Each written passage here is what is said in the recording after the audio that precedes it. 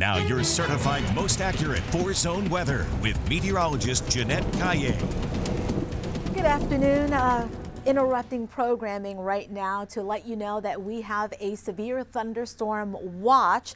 This is for areas west of I-35.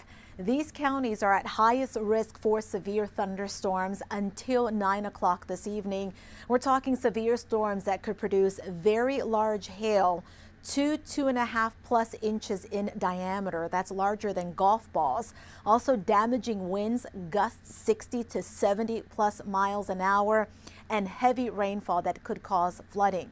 Want to show you that it is starting to get a lot more active west of I-35 in our western zone, and there is a severe thunderstorm in Zavala County. This is north of Crystal City, south of La Pryor, moving towards Batesville. It has quite a bit of lightning with it and very heavy rain, but there's also the chance that this is dropping at least quarter-sized hail, hence that severe thunderstorm warning. Also possibly wind gusts up over 50 miles an hour. This severe thunderstorm is moving pretty slowly, only at about 15 miles an hour, moving off towards the northeast. So again, it looks like the strongest part of this is just south of La Pryor, approaching Batesville. Now, there are a couple more thunderstorms just north of there over far southern and southwestern Uvalde County. Not severe, but they're strong enough to produce some very heavy rainfall. There goes the storm track with that Batesville. You're going to see this in the next 1 to 2 minutes, at least the heavier rain and the thunder and lightning. A line of storms in West Texas that's moving off towards the east. We're seeing the tail end of that now getting into Valverde County. There is also a flood watch. This goes into effect at 4 o'clock this afternoon until tomorrow morning. This is where the flooding risk is highest. So definitely be weather aware throughout the day today. And we're going to be on top of it, bringing you updates through tonight.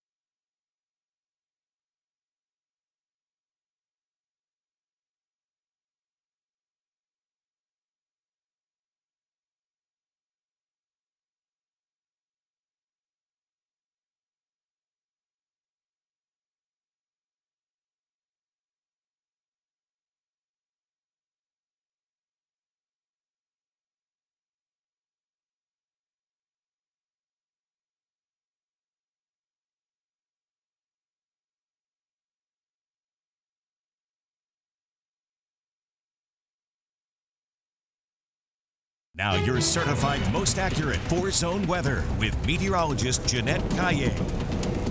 It is looking to be a pretty stormy afternoon, evening, and night. Severe thunderstorm watch for part of our area. This is for counties west of I-35. This is where the severe storms are likely, or have the better chance of seeing severe storms. There's already one severe thunderstorm I've been tracking in Zavala County, currently just north of Crystal City, but I suspect we are going to see more severe storms here throughout the afternoon and early this evening. And we're talking severe storms in this area, in this watch area, that could produce very large hail, 2 to 2.5 plus inches in diameter. That's larger than golf balls. Damaging winds too, with gusts upwards of 70 miles an hour. And we can't completely rule out an isolated tornado with the more severe thunderstorms. Here's a look at the clouds and radar picture. So we have that severe thunderstorm watch, and you can see it is starting to get more active in our western areas. There are some showers moving northward from Bandera County to Kerr County and north of Bernie and Kendall County. And we've been seeing some spotty showers here in Bexar County, but notice the thunderstorms developing farther to the southwest between southeastern Kinney County, southwestern Uvalde County, and there goes that severe storm holding together still over central Zavala County. There is a severe thunderstorm warning this until 2 o'clock this afternoon. This severe thunderstorm is moving off towards the northeast, right around 15 miles an hour. That has lots of lightning. Also some very heavy rain. Rainfall rates easily over 2 inches per hour, so flooding will be a concern here. And we're likely seeing damaging winds over 40 plus miles an hour, and even hail at least as large as about an inch, inch and a half in diameter. That's larger than quarter-sized hail. Here's the thunderstorm, not severe, but it's a strong one, at least producing some heavy downpours, lightning, and gusts closer to 30 miles an hour. The main line of storms, there it is, the tail end of it moving into Valverde County, extending into central Texas. That is now pushing closer into San Angelo, and storms also developing closer to the Panhandle. Here's a look at Valverde County. So these storms are coming on in western Valverde County. This is going to continue to move off towards the east, and I do expect more storms along that line. There is a flood watch, this from 4 o'clock this afternoon through early tomorrow morning. This is where flooding is highest, at least the risk for flooding is highest. A general 1 to 3 inches of rainfall here. Some spots could pick up 4 to 5 inches of rain, and that'll cause some street flooding.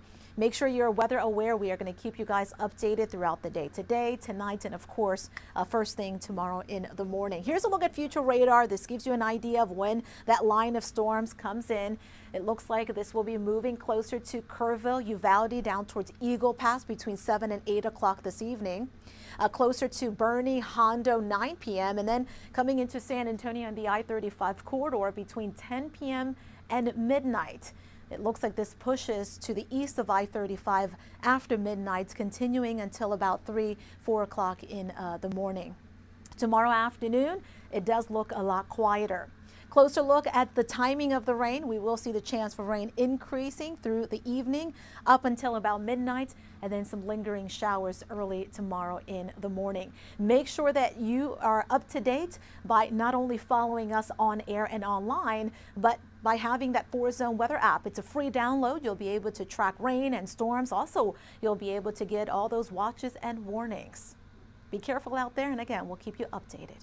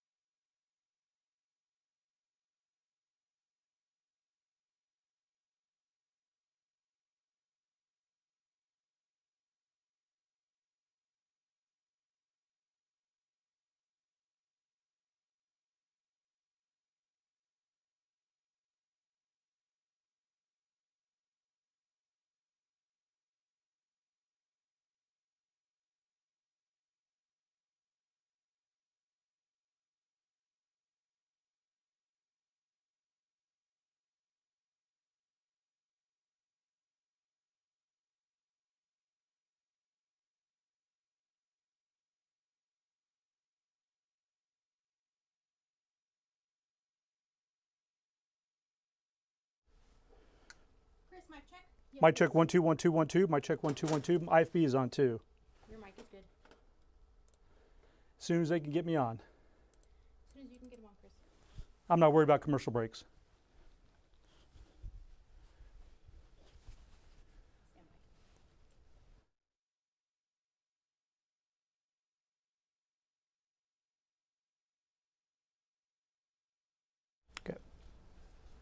Hi, I'm News 4 Chief Meteorologist Chris Uchan. We just had a tornado warning issued until 4 o'clock for parts of Zavala into Frio County right now, west of Pearsall. This is a supercell storm that is rotating. It has an observed wall cloud on it from storm chasers that are on that storm. Also has the possibility of some very large hail here at the moment. So let's go a little bit closer here for you. Take a good close look at this storm. There you can see the classic hook shape to it here. That would be the possibility of a tornado right in here. So this is the inflow notch into the storm. In fact, let's go in even just a little bit closer here for you. And so here you can see right in here, this is the rotating updraft pulling rain and some hail around it, which gives you the appearance on radar with reflectivity of that rotation. It would be right in there. This is the airflow into the storm. And again, you can see where this is in relation to Pearsall. As I pull this view out here, there you see Pearsall here. So this is some distance away yet, but if it continues to trend, eventually it's going to be taking aim at Pearsall there on I-35 in Frio County. This is off to the southwest from Batesville here, getting ready to move out of Zavala County. There you can see 57 right here. So this is hail, big time hail here too. Do want to point that out. A lot of lightning. And then right in here is a radar indicated tornado. The warning was issued because the updraft's getting a little stronger. Storm chasers have observed the wall cloud, and because of that, the Weather Service has made a decision, appropriately so, to go ahead and let's get that warning issued on it here. So we'll zoom in here a little bit closer for you, and I'm going to pan this over, and so you can see it's right in here. This is where we would have that possibility of a tornado. We'll go a little bit closer here for you, and there you can see it. Here you have, as we plot some roads, as we get a little bit closer, there you have a Farm to Market 117, and this is just right around Farm to Market 117 or to the north. It would be in this area here where we would have that possibility of getting a developing tornado here on this cell. And you can see in relation to where that is in Pearsall, that is off to your west. In fact, what we'll do is let me back this up, and I'm going to bring this in just a little bit closer. Let's put a storm track here on it for you, and we're going to take it here to the east. So I'm going to activate the storm track tool. And let's take it here from, I'm going to take it from right here to the area of rotation, and let's pull that east. Let's move it along at a decent clip, do about 25. We'll split the difference between 25 to 30 miles per hour. And this would give you some idea on the estimated time of arrival there. So there you can see in Pearsall, that would be in about a little less than a half hour. I would say plan on 25 to 30 minutes from now if it holds, and it's a supercell storm, so it very well may do that. That it could be very close into town here on Pearsall. So if you live around that stretch there, 35 in Frio County, and then to the south here, you need to pay close attention to the storm here. Again, radar indicated a tornado on it. That's the spin. We also had another severe thunderstorm where we were watching a little rotation as a weekend on that rotation in Uvalde County here. So this tornado warning is until 4 o'clock. Now let's go ahead and bring this in on Hail Tracker. The other element of concern with this storm is that it has been throwing out some very large hail, and up to a 2-inch diameter hail or perhaps a little bit larger. So as we go a little bit closer in here for you on it, on that hail core, right now it looks like it's around golf ball size to maybe about hen egg size hail mixed in here just to the east, southeast from Batesville, and to the west from Pearsall here. So again, we have damaging hail on this storm. And then we have the radar indicated tornado warning here that was issued for that right there. That's the velocity couplet, that area of a spin on it here. And as you look elsewhere across the area, that storm would not be coming into Bexar County, by the way. That's taking a little bit more of a right turn on it. So that's more of a Frio County storm. Should stay south by and large of Medina County. And then as we look further west, you can see these storms here, they're actually getting a little weaker now as they're lifting north. And then we're going to be watching all this commotion, big storm that's west of Del Rio for later on this evening. So out ahead of all that commotion, we were able to pull this one supercell storm here that's beginning its act together and getting stronger. And the Weather Service here issued that tornado warning until 4 o'clock because of this right in here. That is the feature of interest right in there, where you have that possibility of getting a quick developing tornado on it. And again, you can see tremendous amount of lightning here on this storm, this big supercell. And that is co-located here with the intense updraft on it as it's punching way up high into the atmosphere. Big hail core right in here. And then oftentimes what you'll see the signature on radar is that that's the airflow into the storm. And then this is the wraparound of the rotation of that big updraft. And down in here is where you would want to look for that possibility of a tornado here. So that's the textbook signature there of this big supercell presenting us with this tornado warning and the hazards that go with it, and it is moving to the east. So again, within about 20 to 30 minutes, you have to think about Pearsall, and for those of you that live here and around Pearsall or to the west, you need to be ready to go to your safe room here if you feel so inclined. If you're getting awfully close to that storm, it's got a real ominous look. If I'm reporting to you that we are getting reports of a tornado, and you need to be ready to go to that safe room that we designate every severe weather season here. It's the lowest portion of your house, a small room away from the exterior walls of your house that affords you the maximum amount of safety. And obviously you cannot have windows with that small room too. So an interior, lowest portion room in your house for safety is where you would want to go here. Make sure you have your shoes on just in case we had a tornado that caused some damage. Afterwards, we often find that folks have to walk around on debris from a tornado that has hit. So you want to make sure you have proper footwear on. And if with kids too, out here as you work away towards the west side of your Pearsall, if you have to go to your safe room, make sure you take some games with them to keep them calm as you would ride out the storm here. So again, right now, there you can see this is a big time hail. That's that little hook right in there. That's where if we get one tornado, it's going to be right in here on this particular storm. What I'm going to do here is let me just pull this view out. I'm going to walk over. I'm going to gather a little bit of information here as I'm talking to you off the air on this big supercell that is now moving into western Frio County. And that warning is until 4 o'clock here. So I'm going to check here just real quick. And they're going to keep the warning going.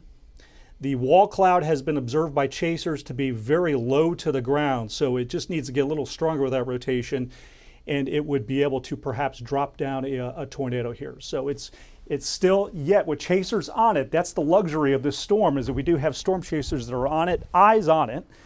And so as they see perhaps a developing tornado, we'll be able to get that information on the air to you here. So it has a wall cloud that is observed to be pretty low, just above ground level, and with that big intense updraft here on this storm. So again, just to kind of explain what's happening and why you get this shape, this is the inflow notch into the storm as it's sucking in air to power this updraft.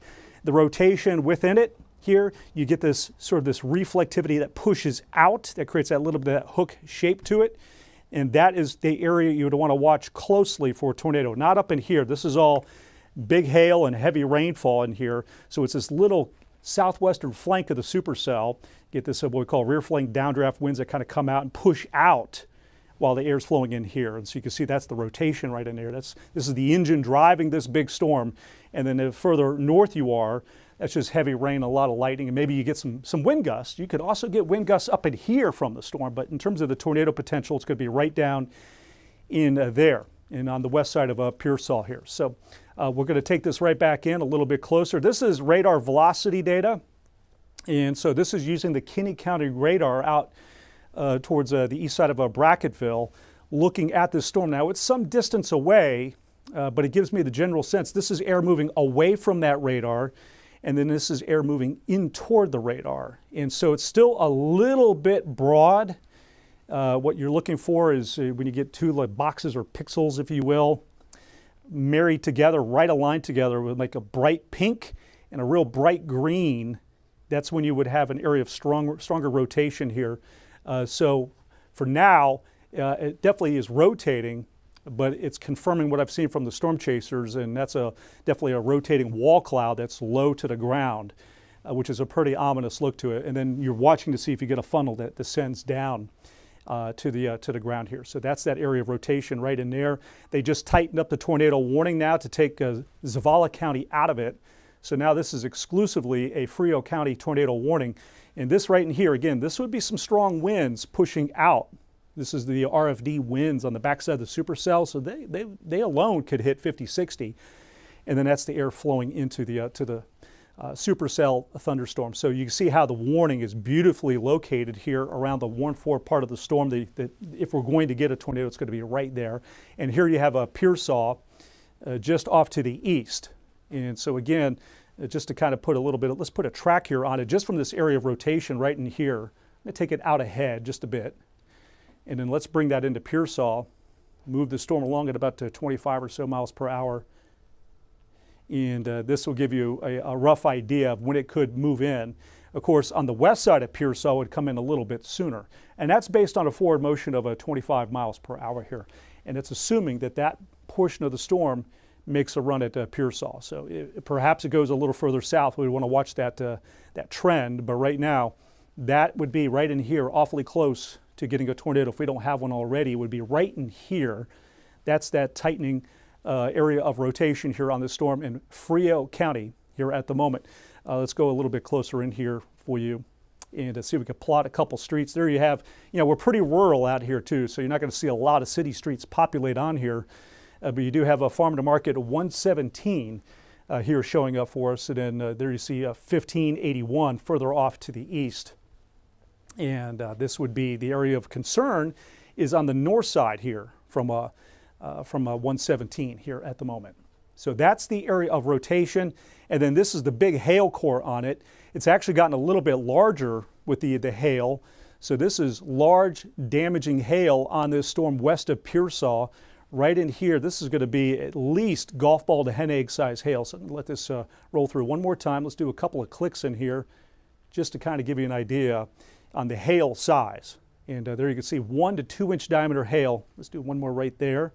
See if I capture that little spot. There you go. That's just over 2 inches. So this is really a zone in here of 1 to 2 inch diameter hail falling on this north side here of the possibility of a tornado, which would be just down to the south. So this would be the tornadic area if we're going to get one. This is the big hail core. You can see this is all moving away from Batesville. It's on the west side here of Frio County, and it's moving toward Pearsall. And in fact, let's just go a little bit closer in here. And there you can see as we plot a couple of more streets feeding into Pearsall, just to give you a little bit more perspective. Here you see 57 right here, so the hail is just to the south. But there you get a little bit more perspective on this storm here, how it's still just off to the west. Of course, I know you're seeing those darkening skies. Big area of hail, and then right down in here is the tornadic part of the storm. And what I'm going to do is back this up here. Let's get back over to traditional radar that you're used to seeing. And just to point out, this is not a Bexar County storm. This is not a Medina County storm. This is moving to the east. This supercell taking a little bit more of a right turn. That's indicative of a strengthening storm. Inflow strengthening into it, and then you really have to sit back and watch for that possibility. Do you get a spin up on it here with those conditions? So this is going to stay away from Bexar County, this storm. Eventually, when it weakens, it may start to pull more northeast again. But at the moment, it took a turn to the east, a right turn, which we look for sometimes in these big supercells. And again, you can see that that is now almost out of Zavala County. Here you have more. You would be on the north side, possibility of rain, maybe some gusts, but it's as you drive down 35 towards Pearsall that's the area of interest as it's moving here off to the east. I'm going to step aside here, and I want to go ahead and gather some more information as I check in with the National Weather Service here on this tornado warning. Again, they tighten it up just a little bit. No longer in Zavala County. This is exclusive to Frio County with this big storm heading towards Pearsall. And we have, let's see here, we have no confirmation just yet from the chasers to the Weather Service here of a tornado. So they reissued the warning on that storm, which we saw on the air when I was up there at the weather wall for 2 inch hail and still keeping the tornado warning active. So a little bit of good news right there. So far, as close as we've gotten to a tornado is a wall cloud. And that typically is a precursor to getting one. And that is a sort of a low ominous cloud. You can see the rotation of it. You have non-rotating and you have rotating wall clouds. This one here is a rotating wall cloud. So you would actually see it. It's above the horizon line, and it's kind of spinning around. And then you look underneath it to see if you do see a tornado, a funnel developing and trying to stretch to ground level here. Then you have a tornado that's confirmed on the ground, and have yet to see that come in just yet. So this is still a radar indicated tornado warning. It was a great warning issued by the National Weather Service because this storm was rapidly intensifying, taking on the signature right turn to it with that updraft here. And so I am going to cautiously tell you that it looks, well, there it still has a pretty good rotation on it there. So let's zoom in here on this. It looked like on radar reflectivity, it might have a little bit more disorganization to it, but there's certainly still rotation. And in fact, this is what has my attention right in here.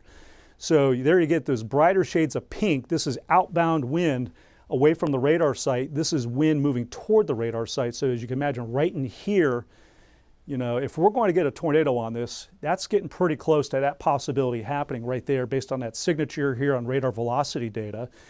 And let me move this over here to the left side of your screen because here you now see Pearsall. You know, we're getting a little bit closer here in mileage to this area of interest in the storm. That to me is the area of interest right there in this tornado warning. And you can see that is going to be coming into the west side of Pearsall unless it weakens suddenly. But right now, that would be the area, if it's going to verify this tornado warning with one on the ground, that would be, that possibility is right in here.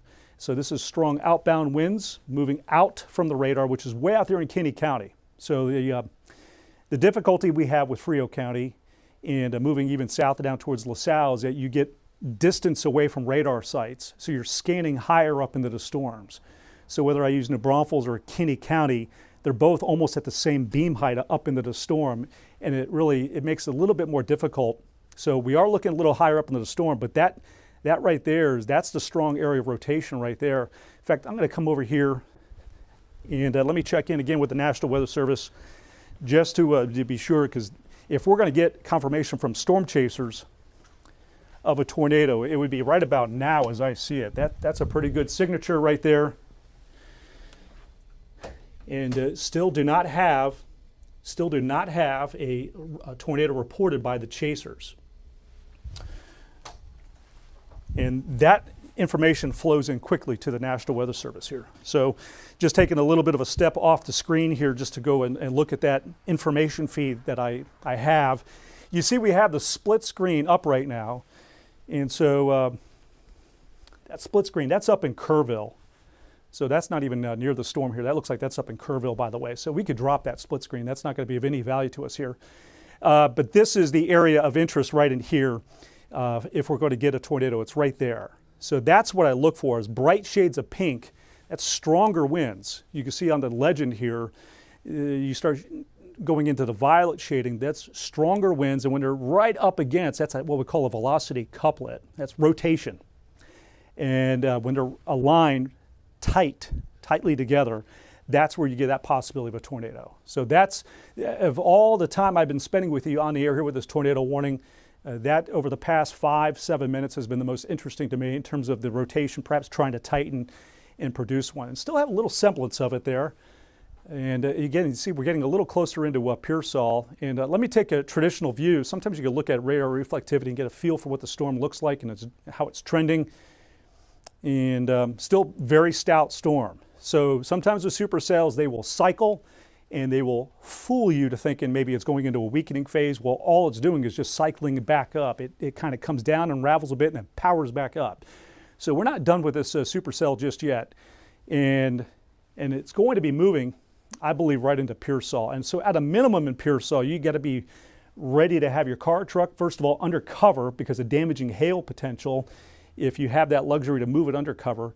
And then you have to be ready to take action to a safe room here to ride this storm out. So even though I have yet to see a tornado on the ground reported by the Weather Service with chasers that are on it, they're on this storm. And that's how I've had the reports of a low rotating wall cloud on it. And this is here. This is where you have the inflow into the storm. This is the new area that's kind of taking shape down in here. This was the old area that I was tracking. So it looks like it's getting a little bit perhaps obscured here. It's sort of relocating itself, recentering itself, if you will, into this new area as I see it right now. And again, right in here with all that lightning, I mean, this is tremendous cloud to ground lightning strikes that we have in here. There's also mixed in with some pretty big hail, and this is now on the west side of Pearsall, and you see how it's closing in. And so you give it about another 15 minutes, and it's going to be coming into town. 3:50 to about 4 o'clock is the timing of. I've been putting track cones on it here just to kind of give you an idea. It's been consistently around 3:50 to 4 o'clock, and in fact, let me go ahead and bring this in here on hail tracker just to take a look at that hazard. And you can see the big hail core. Now the hail size has been dropping a bit on it. That would make sense if the storm has in fact been cycling. The hail size does tend to drop, but if that updraft gets stronger again as it reorganizes itself, then we'll see the hail size go back up. But this is still putting out easily over 1-inch diameter hail. Just to kind of give you an idea, I'll put a marker in there. This is still around ping pong, maybe to near golf ball size hail that's on this storm. On the west side here from Pearsall, and you see how it's closing the distance here on Pearsall. And then over here, this is smaller hail, but you can see it's a large hail core. So this is a large area of around quarter size to ping pong ball size hail falling in this storm. And again, let's go in even closer here for you and see if we can pop a couple of streets on here. And again, it gets a little bit rural out here. So there you see 117. You have a 57 here to the north. There you see the hail size has come up. Here's 57. And just to kind of give you an idea, I'll just take that little speck right there. And you see it's back up to around hen egg size. This is golf ball to hen egg size hail, which is 2 inches in diameter. And so we have the big hail on it. And still you have the tornado warning. And here you have Pearsall. And you can see how it's getting much closer. There's North Pearsall, the north side of a town. And you can see some of these roads that feed into Pearsall. There you have a 1581. And then you have, of course, as you go up here, there you have 140 coming in here. So that's the convergence into 35. They're into a town where I know you got the dark skies. You're probably easily hearing that thunder. Big hail is just to your west there in Pearsall. And we'll go ahead and pull the view out just a little bit for you. Here you can again see that's the big hail core that's coming into town. And then as I shift this over, and I'm going to bring this in, the area of rotation is right in here. This is the area of rotation. Now it's gone through a cycling phase. So this is the old area of interest right back in here. And now this is the new area. And so there you see, well, there you go. There's the Weather Service trimming out. See how they're trimming away from that, and now they're trying to keep up with the new area of rotation that's forming here. This is the stronger updraft here that's reemerged, and that's still an area of rotation, and you have to watch that. It's oh so close to trying to produce a tornado, and this is air flowing away from the radar. This is air toward the radar. This is using the Kinney County radar site here, and so you can see that's getting a lot closer now to Pearsall. And I'll move this over.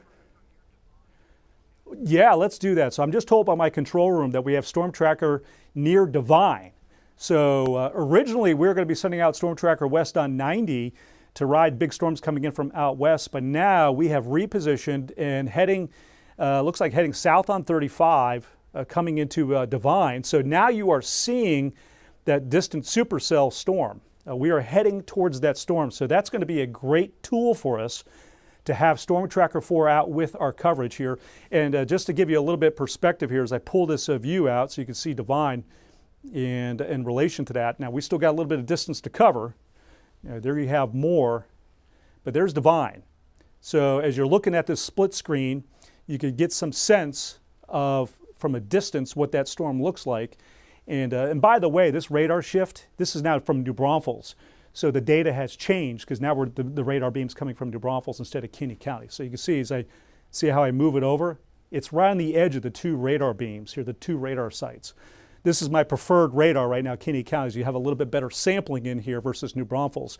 But again, Storm Tracker 4 coming into Devine, heading down 35, and we're going to probably get it pretty close to Pearsall. We don't want to get too deep into that hail core if it comes into town. But we want to get at least try to get a little bit of a vantage point just to see if we do have one coming into town. That's a tornado I'm talking about. So right now we have only a radar indicated tornado warning, and that would be the area of rotation. And again, coming a little bit closer in, what I'm going to do here is, let me back this back up. I'm going to put it way over here, and then I want to activate my track tool because now we're just, we're really closing the window now on when this thing is going to be coming into Pearsall. So try to take it to the east. Let me stretch it out here about 25 miles per hour. And here you can see, now this is just south of Pearsall. So let me do one more here, and I'm going to include Pearsall, and because we want to include that in the ETA here. And there you go. There you can see coming in here, 409. That's based on that forward motion that I had around about 23, 24 miles per hour here. So 409 at the, I would say, at this point, it's 342 right now. You need to be thinking around 4 o'clock to about 4:10, especially if you're on the west side of Pearsall, on the west side of 35 here. But that is the area of rotation. And what I'm going to do is let me bring this in. This is traditional radar, so you also see all the lightning we have on this. And let me reorient this here, this radar. Make sure I'm using Kinney County. Okay, so here you can see it coming in. I'm going to just step off screen here for, again, just a moment. I just want to take a look at the National Weather Service feed. We've got those storm chasers that are on it. Storm Tracker 4 is driving to it on 35. Still some distance away, but you can see the big storm that's in front of Storm Tracker 4 on 35. They increased the hail size, by the way, to 2.5 inches.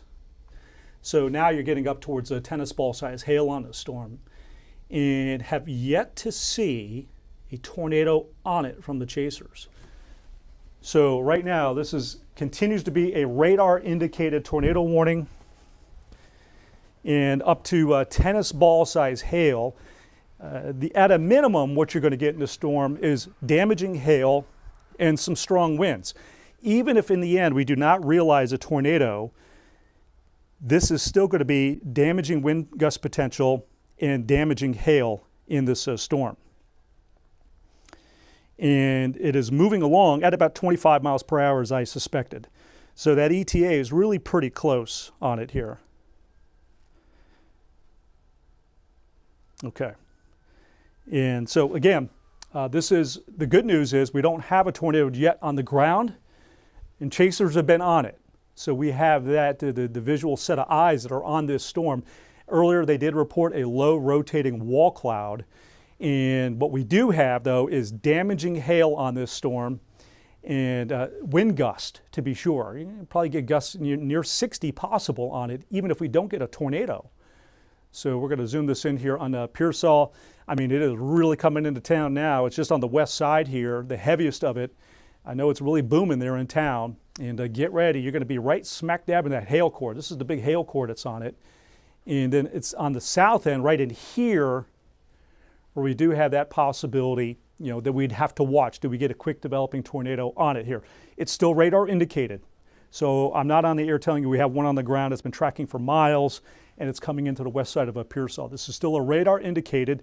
The view over here, this is Storm Tracker 4 heading south down 35. It was earlier, it was around coming into Devine. It's going to be moving south of Devine. Up next you have more as it's coming into Frio County. It's going to give us a great set of eyes on this big supercell.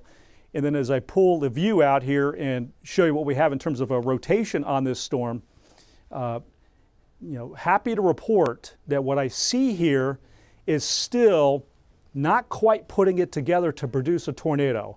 I see wind gusts in here, but it's not strong and tight enough just yet to have a tornado with it. To me, there have been a couple of attempts at it I saw where, boy, that was awfully close, and if we were going to get one. But now it's perhaps a little less impressive than it has been at times, but that's still worth watching. That's still a rotating storm, and understand that rotating storms are going to produce big hail, supercells. So it enables the ability to get 2+ inch diameter hail when you have a rotating strong updraft. That's pretty intense. So a lot of times too, even in non-tornadic situations, we see a rotating updraft and we go up, we're going to get big hail out of this. It's going to be a little hail factory. So with that in mind, I'll switch it over here so you can see this is here, the big hail core coming in. I'm going to just zoom this right in there. And you can see coming in on the west side of Pearsall here. And this is still 2+ inch diameter hail that we have in here. So, and you can even see it, there was a little, watch this again as this resets in here. See that pop of sort of that cream color, red to cream? That's where you're pushing, tennis baseball size hail. So it had a pulse up there momentarily, And right now, it looks like we're back down to probably golf ball to hen egg size hail here at the moment, but unless we get a big pulse up on it again, it could easily push above 2 inches in diameter. And again, that is getting now really close to the west side here of Pearsall. So again, just to plot a couple more streets here for you as you get a little bit more perspective. Here you have a 1581 and 140 right here coming into town. There you see downtown, and boy, we're getting awfully close now here to seeing the hail move in. That's what I'm showing you right here is damaging hail, large hail. Golf ball size are larger at the moment on this storm. And the tornadic potential on it to me is a little lower than it has been. We still have the tornado warning, cannot drop our guard just yet on it here. That's the area of interest right there. And again, take this right in a little bit closer here for you. And that little spot right there, you know, we want to watch to see if does that tighten a little bit.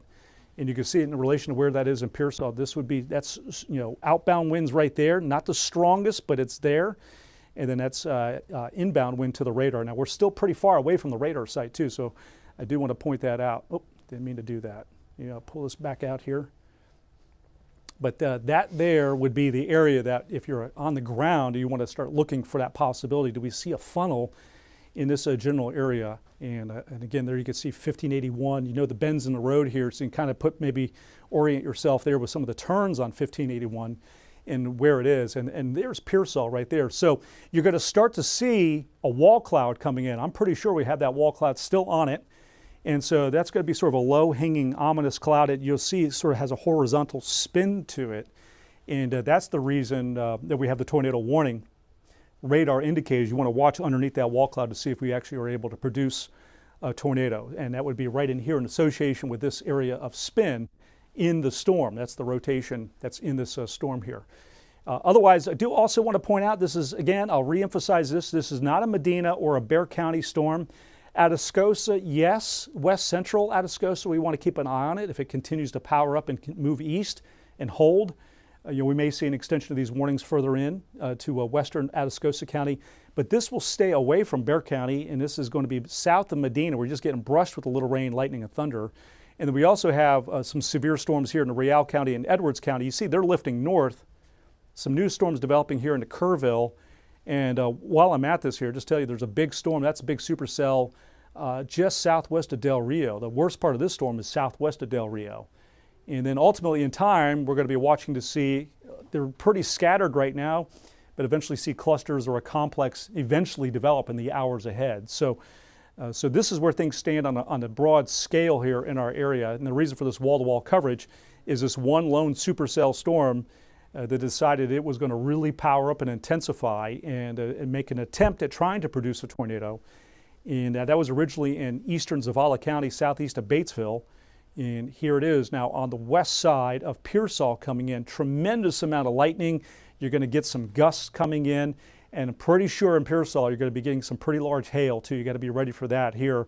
Hopefully it doesn't pulse up while it's traveling into town because a supercell storm like this could be capable of pulsing up to 2.5, 3+ inch diameter hail. And so that's something we really want to be on guard for here as a certainty with the hail probabilities coming in, damaging hail potential with a tremendous amount of lightning. That's dangerous cloud to ground lightning strikes nearly continuous there with really heavy rain. There are wind gusts tucked in this too. And then again, right now, so far we've been sitting on a radar indicated tornado warning, which is obviously quite different from a confirmed tornado warning here with one on the ground. And that's that area right there. That's the area of interest, which is, again, just to point this out, if you're just now joining me, red to pink shading, that's the strength of the winds. These are the weakest winds, and then it gets stronger on the right-hand side. These are winds moving away from the radar, which is out here in Kinney County. So that's moving away, what we call outbound winds, and then this is air moving toward the radar. And so you can imagine if I were to draw this in here, you can see that's the spin right there that is occurring here with this supercell storm. That's air flowing into it here, and then this is air descending out the back side of it here, what we call the rear flank downdraft winds here on this storm, and getting pretty close into the west side of Pearsall. And there you have, again, farm to market 1581. Here you have 35 as it's making a run here at the west side of a town. And again, let me see if I can plot maybe a couple more streets, take a stab at this here and zoom in. And we'll go in even a little bit closer here. And now you can see as I'm really getting in close, and for those of you there in Pearsall, you can kind of see here the lay of the land. I'll step over here. You can see some of the streets. There's South Pecan Street, East Comal Street there in the town. There's West Comal Street. Of course, you have 35 and a couple of other roads there. Not all these streets are going to be plotted. I have to zoom in really close, but just want to give you some feel there in town with the city streets. And then as we pull this view out here, and you can see that is the area of interest right there.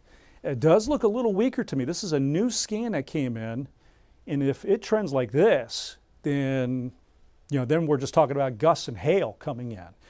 And so that's still rotating, to be sure. We're not done with that tornado warning just yet. And the hail size, if it does weaken, the hail size will start trending down too. So let's get right in there really close here. This is the hail core on it on Hail Tracker. And it definitely has been trending down in recent scans. Let's see if I did. Yeah, so there you go. We're still around ping pong ball size. But that's a big improvement from 2.5-inch diameter hail. And so you're guaranteed, this is all small hail, by the way. This is pea, dime, penny, nickel size hail that you see in here as you get to this bright shade of blue. And so that's all coming in now. And then you have this one zone located pretty close to the with the updraft, feeding this storm here, driving it, and that's the big hail core, the big hail pouch in the storm, where it's dropping probably some pretty impressive hail right underneath it. For those that are chasing, hopefully not in that hail core, you always want to be safely on the outside of the storm to view it here if you're storm chasing on it. And let's bring this in here on traditional radar, and really tight in there. And here you can see again, coming right on in. The warning, it's going to go till 4 o'clock, the tornado warning. This is a severe thunderstorm warning we have, by the way, too. And this right in here is that area. You can still make a semblance of this is the inflow into the storm and a little bit of that wraparound wind here. But that would be the area, the radar indicated tornado warning, southwest of Pearsall. And then this is heavy rain mixed with some damaging hail that'll be coming right into a Pearsall. I'm going to step over here just for a second and check out the data feed that I've been monitoring here. So bear with me for just a second as that storm's coming into Pearsall with the radar indicated tornado warning. We do not have one confirmed on the ground. And the Weather Service here is acknowledging that it is weakening. The rotation of the cell has been weakening. And some of our high-res model data here and conditions that are downstream should continue to support weakening of this storm.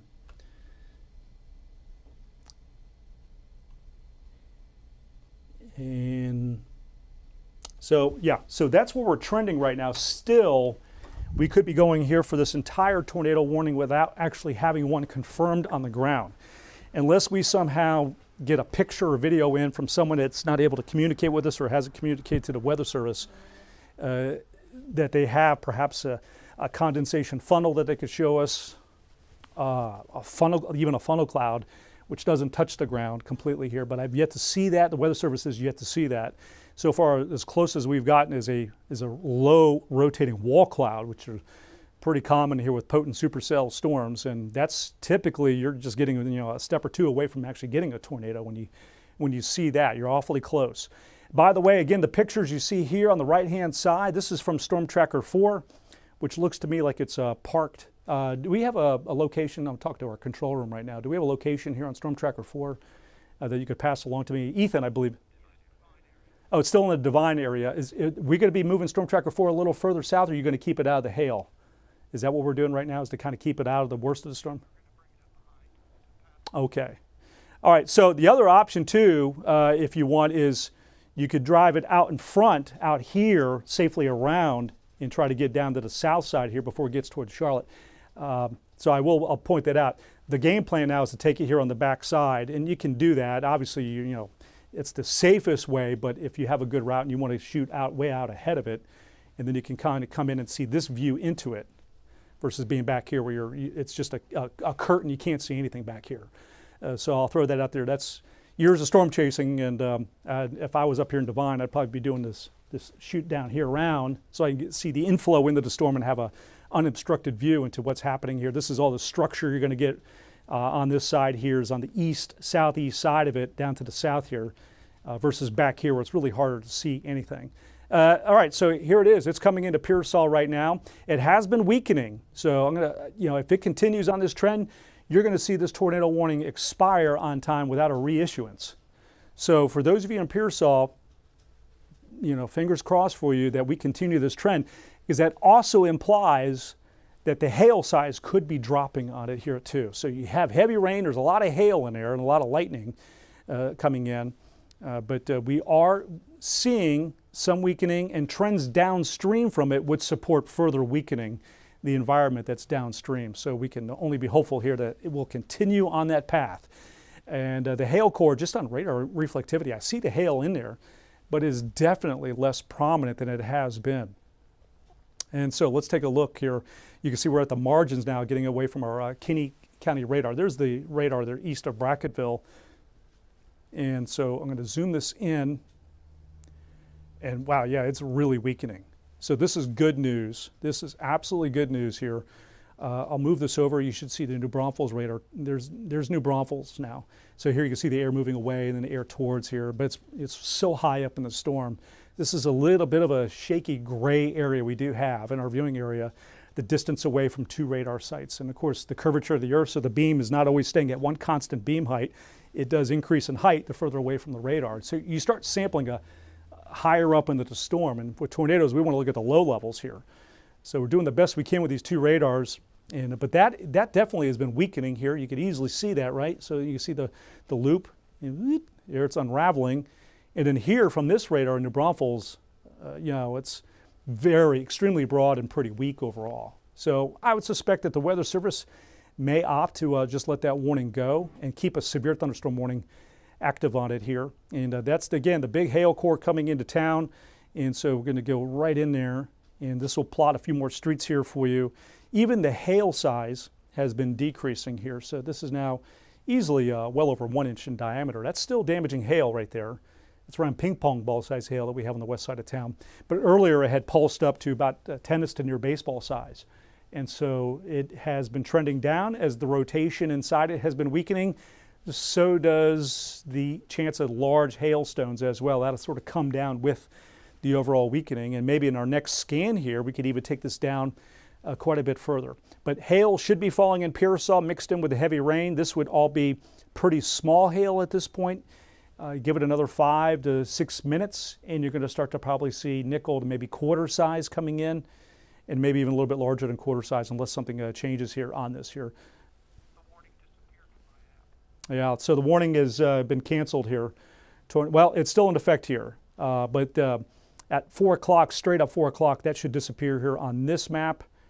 And so we'll zoom this in here, and we'll watch. We get 15 seconds to go, and we'll see if that warning disappears. I think it will. I don't see the Weather Service reissuing this tornado warning. What they're going to do, and I just saw in their chat feed too, you can kind of get the mentality of how they're approaching the storms. It's weakening. We see conditions downstream which would promote further weakening. Now you'd want to look for see if the storm splits and gets a little bit stronger, and do we have to reissue one down the road? But there it is. It's gone. Tornado warning is no longer active. This is now just a severe thunderstorm coming into Pearsall. The rotation has substantially weakened on it. So again, good news for those of you that have been watching my coverage here in Frio County, where it was a little bit more impressive in the west central part of the county. That has been a notable weakening trend. And now it's coming in with a lot of rain. There's quite a bit of hail in there. That the hail size has been decreasing. Let me again get you another look there. This is further good news. And what we're going to do here is I'm going to get ready to wrap this up here. Our continuous coverage will continue live streaming here for it on our News 4 platforms for you there in Frio County. But this is no longer a tornadic storm. The hail size is decreasing. This is now around nickel to maybe quarter size. And if it continues, it'll come in and won't even get to 1 inch diameter here. So everything is moving along nicely. There's no longer a tornado warning in effect here, and the storm is weakening. So if we can continue our live stream coverage, that's what I would like to do at this point, and we can get you back into coverage here of regular programming here on News 4. Again, that's no longer a tornado warning. There are some additional storms in the Hill Country Edwards Plateau, watching out towards Del Rio here. But at this time, I'm comfortable to pull back our coverage here on this here as we no longer have the tornado warning and the hail size is decreasing. But we will continue to live stream our YouTube channel, our Facebook page, news4sanantonio.com. We'll have that live stream continuing for you.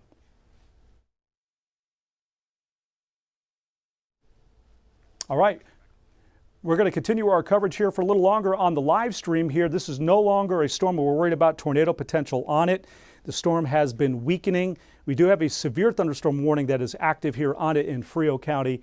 The hail size has been coming down to around quarter size here on it. And so let me go ahead and zoom this in. And there you can see in the Pearsall, the storm is much more disorganized than it has been coming into town. And so the only thing to watch is to see if further downstream, if it tries to get a little bit stronger again and then things escalate. But right now, so far, the trend has really been our friend overall in the past 10 to 15 minutes on it, as it's now just a large area of very heavy rain, a lot of lightning, and yes, there is some hail mixed in. And in terms of a rotation on it, it's been weakening on it, very broad and weak here still. So it's still a severe thunderstorm, but it's not a tornado concern here at this time. And we take this in with hail tracker, and you can see the hail size. Now we'll watch and see if it's maybe going through a little bit of a cycling phase, if we get a reemergence of some larger hail. But now you're getting down towards Derby to Pearsall. And so we would see, would that be more on the south side of Pearsall down towards Derby here. This is quarter size hail right now, or maybe slightly larger on this thunderstorm. So again, the tornado warning expired at 4 o'clock. The Weather Service not reissuing that tornado warning as earlier looked much more impressive. And while we're doing this live stream coverage, just to kind of show you some other parts of the area here, let's get up there into Kerr County and Kendall County. You see we've had a few thunderstorms here. They're moving to the north. They're not as strong as that storm that was down in Frio County. Sometimes those supercells, when the updraft is intensifying, can kind of pull them to the right. We call those right-turning supercells, and those are always eyebrow raisers for possibility of very large hail or tornado potential. So these storms are just sort of zipping up to the north.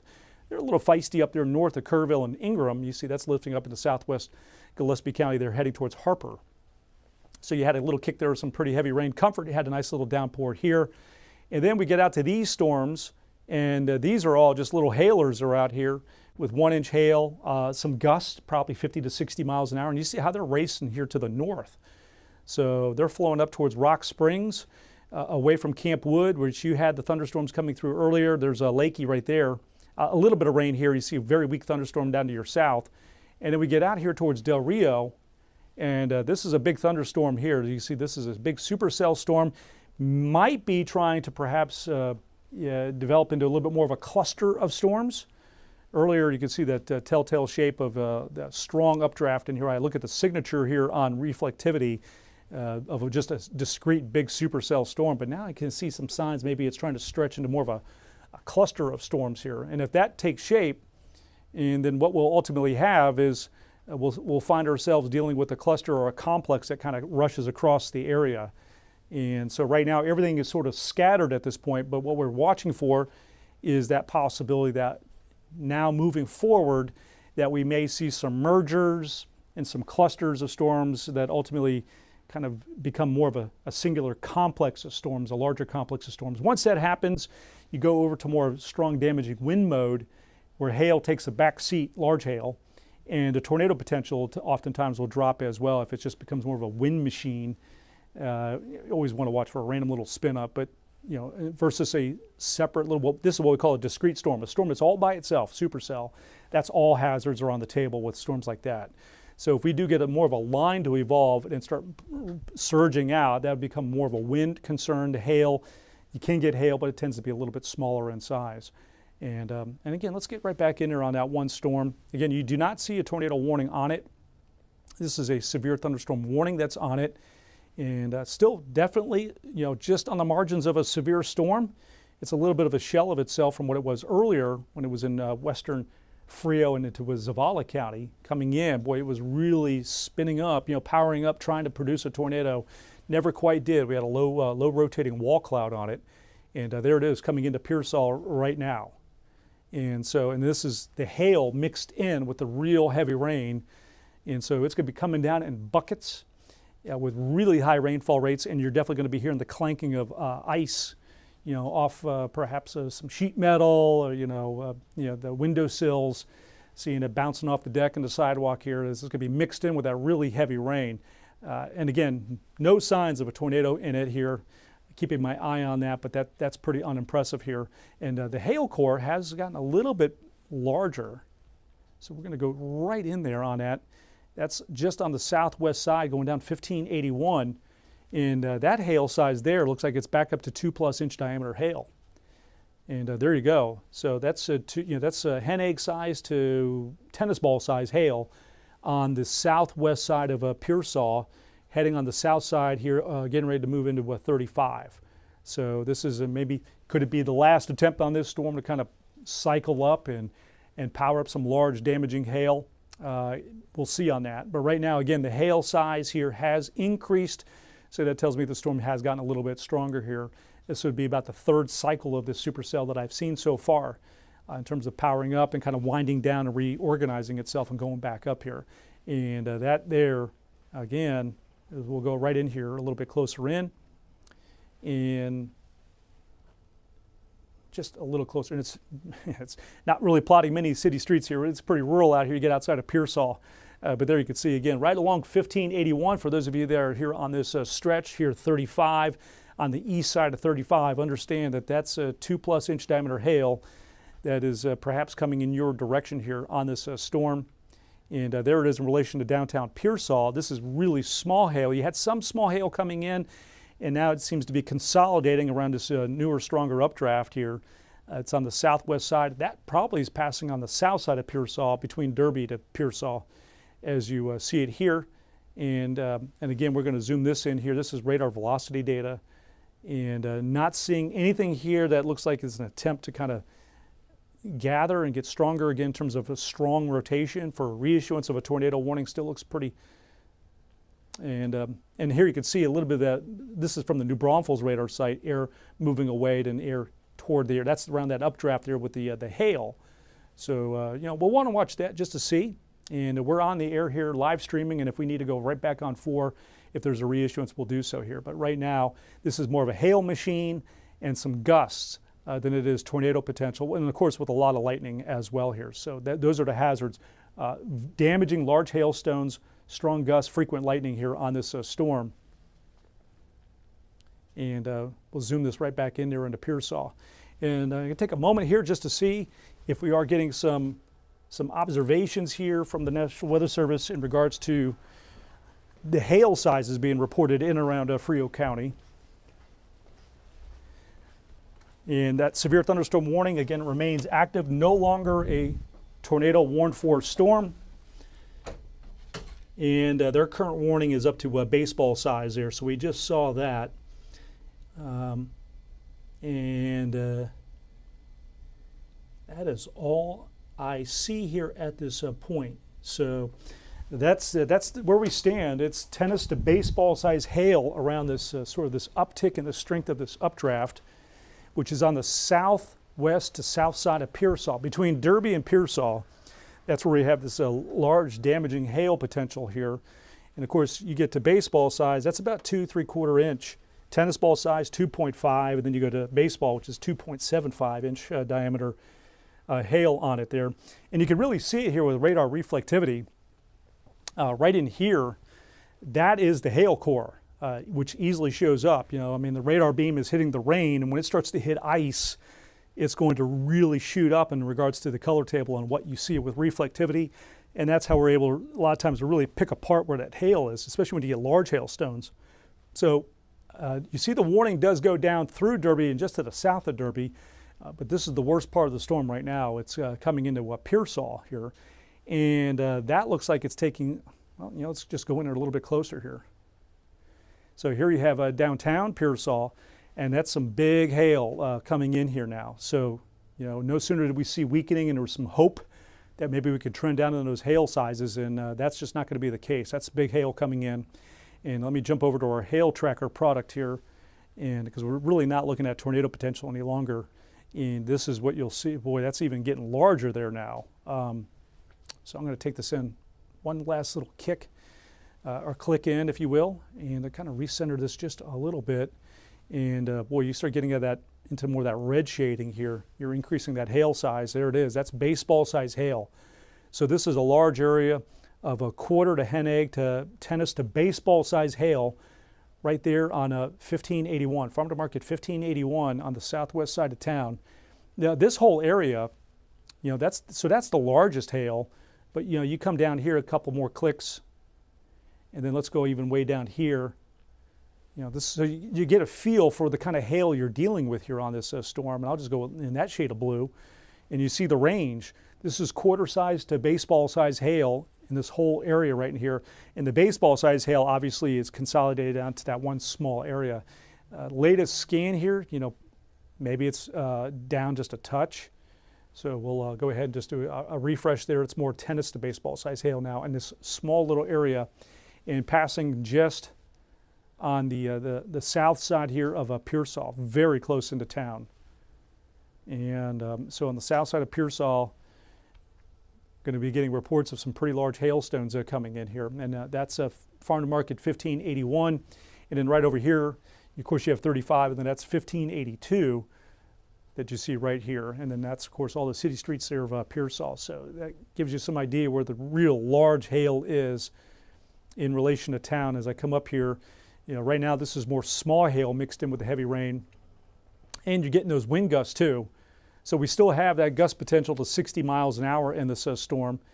And as we get right in there, this is just a very weak, broad area of rotation. So just because I say area of rotation doesn't mean we have a tornado potential, but it just tells me that it's a rotating updraft of the supercell, just not strong enough or tight enough to even think about a tornado at this time.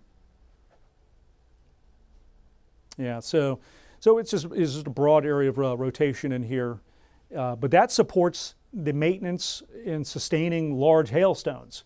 That's the problem with these rotating updrafts here, is you could still get a big hail core, hail pouch in here on this storm as it's coming into a Pearsall. And then Bexar County, we're not going to worry about this storm here. I will in time watch to see if I see some signs of new development or mergers of storms. Eventually, later this evening, we're going to enter a window in Bexar County where is it going to be clusters? Is this area in here going to be filling in? You see, so while I'm doing this live stream with you here, all right, so you see all this commotion, how it's pretty scattered. Are we going to see a little bit more of a semblance of a coherent complex, a line, try to fill in on radar? Does it link up with this? This looks like to me like it's becoming more of a complex, or right now it's just sort of a cluster of storms that's morphing here together. Evolving, if you will. And then, in time later this evening, this is all going to be moving east. So we have clusters, or we have a big complex here.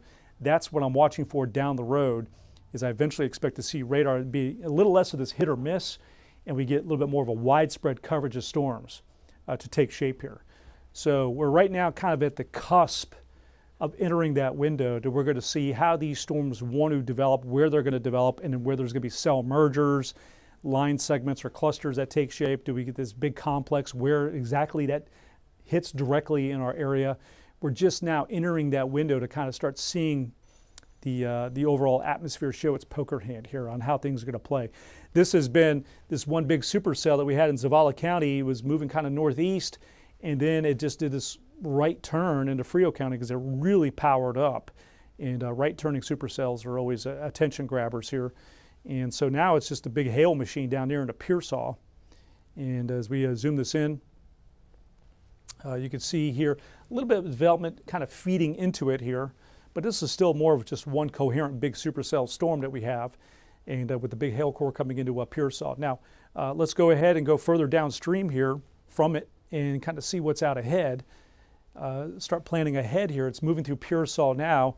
Here's Atascosa County. Eventually that's going to be around Charlotte. And so areas in here, if this thing doesn't unwind fast enough, you're going to be dealing with a hail coming in. It could be pretty large.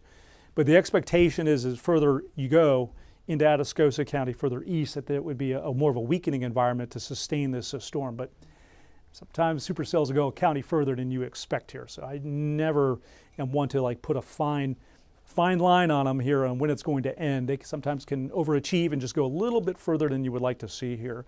But again, that's some pretty potent rain mixed in with hail right now Derby into Pearsall here on this big supercell, staying south of Medina County by and large with the large hail. And there it gets in. You can see here this whole stretch of 35. That's just a miserable go right now for anyone that's on it. Tremendous amount of lightning. Boy, it's really booming there in Pearsall. Boy, that's a loud storm. A lot of cloud of ground, dangerous lightning strikes here mixed in with some big hailstones. Might be a little bit of a decrease in the hail size here as I'm looking at radar reflectivity. So let me pop on over here to hail tracker, just take a look at that. And let's zoom this in. It's still a large hail core. It was up to baseball size hail. It looks like it's trending down towards golf ball to hen egg size. So that's roughly around 2-inch diameter hail we still have in here. 1.5 inch to about 2-inch diameter coming here into a town. And you can see now it is crossing 35. And so here you have, it's really been hailing here on Farm to Market 1581.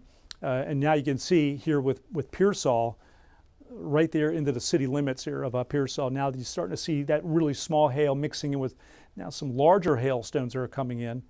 And it's going to be the worst of this hail is going to be on the south end of Pearsall, heading down 35 down towards Derby. There you can see the hail along it. And then you go far enough south, and there's Derby, just sort of staying far enough south away from the worst of the hail on this storm. This is a large area of 1/4 to about hen egg size hail that we have. It has been trending down. There you can see, look at that. It's a brand new update here on Hail Tracker. That really came down. So what do we have now? Well, this is going to be around quarter size, 1 inch. And this might be a little larger than 1 inch. So there you can see that's the hail size here. So at the moment, it has come back down well below 2-inch diameter hail in the most recent scan that's coming in here. So, it is a loud storm, torrential rainfall. It's mixed in with maybe a little larger than inch diameter hail. So it's definitely a powerful storm for you there in Pearsall. I know exactly what it feels like right now, what you're hearing, the big storm like this that's coming in. And that's right over 35 here at the moment. And what we're going to do is kind of pull the view out there so you can see, again, staying south of Medina County, moving away from Zavala, not heading to LaSalle. This is on a course to the east. If we can get it to weekend, then you're not going to have to deal with that in western Atascosa County. So again, the hail in Pearsall, here's the reissuance of the warning. That might be to take the size down a little bit here in the most recent look here on hail size in this. And it has been rotating. We had the tornado warning earlier, which got me on the air about 3:15. This is really broad, weak rotation in here. So what this just tells me is that it's able to still sustain severe hail, which is 1-inch diameter or larger. So nothing that's tornadic in here. As loud as it is, you might be having the winds kick it up. I'm not worried about a tornado right now in Pearsall from this here, based on that presentation there. And let me just kind of move this radar so you can see there's New Braunfels scanning in this storm here, and nothing there from that viewpoint there. I just see the strong updraft right in here with the hail pouch there coming into Pearsall here. And then you can see that they do have a smaller thunderstorm warning here in Pearsall. And let me just take a closer look at that. So they're still keeping it at 2-inch diameter hail should it pulse up there in Pearsall. And then both warnings are actually for 2-inch diameter hail. So they did not lower the hail size. And that might be a reflection of the fact that it's kind of pulsed up and down. So rather to get into a game of trying to every 5 to 10 minutes lower the hail size and you have to bring it back up, just keep it at one size. It's probably a very smart play here, but it has been oscillating up and down on the hail size. And looks to me as it's moving into 35 here, let's bring this in just a little bit closer so I can see a little bit more structure here on the storm. Definitely a potent storm, not as organized and intense as it was earlier when it was really kind of wrapping up here in western Frio County. You see on the margins of it here some semblance of some redevelopment, and then ultimately in time we'll see if we're able to get some more clustering and eventually into a big complex of storms right now. But there's these smaller little areas of some downpours that have developed on the margins of it here. There could be a little boundary kind of here hung up from the rain-cooled air pushing out from the storm too. That's helping to create a little bit of that development. And but right now, smack dab in Frio County, there's a big supercell thunderstorm moving slowly to the east, and that's dropping some really heavy rain in here. This is a zone that's going to be realizing that quick 1 to 2+ inches of rain in very short order here from this with those high rainfall rates. And then, just while we're on this live stream coverage, This is going from a discrete supercell to a little bit more of a semblance of a cluster to a complex. And I think that's going to be worth watching. Eventually, it may get some forward momentum and start to kick east. So right now it's moving more southeast, but I would suspect that in time we might see more of a turn to the east. And then we would want to watch to see up here, you see how there's some cell mergers that are happening up here. Do we get an attempt to kind of link to the northern side of that complex or cluster and then rake across Bexar County? Or do you have two distinct areas, and this becomes the big guy here, and it goes kind of across, Bexar County south, scraping here. So these are the early stages of trying to capture these trends and see how things want to happen. We go a little bit closer in here to Bexar County. We've had a spotty shower or two through the day, not much. The expectation is we would hit 4 o'clock and thereafter that the chance to get showers or thunderstorm would start to go up a little bit more into this evening where it really goes up. And then of course at that point we're settling into Spurs watch parties, get ready for the game here tonight on NBC and News 4. So hopefully it's going to be a precarious go of it this evening with thunderstorm potential going up later this evening. But the game is up in Oklahoma City here, so tonight it's just all about folks gathering to your favorite spot to watch tonight's game here on NBC and trying to keep the lightning away. But you can clearly see that's going to be a little bit of a challenge here as we go through this evening based on how things are kind of evolving here on our radar. Let me see if I can. It looks like I might be stuck here on this mode. All right. So what we're going to do is I'm going to have to probably figure out the system has locked on me here at this point, so I'm stuck on this image. But we'll leave the stream up here for a bit, but I'm going to have to go do a little bit of troubleshooting here. We are just more than a half hour away from News 4 at 5 o'clock, so we're going to be tracking these storms, talking about where they're heading next, how strong they'll be. I'll see you here a little bit more than a half hour from now.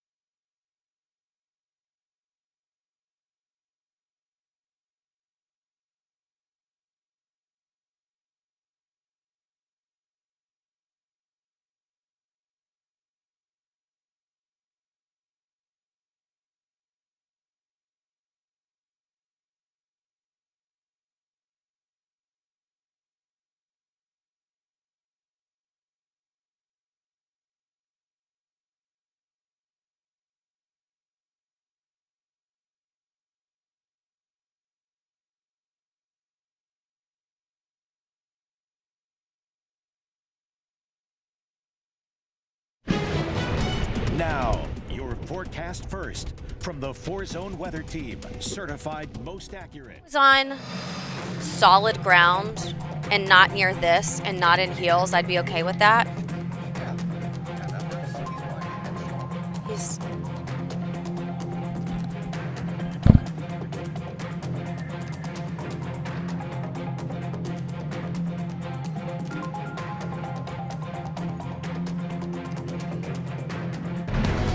News 4 San Antonio at 5. We're here for you.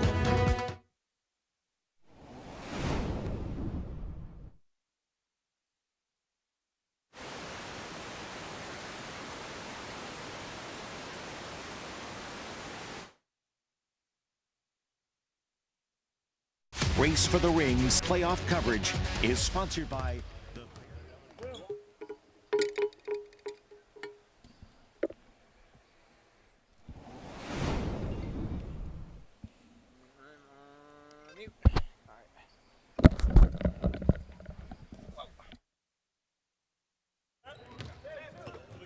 Yeah, this is the biggest game of the season right here tonight.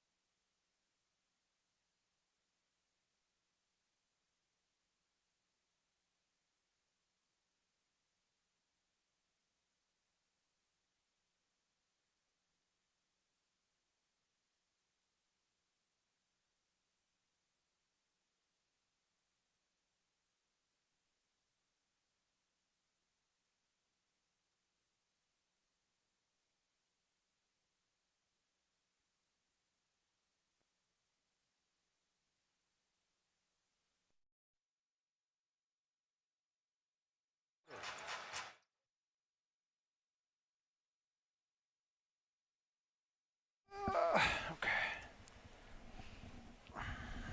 This goes to the back. Aye. Okay.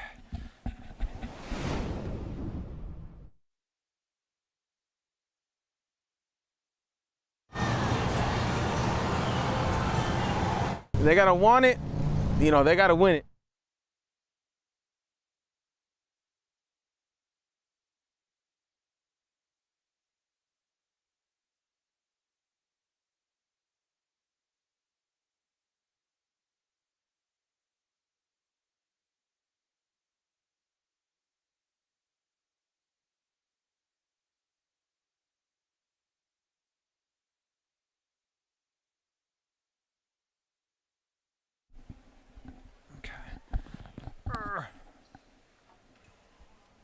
Let's see.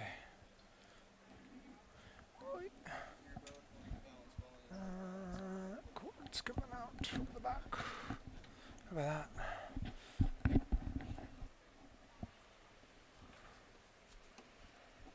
You know white or no? You're good. I think it's cream. It's like a slight off-white, but I don't think it'll matter that much. Okay. Yeah, no, I've white balanced a couple of times just to make sure it's good. But yeah, it keeps on going to the same spot.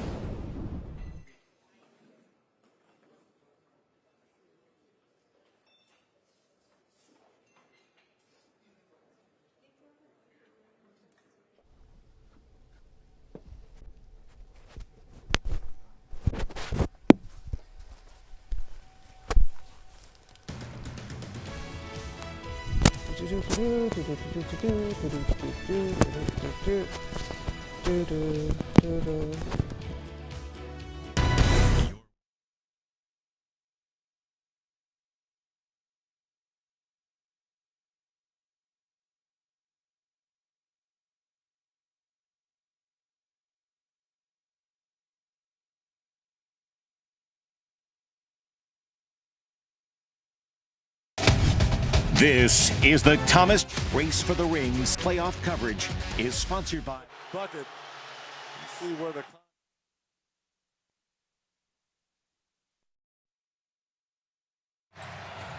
No challenge. I feel like, you gotta, if you want to be successful, you gotta be able to adapt on the fly.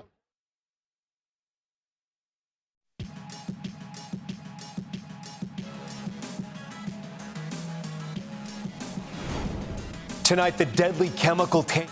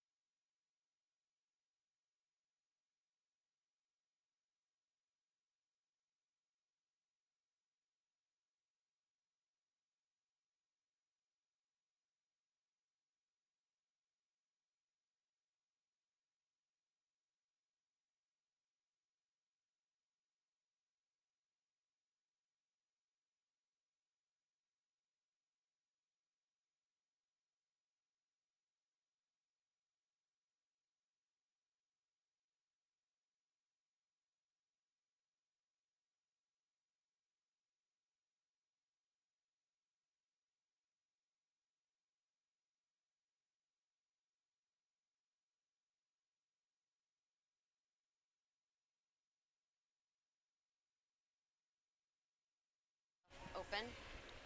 It's 6, and then stuff gets going at 6:30, right? Yeah. Like the band will start playing at 6:30. It's a cover band. It's a new band. It's called Chris Boss. That's the band. It's like a local San Antonio cover band. Cool. Yes, sir. Oh, Mic check, 3, 2, 1. Check. Audio, Yeah. 3, 2, 1.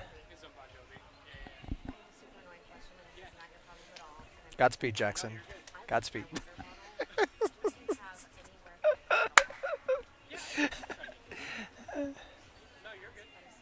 I gotcha. Can you hear me? No, you're good. Let me try to get you a water. I got you. I'll find something.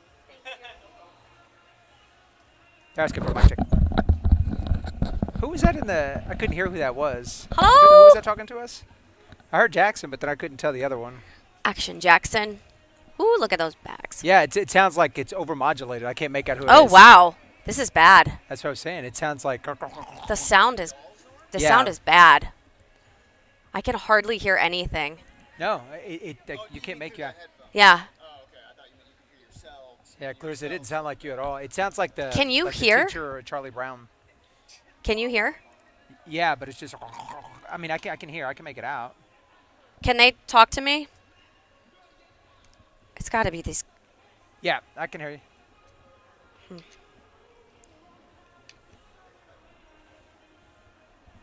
It's got to be.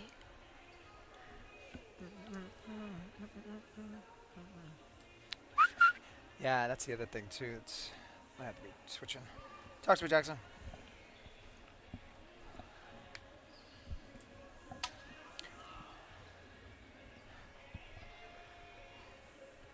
Lower the audio? Talk again? Talk now? Yeah, I mean, I can hear. I can make it out. Is It he, just sounds do you hear him garbly, but I talking? can hear. Because I Yeah. don't hear him talking. Yeah, I can hear him talking. It just sounds garbly, but I Say can make something. it out. I'm not even hearing anything now. But they're not talking right now. Oh. Now he's talking. Yeah, that's not fixing it. Can you try to make sure they're tight? Because there's got to be a reason that I could hear so crisply, and now I can't. No, so the other day at 6 o'clock I could. Now I can't, like, hear anything. To watch tonight's game 5. Well, if this wasn't securely connected, I wouldn't have any levels from your mic either. So if I can. He was walking around and serious? Yeah, and he wanted to be on TV, and I was no. And then he was, I just want to be on TV. I want to make the news. I have that a symmetrical face. Like, he was stuck to us. And so then when he came around, he's all, me. He's all, no. And I was like, let him live. Take a picture with Miss Destiny. Okay, I'll get behind you. There you go.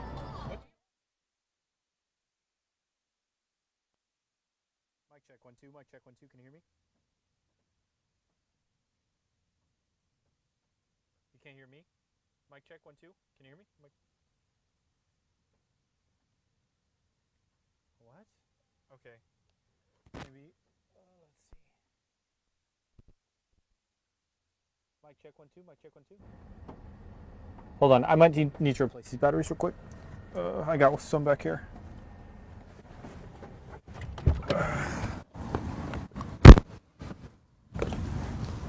That's a small frog.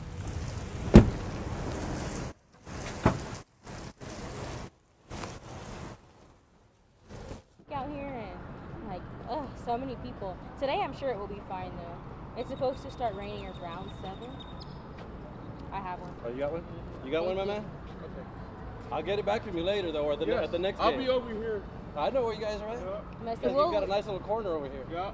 It's real nice, especially when it starts. The last time we were here, or 2 games ago, it started to sprinkle. Yeah. But yeah, they're expecting rain from like 7-ish to 11. They'll only cancel if there's lightning in an 8-mile radius, they told me. Oh, so they might cancel. Yeah.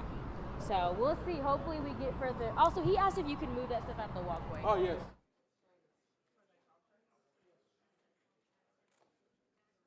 Mic check, 1 2 3. Mic check, mic check. Mic check, Jordan. Mic check, Jordan. Check, check, check. I'm gonna be holding it like right here. Okay. Thank you. I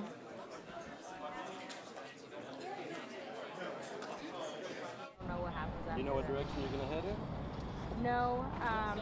Southeast. Because I know Chris Suchan normally gives us the word. Oh, it wasn't excuse Chris. me. Oh, go on, Sorry. I will get set up for you. Are you dialed in? Yes. Hello? Yeah, that's fine.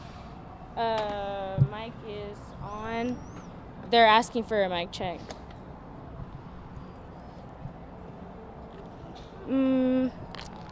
Is your live view still up? Yes. This Hey. Christian, do you mind taking this iPad to Perfect, thank David you. or Do you know how many people you or guys Mike are expecting? Seaford? I don't, but I can get a count for you. Oh, never mind. I'm probably It looks on like it's 5,000. going. Now it's like Thank you. Sorry. hovering there. Now it'll be at Frost Bank Center, but I'll get it up for you. Okay, cool. Thank you.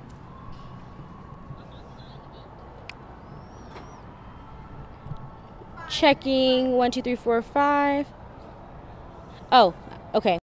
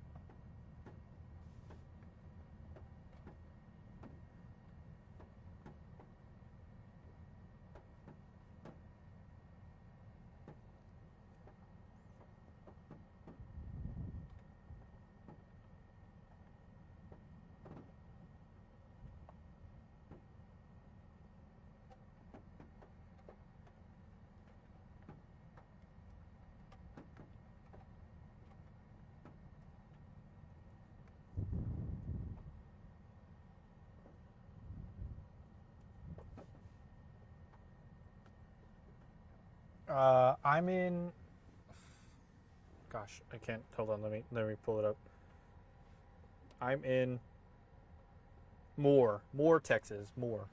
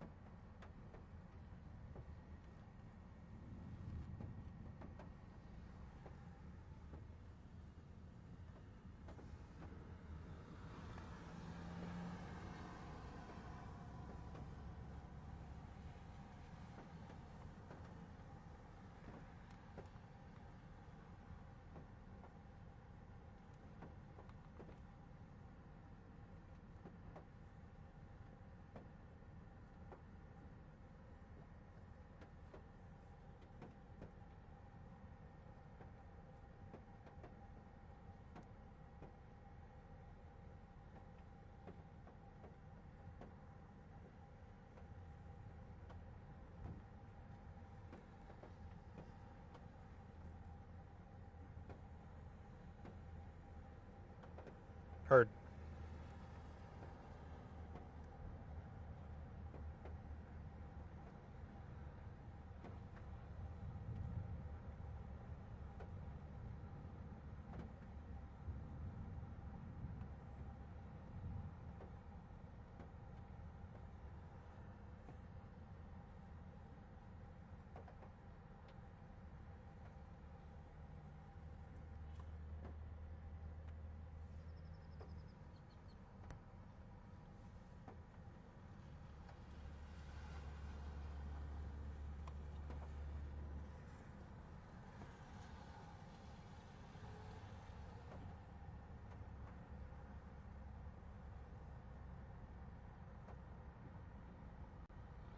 Tornado warning in Frio County, never produced one. It was a radar indicated tornado, but it has had a lot of large hail with it. Moving through Pearsall, still holding its own as it moves east towards Charlotte, here eastern Frio into Atascosa County. You see the movement is to the east. Still has a pretty large hail core on it. Right now this is 1 inch to about ping pong, maybe golf ball size hail on it, just east of a 35. And it's dropped 1 to 2 inches or more rain from Zavala into Frio County. That's just south of Bexar County at this time.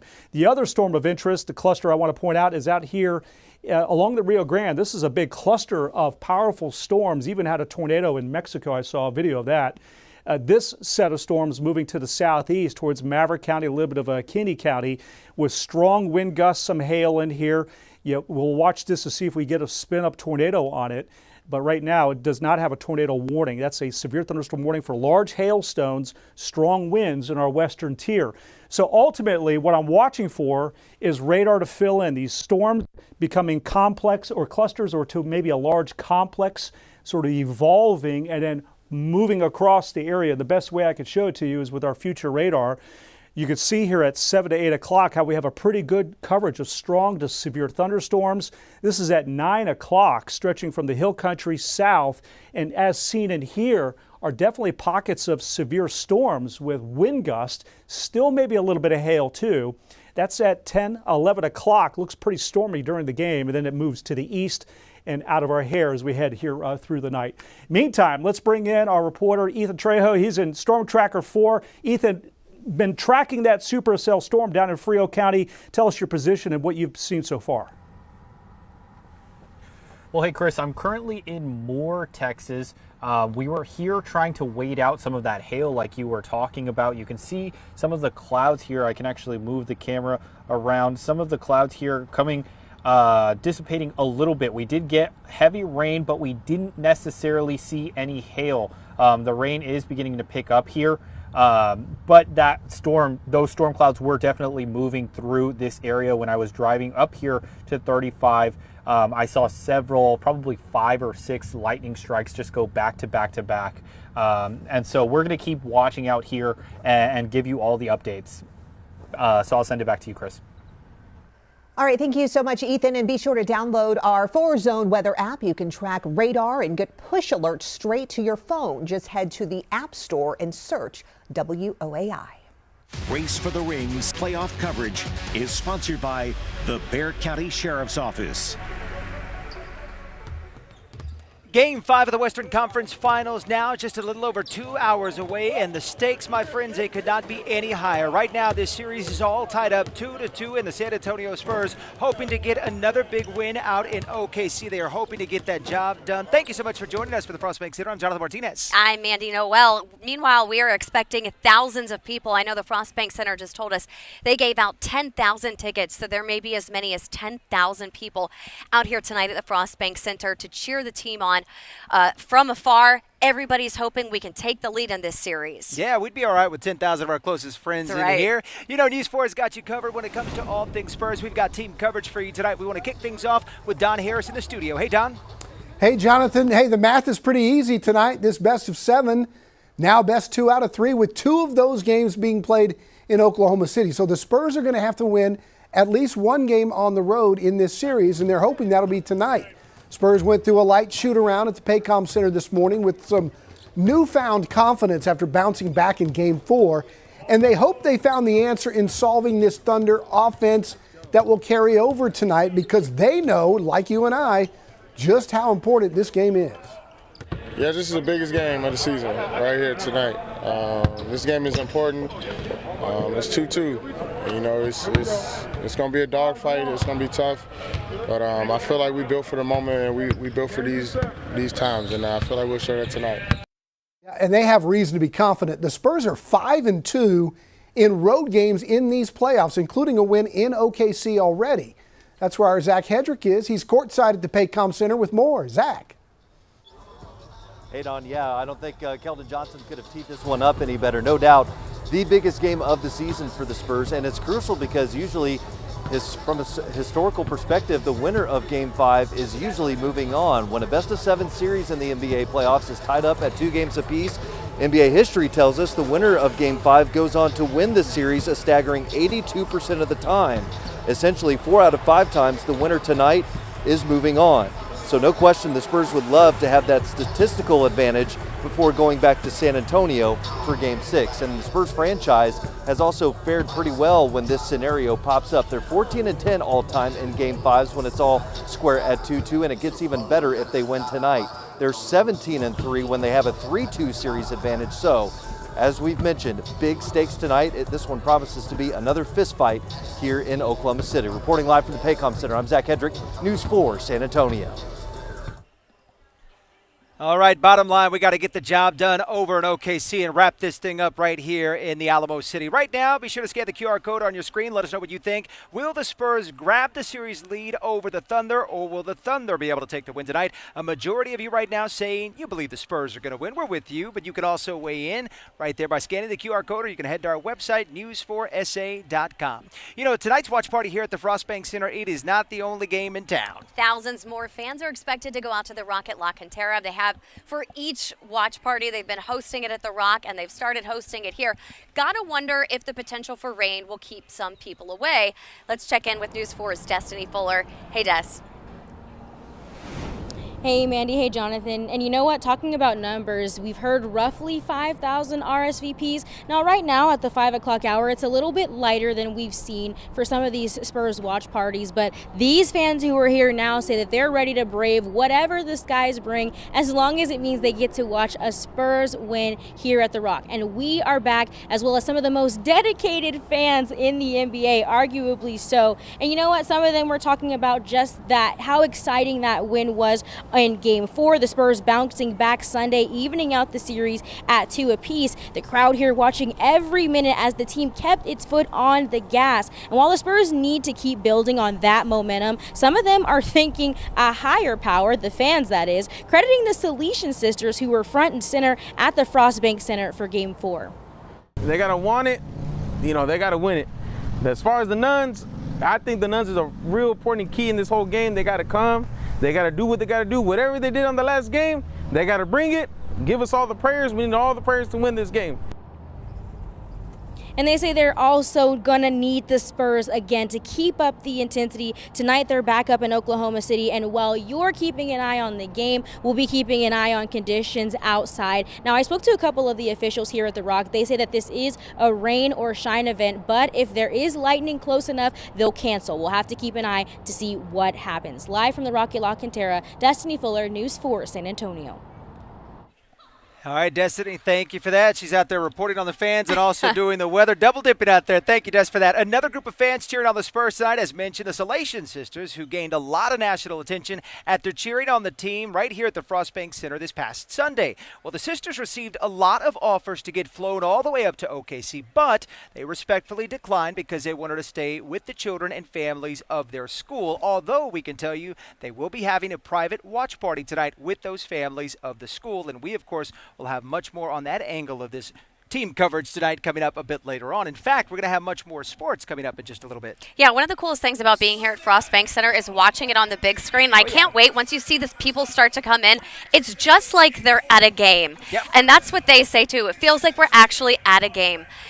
News 4, keep it on us. We are your home for the Spurs in the Western Conference Finals. We will have our Race for the Ring special at 6:30 tonight. It'll take you all the way to NBC's coverage of Game 5. And then be sure to keep it here after the game for special post-game coverage at 10. So keep it here on News 4 all night long. And you know our team coverage is only getting started for this big Game 5, Spurs versus OKC. Yep. Keep it right here on News 4 for now. We do want to turn to other big stories of the day. Melissa Vega is standing by in the studio. Hey, Mel. Well, tonight's runoff elections could help shape the political landscape, not only in Texas, but nationwide. At the top of the ticket, Texas Republicans are choosing their nominee for U.S. Senate in a race that has become a major test of the party's direction heading into November. Attorney General Ken Paxton facing off against incumbent Senator John Cornyn. News 4 San Antonio's Jordan Elder is live in Plano tonight with the Ken Paxton campaign. Jordan, how is the last-minute endorsement from President Trump impacting this big race? Well, Melissa, this race had been polling very closely, but in the last few days, Ken Paxton has been pulling ahead, a lot of that likely because of the Trump endorsement. Now, Senator John Cornyn is not pulling any punches, though. He has continued on the campaign trail, and he has continued the attack ads. We actually saw a record-breaking number and cost for ads in this race, most of that coming from the Cornyn side. Now, Cornyn told our crews at a stop in San Antonio yesterday that Texas voters are independent thinkers, and even if he didn't have the presidential endorsement, he trusts that they will decide on him. President Trump backing Paxton is the one who he thinks will champion his agenda the best. Both candidates have been looking to November on this campaign trail, saying they're the one that has the best chance of beating Democrat James Tallarico. So they're getting all set up here for the Ken Paxton campaign tonight. We're going to bring you live coverage from Plano. For now, we'll send it back to you in studio. Thank you, Jordan. Another big race we're watching, the Republican runoff for Texas Attorney General. Congressman Chip Roy facing off against Texas Senator Mays Middleton.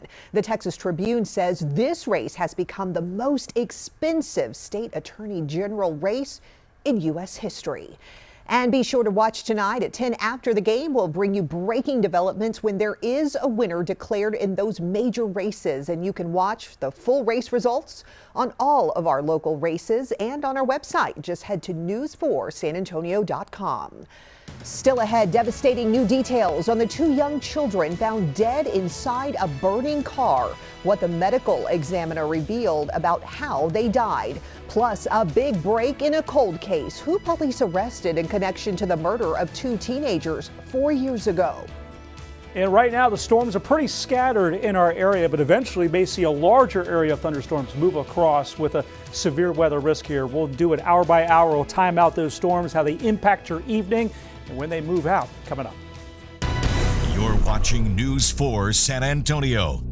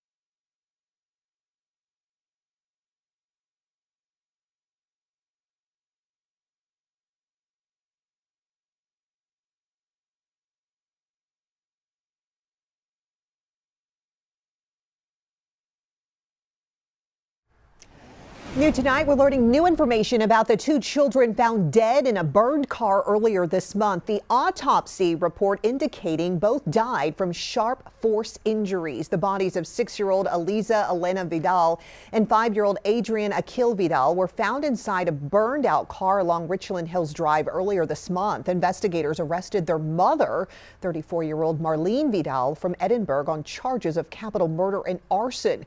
She's in jail tonight on a $2.1 million bond. A big arrest in a murder cold case of two teen boys. 21-year-old Angie Morales facing capital murder charges in the deaths of 19-year-old Gregorio Cordova Mejia and 16-year-old Angel Garcia in 2022. Police found both teens shot to death just before 3 in the morning on July 29th at an apartment complex off Pleasanton Road near Harlandale High School. According to arrest documents, Morales lured the two boys using Instagram as part of a planned robbery. She's being held on a $250,000 bond. And taking another live look from Frost Bank ahead of Big Game 5. We'll have more on the race for the rings still ahead from the Frost Bank Center.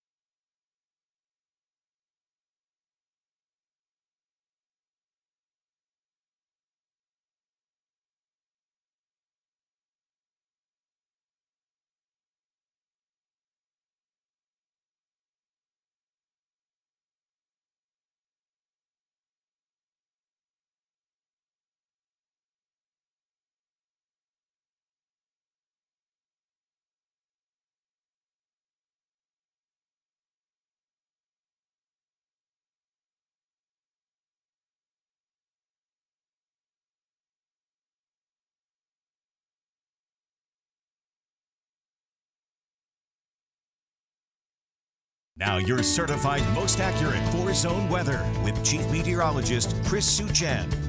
All right, so we expect a busy night tonight in our area just for this one night this week here, not like last week where we had clusters come through on multiple days. There again is the flood watch. San Antonio west to Del Rio for 1 to 3 inches or more of rain possible, a spot or two up to 5 inches of rain. And we have the severe thunderstorm watch, which at the moment does not include Bexar County. It's from Atascosa County west to Eagle Pass and Del Rio and a chunk of the hill country for wind gusts, hail, very isolated tornado risk as well in this watch. Raul B. Rodriguez Law, Weather Cam View. There you see a lot of cloud cover in the area. There are some showers and storms. And this evening, of course, with the big game tonight right here on News 4 and NBC, that chance for showers and storms will increase through the evening. 10 o'clock, I have it around about an 80% chance of storms moving through, rain and storms. And it'll cools back into the 60s. And things wind down tonight. Now, right now, this is cloud cover that's over us. You can see there's a little downpour that's actually thrown out lightning. That's a weak thunderstorm in southwest Bexar County. That is lifting north towards Lackland Air Force Base there. So very weak thunderstorm here. Otherwise, you don't see a tremendous amount of coverage. Then you got this big storm down to our south. That's severe scattered activity into the hill country. Let's take this in. First of all, on this severe thunderstorm, which before I zoom in, just want to point out we have to watch for some flooding in here. This storm came from Zavala across Frio County, very slow mover with high rainfall rates. So that's something of interest to me to see if we start getting some flood warnings issued because of it.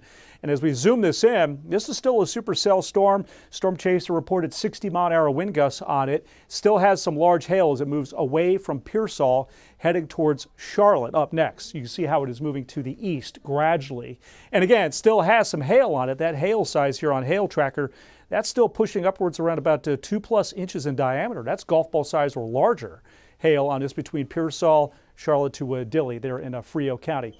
As terms of the rainfall, this is radar estimate. You can see this general zone of 1 to 2+ inches of rain, and that's extending east with this storm. So there you have that flood watch that's in part of our area for a scenario like this. Then you have the additional storms coming in across the Rio Grande. These are severe storms here with strong wind gusts. They're around Quemado to a little bit of Kinney County, northwest Maverick County. I can actually show you here too. You see some big hail coming in the northwest corner of Maverick County and strong wind gusts. Do not see anything that's tornadic here on this cluster of storms, but definitely gusts of 60+ as it's moving across the Rio Grande. And then the hill country right now, it's just little scattered showers and occasionally a lightning strike or two.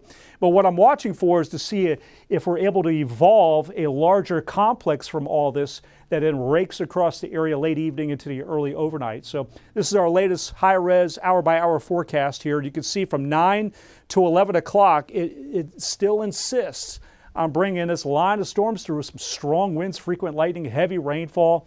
We'll have to watch for a little bit of flooding, especially if we get training of storms over the same area in this overall setup. And then you can see tomorrow, things really kind of wind down with just a little leftover rain chance, 20-30% chance. So your Wednesday turns out to be a pretty decent day. Still keep it at around a 30% chance of a random shower or thunderstorm. But most of us tomorrow, I think, are drying out. No weather alert days ahead of us after this evening. We will be heating up to around 90. Next rain chance coming in really the early part of next week, a scattered chance of showers or thunderstorms. Western zone, your rain chance really is tonight. Then we start to dry out and heat up the rest of the week. Hill country, keeping an eye on radar trends for you this evening into early tonight. And here's our eastern zone extended forecast. Melissa? All right, Donna's here, and it is game night. It's a big one. We heard Keldon say it. It's huge. Is big. And as we go along here in the playoffs, every game becomes a bigger game. That's going to be the case as we go along. They just keep getting bigger game by game. Can the Spurs pull off another road win? We're all over the Spurs.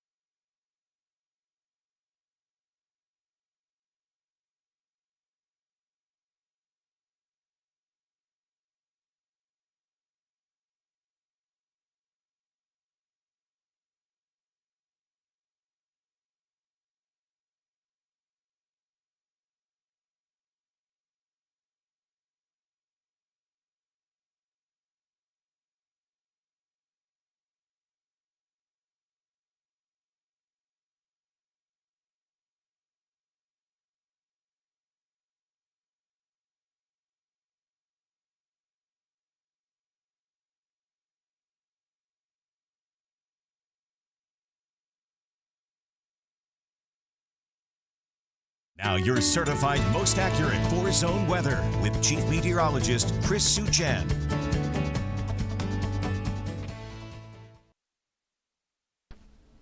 Okay, well, we just had a tornado warning issued in Maverick County here, so let's get you over there and show you what we have right now in Maverick County until 6 o'clock. You can see this is north of Eagle Pass. This strong line of thunderstorms moving in across the Rio Grande has really strong winds with it, and the concern is that with the strong straight line winds that there might be a random little spin up that occurs in the northwest portions here of Maverick County. See, that's coming into Quemado. At a minimum, strong damaging winds are coming in, and we did see some sign that there was an attempt to maybe at a brief rotation in there, and that forced the National Weather Service to issue that tornado warning, which goes just onto the north side of Eagle Pass here. So you can see Quemado is in it right now here on the Rio Grande as we go a little bit closer in. Again, strong damaging winds coming into Quemado with frequent lightning strikes here on this storm. Meantime, just want to show you the other storm of interest. This is a severe storm in Frio County. It has large hail. That's not a tornado warning. It's right in here that we have the tornado warning. And so I'm going to zoom this in. You can see there's also hail in here too, right around ping pong to about golf ball size hail on it. And as we look at radar, at the moment, what I see are strong straight line winds. I do not see anything that's tornadic in here at the moment. Looked like there might have been an attempt at a brief little spin up that occurred on it here. So that's where we stand here at the moment, is strong, powerful 60+ mile-an-hour winds coming in. And the tornado warning implies that we just want to sit back and watch to see if you do get a spin up here on it as it's moving into northwest Maverick County here. So again, this is going to be until 6 o'clock unless they decide they're going to cancel this warning a little bit earlier. But there you can see, and right in here, you see how that looks to me about the spot where the National Weather Service, right there, that little kick there of some strong winds that were rotating. That's when the warning was issued. And since then, it looks much less impressive for a tornado. And now it looks to me more like just straight line winds here. But tornado warning is active now until 6 o'clock out into Maverick County here for this strong cluster of storms coming in. This is a large area in here. We're going to get 60+ mile-an-hour winds, very heavy rain mixed in with some hail and frequent lightning. Here you can see the hail that's on this storm coming in here. So again, this is 1 inch or larger on the hail, but the big ticket item is really the damaging winds at this point, mixed in with a little bit of hail and that tornado warning, which is a radar indicated tornado warning. Here you can see it. That's that strong cluster right there that's moving in. So in Bexar County, there's a weak thunderstorm in southwest Bexar County near Lackland. Then we have this severe storm from Frio into Atascosa County, and then out here to the west. Here you can see again, large severe thunderstorm warning for damaging winds.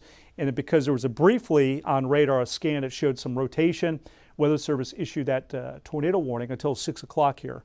But this is definitely showing me, especially with a sort of a surge out, sort of bowing out a little bit, damaging winds of easily 60+ possible in here in the northwest corner of Maverick County to a little bit of Kinney County here. This is to the northwest from Eagle Pass right now.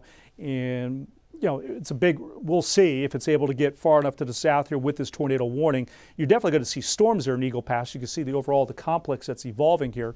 That'll all be moving across here in time. But as it's been coming into the county, there was just that moment there where it briefly spun up and that triggered the tornado warning here. So again, you can see Quemado right now, damaging winds, northwest Maverick County.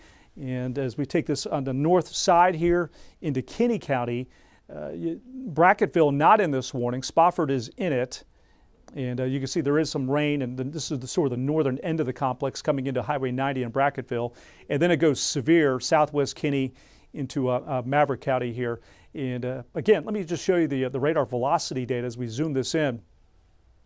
There was just this little moment there where it maybe showed a small area rotation, but to me right now we're really holding our own and looking pretty good here. I see some strong winds in here. But I certainly do not see anything that's tornadic here at this time. And but this is definitely the signature of strong winds. These sort of pushing out in this whole area in here. And that was where the warning was issued right there. And so we'll see if the Weather Service wants to continue this warning here until 6 o'clock. This might be a case where they let it drop here before 6, but we'll be watching it for you. I'm going to switch over to, while we're on this here, I'm going to go check out the National Weather Service feed on this.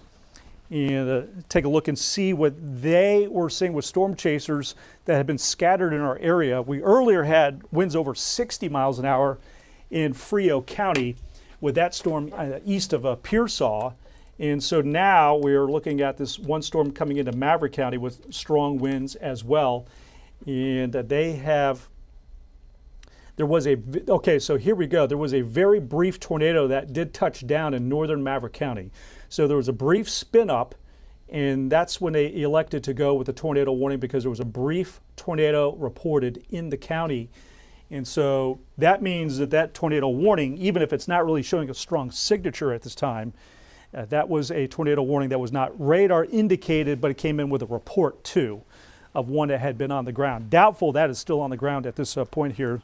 So there we could see that we established a little bit of a legacy and a history with these storms with that tornado warning. Earlier, I was on the air for an hour from Zavala into Frio County for a tornado warning that never quite produced one. So this one here apparently briefly produced a tornado, and that was in northern Maverick County here. So again, that was the reason for the warning. Now this cluster still has to be treated with respect as it's coming in with 60 plus winds, and do we get another little spin up to occur on it here? So at a minimum, for those of you from the north side of Eagle Pass to the Kinney County line, this whole area in here should expect to at least get some damaging wind gust potential out of this cluster. That is a nasty looking cluster of storms coming in. It does have some hail mixed in too with the strong winds too, perhaps giving it a little bit of a wind-driven effect. So as we zoom this in right here into northern Maverick County and get just a closer look at the hail inside this here. This is right around quarter to ping pong ball size hail coming into Kalamazoo with the wind and heavy rain as well and all that lightning. And then this is our radar velocity data, and this shows me the direction of the winds and how strong the winds are. And so right now at the moment, I can see right in there, that was probably right where that brief tornado was reported. So right there. Now this looks to me to be a little less of a tornadic situation, a more strong punch of wind. But that's what I see here at this very moment. Now, does something spin up and suddenly in a scan or two down the road here in 5 or 10 minutes, do we see a signature of that? But right now this looks more like stronger wind gusts to me than a big tornado that's on the ground and tracking. So, but there was one that was briefly down on the ground here. Let me back this up, and for those of you here across the area, the other severe thunderstorm of interest is here in Frio to western Atascosa County. So you see we have these two warnings. This big complex here, which is moving to the southeast, eventually may start to turn more to the east. And then you have this batch, and then we also have a thunderstorm that's in Bexar County. Now this is not a severe thunderstorm. So this is just a little downpour with occasionally a couple lightning strikes that's lifting here to the north. So there you can see here's Lackland. You have 90, 410, here's 151. That's lifting north right over the base. And then eventually that'll be around Woodlawn Lake, Balcones Heights, and then coming up towards 410 here near our station. But that's just a little weak thunderstorm. So at this point here, moving forward, it's we're tracking lightning and watch parties and outdoor watch parties. The La Cantera, the Rock, for example. There's going to be a little bit of a lightning hazard here through the evening here. So that's what we have in Bexar County right now. It's just this one weak thunderstorm, and then you go south, and it's pretty easy to see the severe storm that we have down here. This is a supercell. It's been going since it left Zavala County, and still holding its own as it's sort of slowly moving into Atascosa County. Still throwing out some very large hail and winds of 60 or stronger on it as it's coming into the Atascosa County line here east from Pearsall. This is also an area that saw 1 to 2 plus inches of rain. So you see there's additional rain falling behind it. So you have this storm here with wind gusts and some hail coming into Atascosa County. That'll stay south of Bexar County, by the way. And you see a little bit of additional development here back to the west on that cell. It does have hail on it, and the hail right now continues to produce right around about 2 plus inch diameter hail based on hail tracker here. So this has had a long legacy here of hail coming across from eastern Zavala in Frio County, went right around Pearsall, just north of Dilley in Derby, and it's continuing on. It's a slow-moving supercell storm, still with a big hail core on it here. So this is, again, the big broad view. As we look across our area, we do have, again, the tornado warning for Maverick County until 6 o'clock. This right now is more strong winds, but when that warning was issued at about 5:22, 5:23, there was briefly a tornado that touched down in northern Maverick County. That produced the warning from the National Weather Service here. You see this overall cluster is moving to the southeast. So that will take it very close into Eagle Pass here in time, moving away from Del Rio. The worst of it south of Bracketville. And then eventually you're going to want to watch Crystal City to around Carrizo Springs, El Indio, some other communities that are further away from this cluster. But eventually I feel that's going to be paying you a visit here in time. And so that's what we have there with that tornado warning. Elsewhere into the area, this is all garden variety showers and occasionally some weak thunderstorms here. So that's where things stand right now with the two warnings that we have that are active. A lot of clouds in Bexar County, that one weak thunderstorm here lifting north. Some of this here eventually will spread a little bit further north too. The overall feels that eventually we're going to get a little bit more of a coverage of showers and storms where it's really been pretty hit or miss here over the past couple of hours or so. And then, of course, our focus in the short term is on this severe thunderstorm here in Frio County with a large hail to 2 inches in diameter just west of Charlotte, slowly moving towards Atascosa County. Also has winds of 60 plus possible on it. And then you have this tornado warning out here into Maverick County. And this is what's consumed our time here to make sure that we're getting you the very latest information there along the Rio Grande. You have Quemado in here, all the communities along the Rio Grande down to Eagle Pass. The north side here of Eagle Pass, powerful complex of storms coming in with strong winds at a minimum. Never mind the tornado warning itself. It had briefly one on the ground, but this is surefire 60-mile-an-hour winds that you see right in here on this overall cluster. And just to kind of give you an idea, let's go ahead and put a track here on it and see if we can turn on the track tool here. All right, there we go. So we'll take it here from the leading edge and then around, and we're going to drop it to the southeast at about 30 to 35 miles per hour. So here you could see Eagle Pass, that's just before 6 o'clock. And then you have Edison Road at 6:03, and then working on down to Rosita Gardens, further on down, assuming that this cluster can hold together. But Eagle Pass, based on a forward motion of 33 miles an hour, would be arriving 5:55 to about 6 o'clock. And of course, if you're on the north side of Eagle Pass, just a little bit sooner too here. So that gives you some idea on the timing of it here on this this powerful cluster of storms coming in. Some hail, but that is taking a backseat to damaging wind gusts potential. And when I examine the radar velocity data, this is a tool that we use to see if there's a tornado potential. Right now, pretty unimpressive to me as I see it for tornadoes. But you'd want to watch on the margins up here, and then down to the south. This looks to be just to be more, strong winds pushing out from this storm. There was briefly a moment there where I could see it spinning up, and that might have been the case where there was briefly a tornado reported as it was coming right across the Rio Grande there. And so with that report of a tornado that was on the ground with that cluster, Weather Service wasted no time and got that warning up, regardless of whether it was going to fizzle out or not. And the tornado warning has canceled.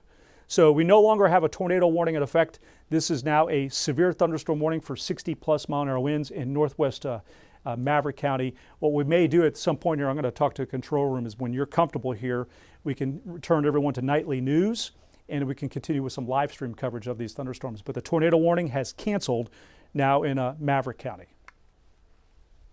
All right, we're going to toss it to NBC Nightly News in progress.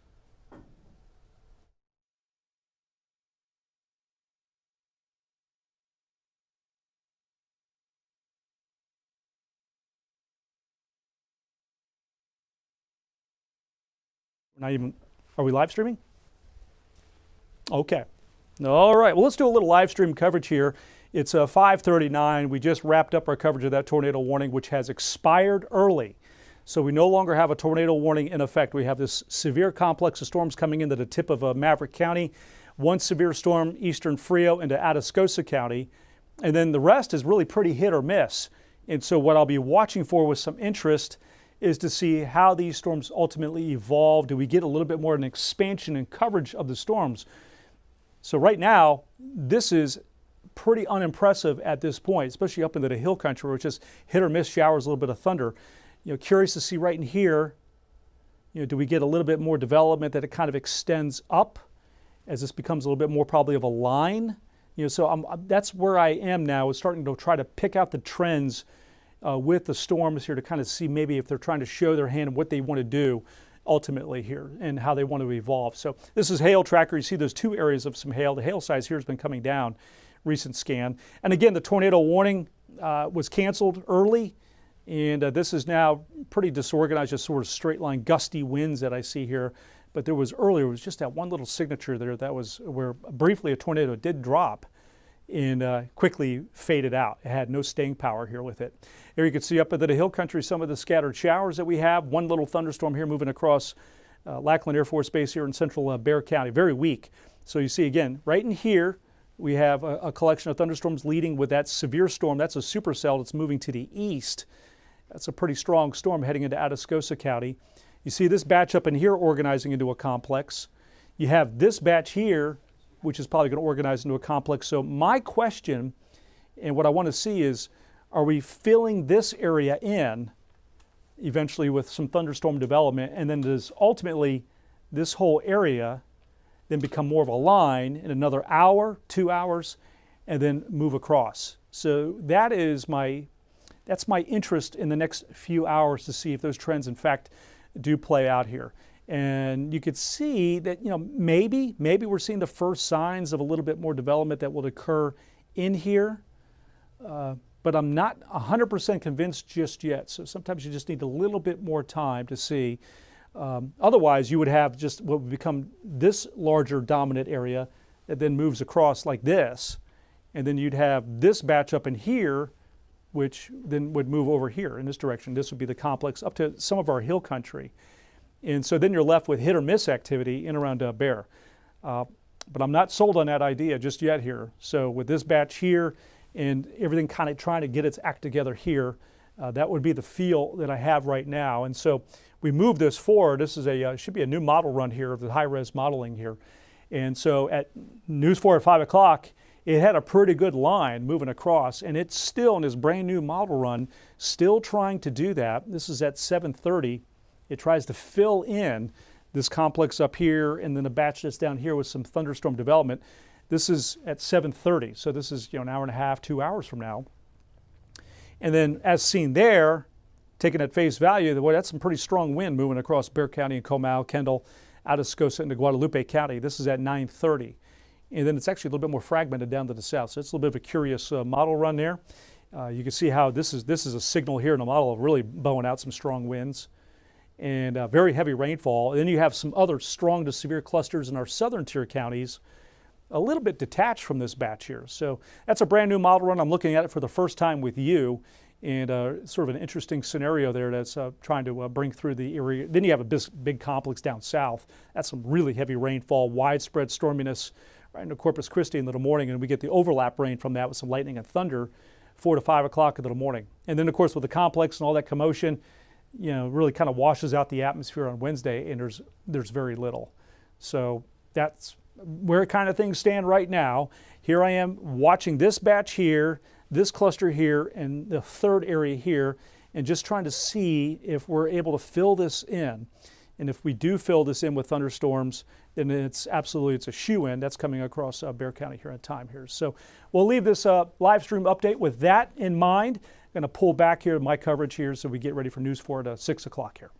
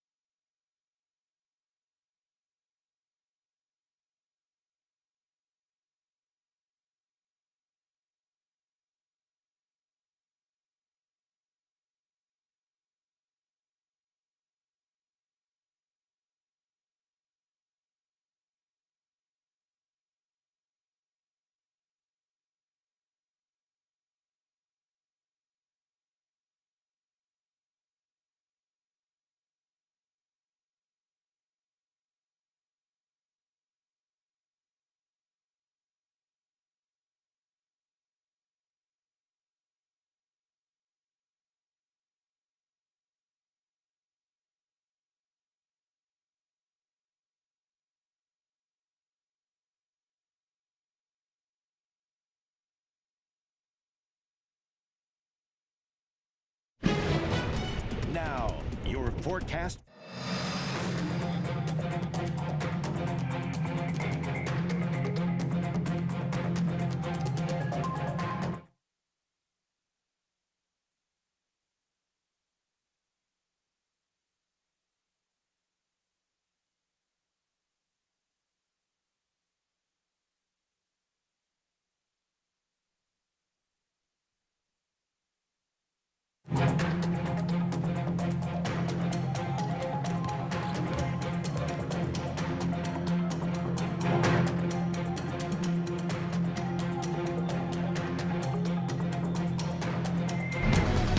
News for San Antonio at 6. We're here for you.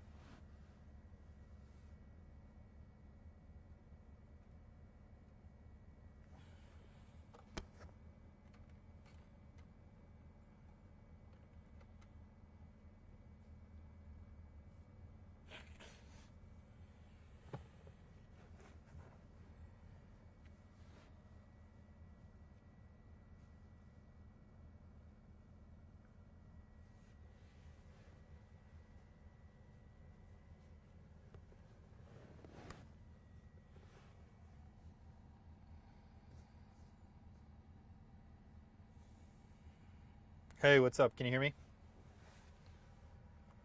Heard. Sorry, this is freaking chaotic.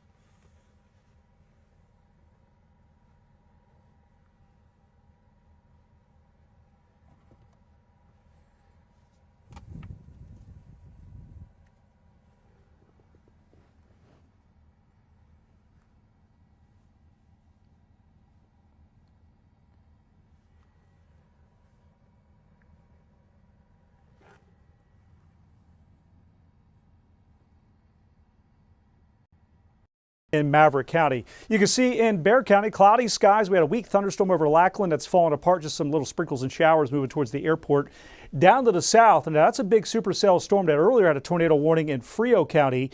Right now, this is a severe thunderstorm warning that's active on it here, slow moving.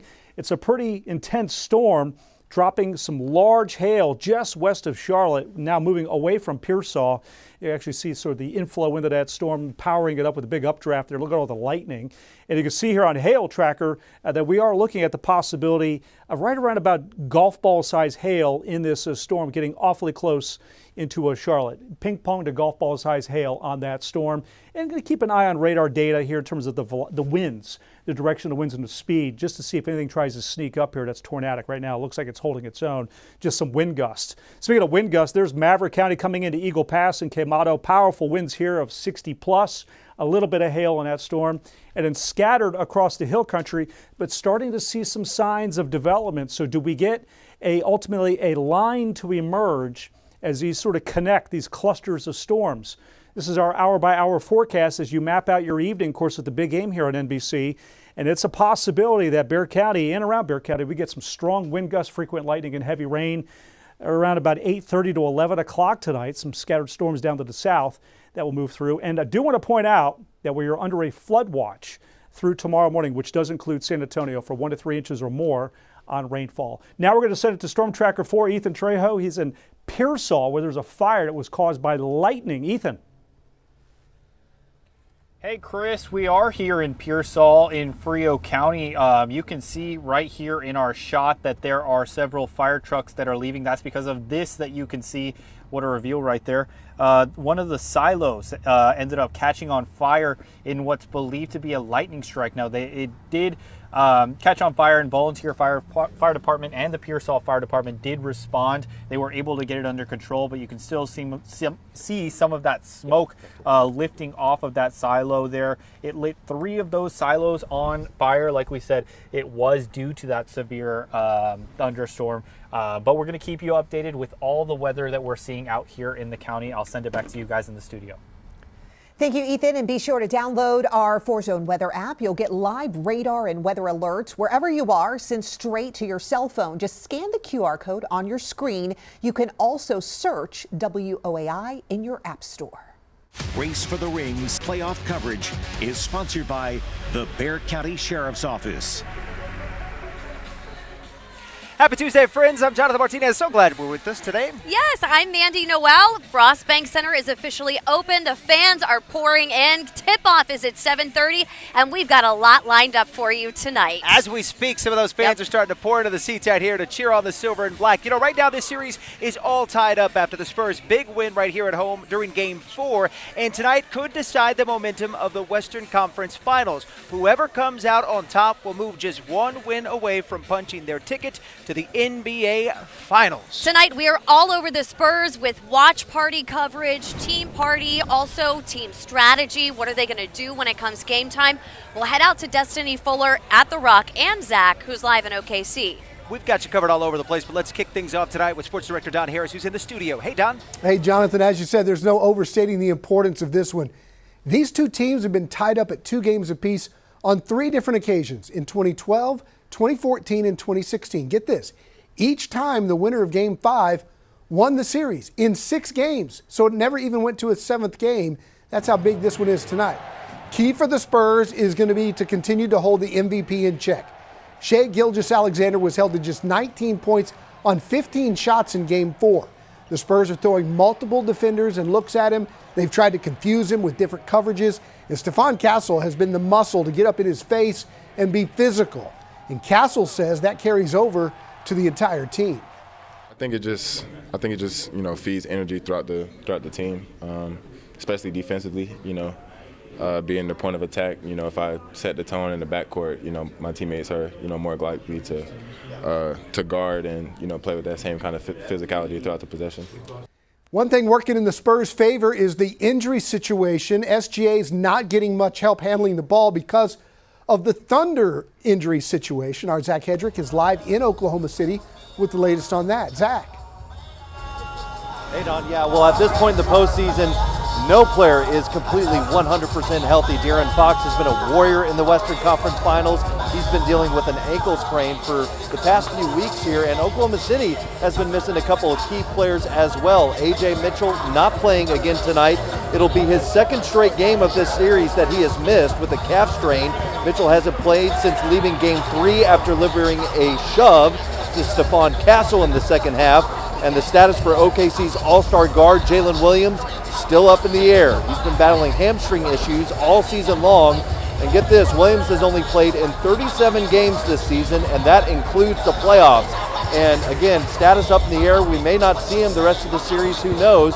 Something else to keep in mind, since mid-January, Williams has only played in 11 games. He's been hurt 3 times. All of them are hamstring injuries, so this series quickly becoming a war of attrition. We'll see how it all unfolds tonight. Reporting live at the Paycom Center, I'm Zach Hedrick, News 4 San Antonio. Jonathan Mandy, we'll send it back over to you.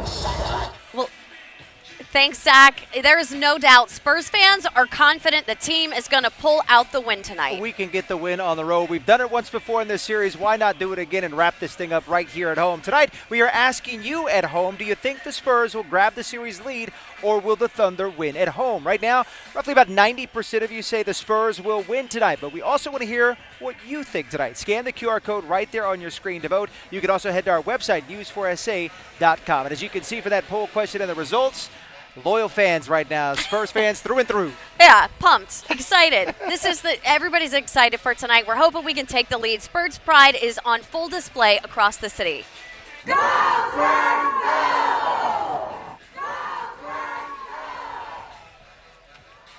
Northside Independent School District rolling out a busload of support for the Silver and Black. The district shared that video ahead of tonight's game, featuring Spurs, flags, jerseys, and plenty of team spirit, all with one message. We know how it goes. Go Spurs, go. There you go. We'd love to see how you are cheering on the Silver and Black tonight as well. Scan that QR code that you see on your screen. It'll take you to our Chime-In feature where you can upload what you've got, and who knows, they could make it both on air and online. And we know the arena is going to be packed. They've handed out 10,000 tickets, so we could see 10,000 fans out here, almost like we're at a real game, cheering on the team tonight. Oh, we'd be okay with that. They'd be hearing us all the way over in OKC, cheering right here in the Frost Bank Center. But, this isn't the only place that fans are packing right now for a big watch party. That's also the case just down the road over at the Rocket Lock and Terror, where News 4 San Antonio's Destiny Fuller is standing by. Yeah, Destiny, how's the atmosphere over there? You know what? It's the same thing that I tell you guys. It's really, really hard to see the energy be anything less than super contagious here. Now, it's a little after 6, and it's not as full as we normally see, but I don't know if that has to do with the rain or the fact that it's still 6 o'clock. But these dedicated fans say either way, they plan to be out here to watch the Spurs in Game 5. Now, they're still buzzing from that win coming from Game 4 on Sunday, and even in the face of some expected rain, many of them are still out here saying the key to another win on the road is to come out strong and keep up the same intensity that won them games 1 and 4. And while fans are claiming their spots for tonight, many of them are prepared for anything that may come out of the evening. We got ponchos. We got ponchos. We're ready, and we got our umbrellas ready to go. So we're sticking it out. We're rain or shine. Go Spurs, go. Yeah, you heard it, folks. Fans telling me they've never been afraid of just a little bit of thunder, but the fans and the officials here are telling me that they are planning to be prepared for anything. Roughly 5,000 RSVPs for people to be out here and get a spot on this lawn to watch the game. It's a rain or shine event, but if the lightning gets a little bit too close, they will cancel. We keep you guys posted on what the status is here at the Rock, but for now, I'm Destiny Fuller, News 4 San Antonio. All right, Destiny, thank you for that. Mother Nature will not stop the fans from cheering on the Spurs tonight. We know that for sure. Hey, by the way, we're going to be updating News4SA.com and our News4 mobile app with all of the latest on tonight's game, so be sure to follow us on all of our digital and social media platforms. We will be out here all evening counting down to tip-off. Our special race for the rings is at 6:30 as well. Yeah, our team coverage is just really kicking off right now. But for now, we do want to turn things over back to the studio with Melissa Vega. Hey, Melissa. Well, still ahead, heated primary runoffs coming to a close tonight. How the winner of the Republican Senate nomination could shake things up in November. You're watching News 4 San Antonio.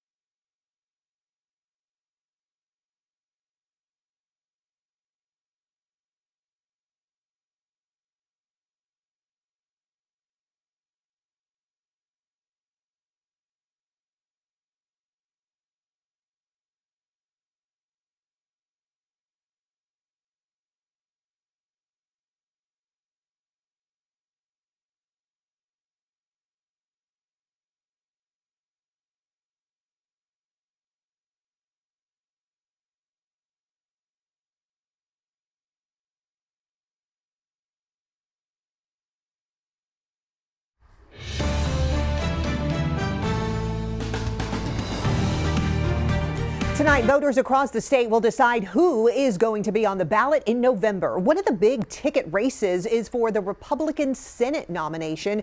Incumbent Senator John Cornyn took a narrow lead in the primaries, but Texas Attorney General Ken Paxton has picked up steam in the last few weeks, including a high-profile endorsement from President Trump. News 4 San Antonio's Jordan Elder is live in Plano tonight with Paxton's campaign following this highly contested Republican Senate runoff for us. Jordan?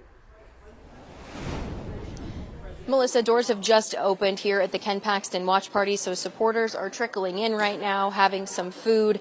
All eyes are on this race, and there's actually been a lot of money put in to make sure that your eyes are on this race. $165 million in ad spending is the latest total, most of that coming from the Senator John Cornyn side. Paxton's message on the campaign trail has been that he's the guy that stood up to former President Joe Biden, and he's a staunch supporter of President Trump's agenda. He also got that last-minute endorsement from the president, but will that be enough to push him over the finish line here? According to Paxton, he thinks that that answer is yes. He's feeling very confident heading into tonight. So as results roll in, we'll bring you the latest from here in Plano. We are expecting to hear from the current Attorney General at some point as well. We'll send it back to you in studio live in Plano. I'm Jordan Elder. Thank you, Jordan. And AG Paxton has a slight lead against the 24 incumbent John Cornyn.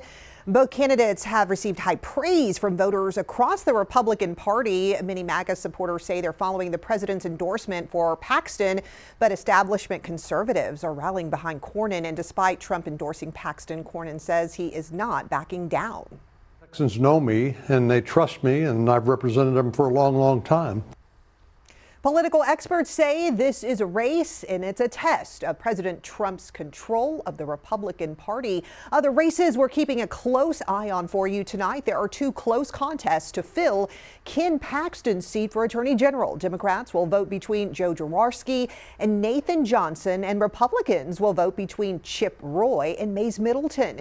In Texas's 35th congressional district, both parties are setting up their final matchups. On the Republican side, Carlos Del de la Cruz and John Lujan are facing off, while on the Democratic side, it's Maureen Galindo against Johnny Garcia. And be sure to watch tonight at 10 after the game. We will bring you breaking developments when there is a winner declared in those major races. And you can watch results on all of our local races on our website. Just head to news4sanantonio.com. Still ahead tonight, we are live inside the Frostbank Center and across the Alamo City as we count down to tip-off for the big Game 5. We've got you covered on all things Spurs ahead of that big tip-off.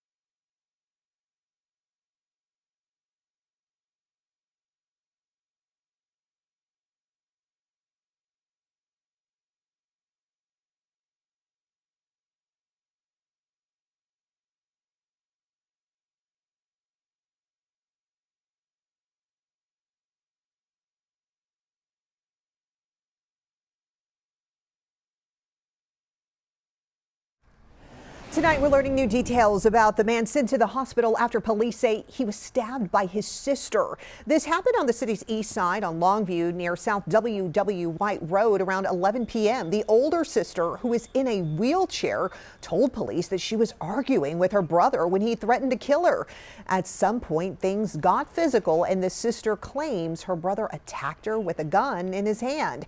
That's when she claims she grabbed a knife and stabbed him. He was taken to SAMC and is expected to be okay. The sister was detained by police. So far, investigators have not released details about charges.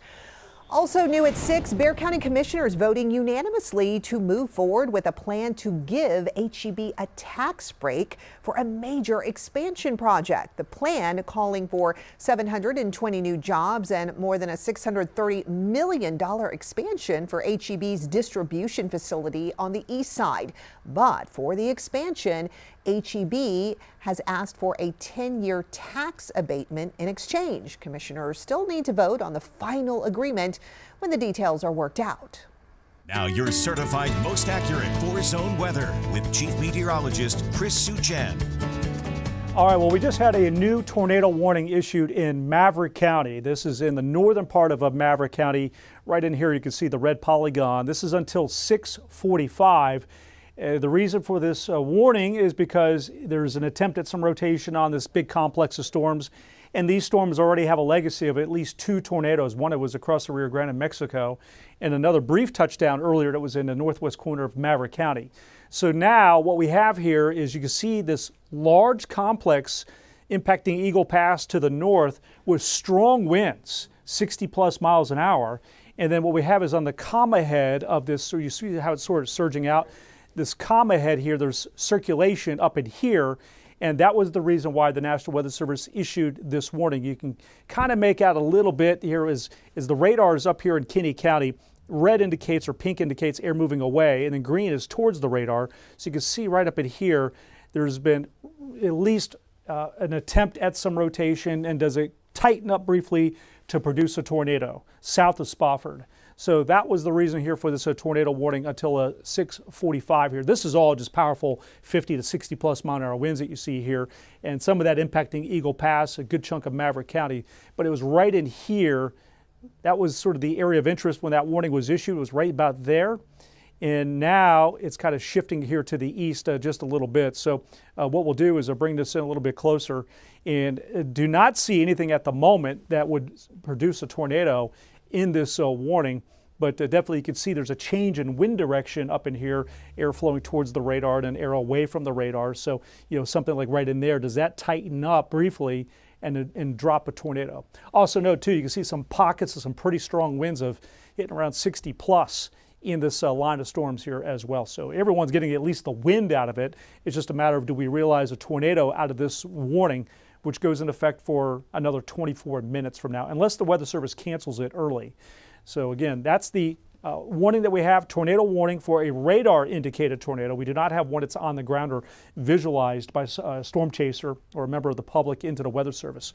But because this big storm coming out of Mexico originally that has evolved into a complex, a cluster, has a history of 2 tornadoes, they're being very safe about things and precautionary and issuing another warning here on it as it has that legacy. It would be right about in there if we're going to get one here in the warning. Pretty rural up here in northern Maverick County, but do want to note that it does go right up to about the Zavala County line. And that was the reason for that tornado warning.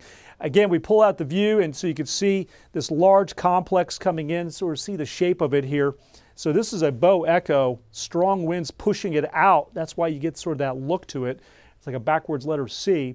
And on the northern side, right up in here, that would be the area of rotation that we have on it with that tornado warning on the north side of the overall cluster. By the way, I do want to point out here, you see there's been a large flood advisory issued into Atascosa County here for this supercell storm.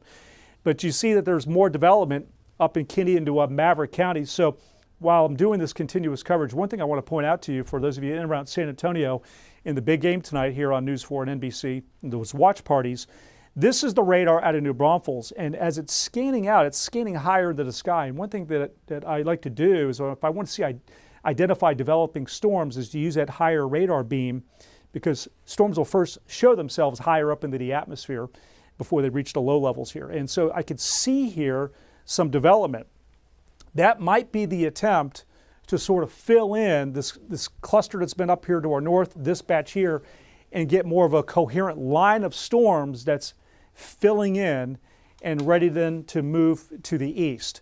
So I think that really is a trend that's worth watching to see if this continues. See how that storm there in Uvalde is getting stronger, and it's going to feed into this.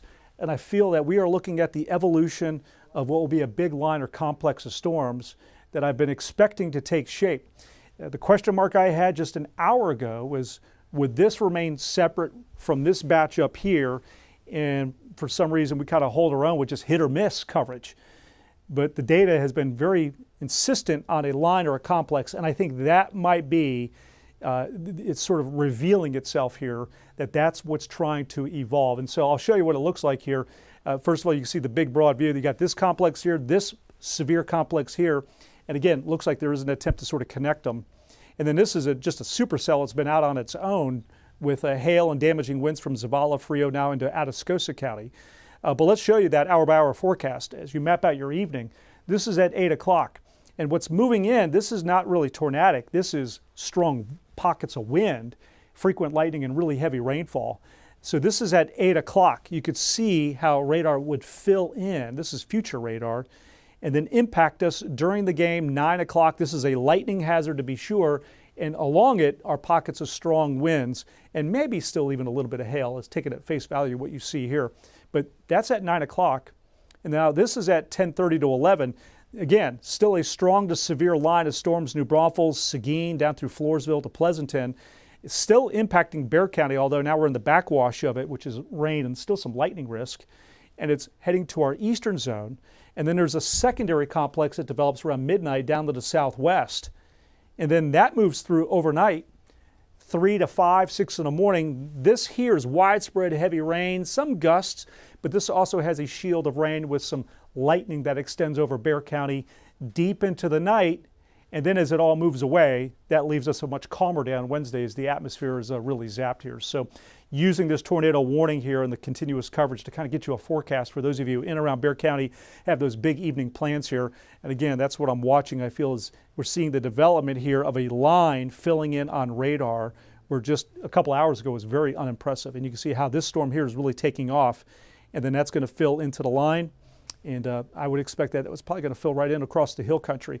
That is the tornado warning, severe thunderstorm warning with it. We have a very small severe thunderstorm warning down here in Atascosa County. So let's back this up and we'll track these areas of activity here. First of all, in the tornado warning, as this animates here, you can see that there was some rotation. It looks really pretty broad and weak here at this point, so doubtful we're getting a tornado. But see right there, that is what I would look for to see, are we going to get a brief tornado right in here, just this little tight little area southeast of Darling that we do have.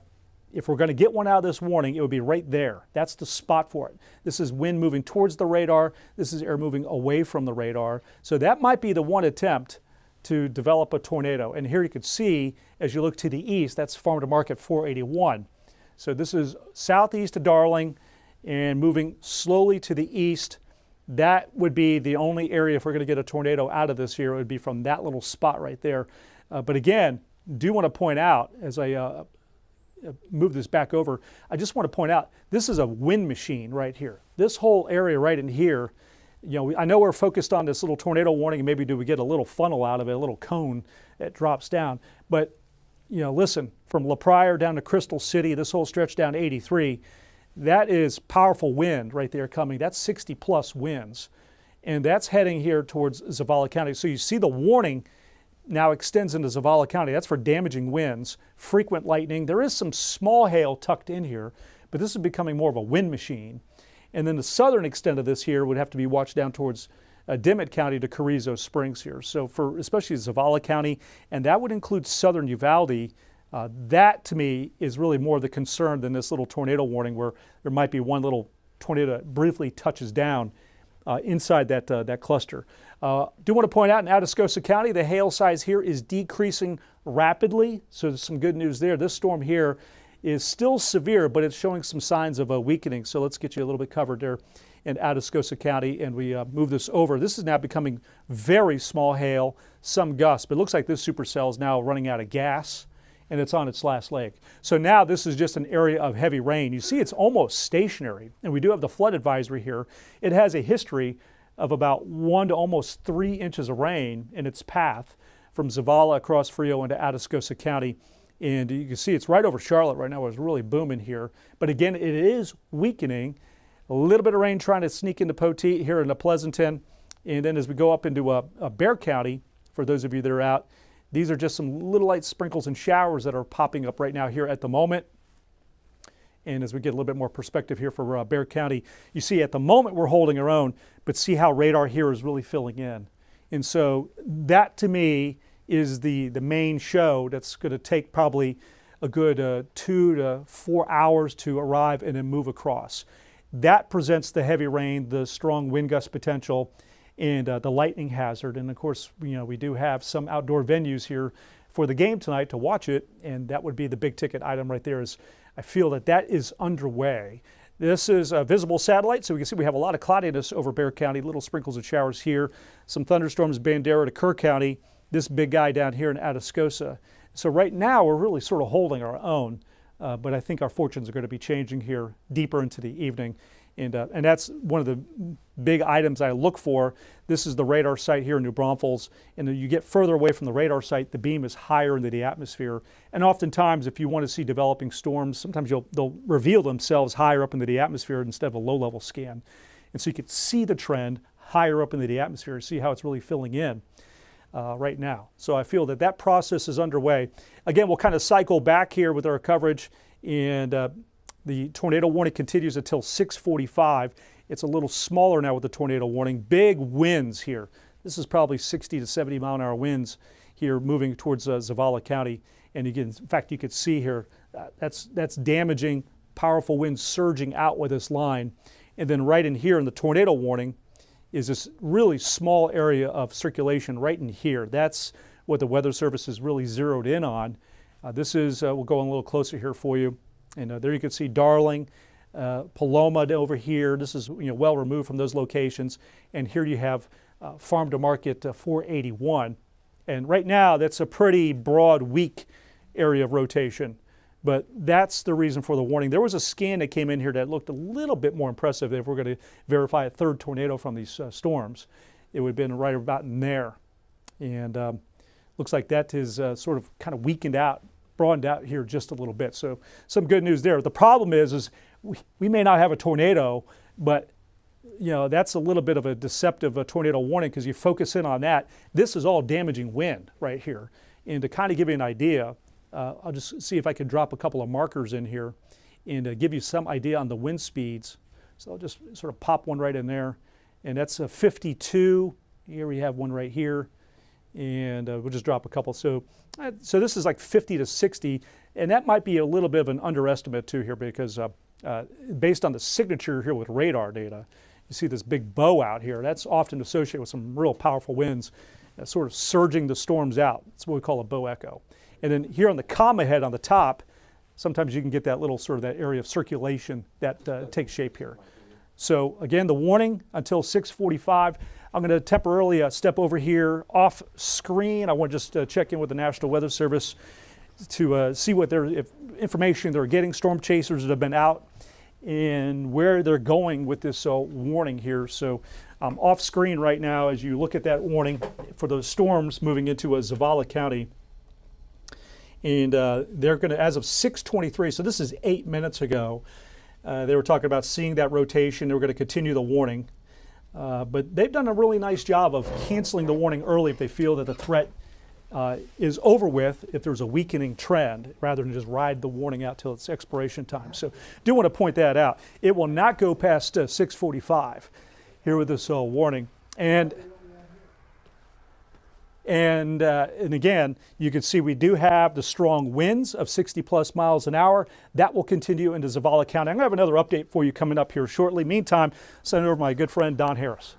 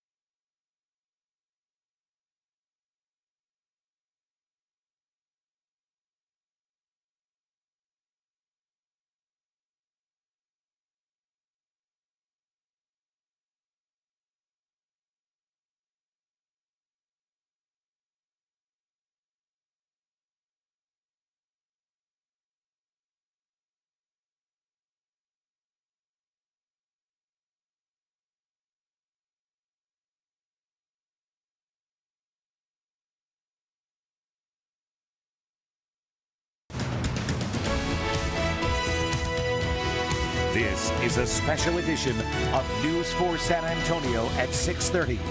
Race for the Rings. Hey, good evening, everybody, and welcome to our Race for the Rings Spurs pregame special. It is game night. Y'all ready? Yeah, I'm Don Harris. News 4 is your station to watch during the Western Conference Finals because we are the Western Conference. We're bringing you live team coverage as well. We tip things off at ground zero for tonight's game, the Paycom Center in Oklahoma City. That's where our Zach Hedrick joins us, and he's live. Zach? Hey, Don. Well, as we've seen in the past two games of this series, the Spurs have come out and landed the first couple of punches, getting out to a quick start. And as we saw in Game 4, the Spurs dictated the pace of the game the rest of the way. And going against a loud crowd here in Oklahoma City tonight, obviously the Spurs would like to replicate that kind of start here on the road. Earlier in this playoff run, the Spurs were preaching composure and staying poised when playing away from the Frostbank Center. Well, a switch has been flipped for this team. Now the Spurs say going against OKC, the key is to be aggressive and disciplined. I think the thing with them, and which is their credit, is no matter who plays for them, they're a threat. And I think that's their system, their culture. That's our system and our culture, how we play. You know, we have a ton of guys in here who can step up and play. So regardless of who's in, who's out, who's banged up, who's not, I think it's just a matter of can we continue to just have our game plan discipline. Yeah, I mean, usually in the game of basketball, whoever's on the back foot usually is not successful. And we just trying our best to keep them on the back foot and be their aggressive. And Don, we saw that turnovers were a big issue for the Spurs in the first two games in this building during the series, but De'Aaron Fox was not playing in those games, and a funny moment happened just a few minutes ago. Carter Bryant, Keldon Johnson, and De'Aaron Fox taking the court now for pregame warm-ups, but Fox was riding piggyback with KJ to take the floor here at the Paycom Center. These guys are definitely loose here before Game 5. Reporting live from the Paycom Center, I'm Zach Hedrick, News 4 San Antonio. All right, thanks a lot, Zach. Let's head to Jonathan and Mandy. They're here in San Antonio at the watch party over at the Frostbank Center. Fans have been fired up. Have they started to show up yet? You know what? Right on cue, Don, as you pitch to us, you hear that, the band in the background. It's like a pep rally underway right now. The band just came out. They got all the lights off. They're hyping everybody up. They've got the smoke machines going, and we have thousands of fans here. They handed out 10,000 tickets. This has really been the place to be to watch the Spurs. Ever since they opened the doors for the first game of the Western Conference Finals, this has been where to watch the action. Yeah, it's always packed with a lot of energy, and we expect it to be no different tonight. And fans are looking for the Spurs to bring back a big win while on the road and take the lead in this series and hopefully finish this all off right here in the Alamo City. Of course, Spurs fans are showing up with their unwavering support for the Silver and Black, but this isn't the only place in town that has a watch party right now. There's also one down the road. It's tough to hear in here right now. There's another watch party down the road over at the Rocket La Cantera, and that's where we find News for San Antonio's Destiny Fuller. Hey, Destiny. Hey guys, so for those of you who've been keeping up with us, The Rock has been one of the places that we have spent a lot of time. And one of the things that I've told you is just how packed this place gets. But let's take a look around. This lawn is normally full, people putting chairs. They've even put markings on the ground to let people know how far they can go. Today, it's a lot emptier. Some people saying that they were a little bit worried about what the rain was gonna do. But for those of the fans that are here, they say that they're showing their support, rain or shine. Now, we were all there. We watched that Game 4 win. Very electric, things going crazy here. But we talked to a couple of fans about what they think needs to happen to see that same success on the road up in Oklahoma City tonight. We heard things like consistency, keeping their foot on the gas, and we talked to two young men who have perfect opinions on what they think needs to happen. I think they need to stay more consistent and moving the ball, because I feel like in the first couple of games of the series, that's what they did. So I think they need to keep doing that. I mean, I don't really care about if it rains or not. You know, if it's Spurs, you're always going to show up and show out. So that's all it's about. That's that rain or shine support that I was telling you about. A couple people have made some really interesting contraptions. We talked to one gentleman who has like a screw-in contraption on his chair. He says that either way it goes, he has rain ponchos, umbrellas, and he is ready to see the Spurs win. Now, this is a rain or shine event, but if lightning gets a little bit too close, they're going to close things off. We'll keep an update, and if that happens, we'll give you that information. Live from the Rocket La Cantera, Destiny Fuller, News 4, San Antonio. All right, Destiny, thank you so much for that. A famous group of fans creating plenty of playoff buzz this series. Up next, we will check in with the Salesian Sisters as they gear up for a huge Game 5. And tracking developing thunderstorms, not really in Bexar County at this time. It's to the west. See how they're filling in. And this is going to be heading east here. I'm going to time it out for you and let you know what to expect from those storms when they finally arrive in your 4-zone weather.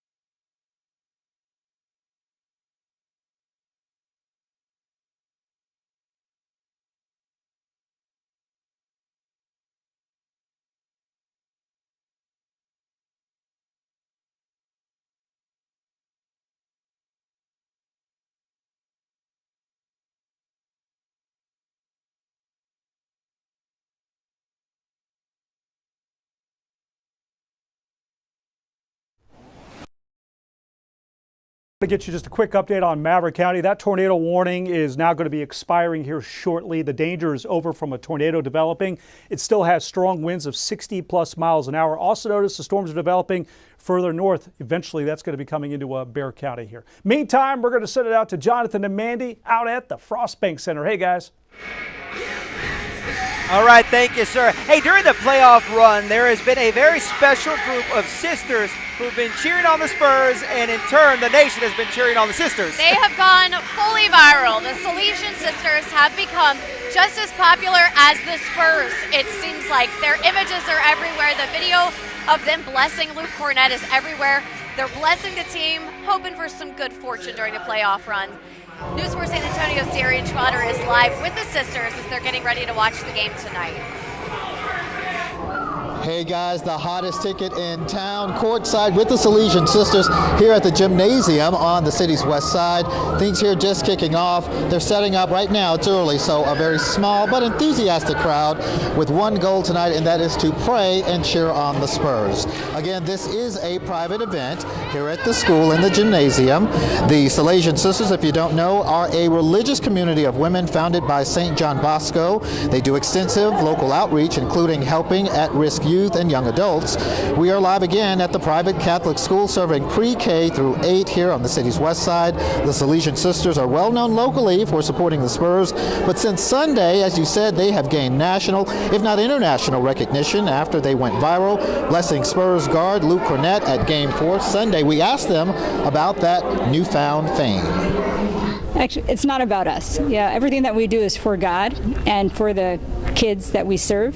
So we're happy that there is a lot of just publicity and all that kind of stuff because it's fun, but again, it's not about us. All right, now the sisters, Sister Bernadette, she did say that they were invited to go to OKC and watch the Spurs game tonight, but they elected to stay here with their family and their friends. They have been invited to Thursday's night's game at the Frostbank Center. They tell us they will attend that. We'll send it back out live to you guys.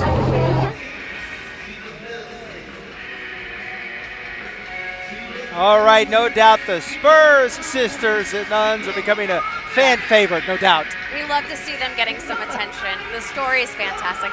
Let's get back to Don Harris in the studio. All right, thanks, Jonathan. Mandy. Hey, we know that NBA referee Tony Brothers is going to be the crew chief tonight. Spurs fans are going to watch that with some interest because he's the guy that really allows physicality. He was the official the night Wemby got thrown out with the elbow in Minnesota after being mugged by the T-Wolves. He was also the lead referee in Game 1 of this series when Isaiah Hartenstein was allowed to grab Victor all game long. But that's not going to keep the Spurs from being the aggressor tonight. Zach Hedrick more with Zach in OKC. Zach? Hey, Don, yeah, well, the Spurs have talked a lot about playing fast, hitting first these past couple of the games, being the aggressors, and that sounds like it's going to be the same mentality tonight. And that especially helps. You want a fast, quick start when you're playing on the road in a hostile environment such as this. So that'll be one thing to look for tonight. The Spurs didn't really have everything click into place offensively back in Game 4 on Sunday night, but they got back to what made them successful during the regular season. The guards were playing downhill and got into the paint, and it also helps when your 7'4" guy is playing a little closer to the basket. The mindset isn't just on offense to attack. The guards have to keep that same mentality on defense too. I think anytime, we can have them in attack mode, out of their minds, into their bodies, attacking, playing free, doing what they do, it just helps our team be better. And I think that when those three are locked in, outside of scoring, I think scoring is what obviously is easy to see, but with their playmaking, with their defensive activity, with just them pushing the pace, I think we're at our best. Going to OKC with that mentality of we got to hit first, we got to sustain the energy, but just be us. That's kind of all we need. Like everyone on the team, from starting five to the bench, is be us.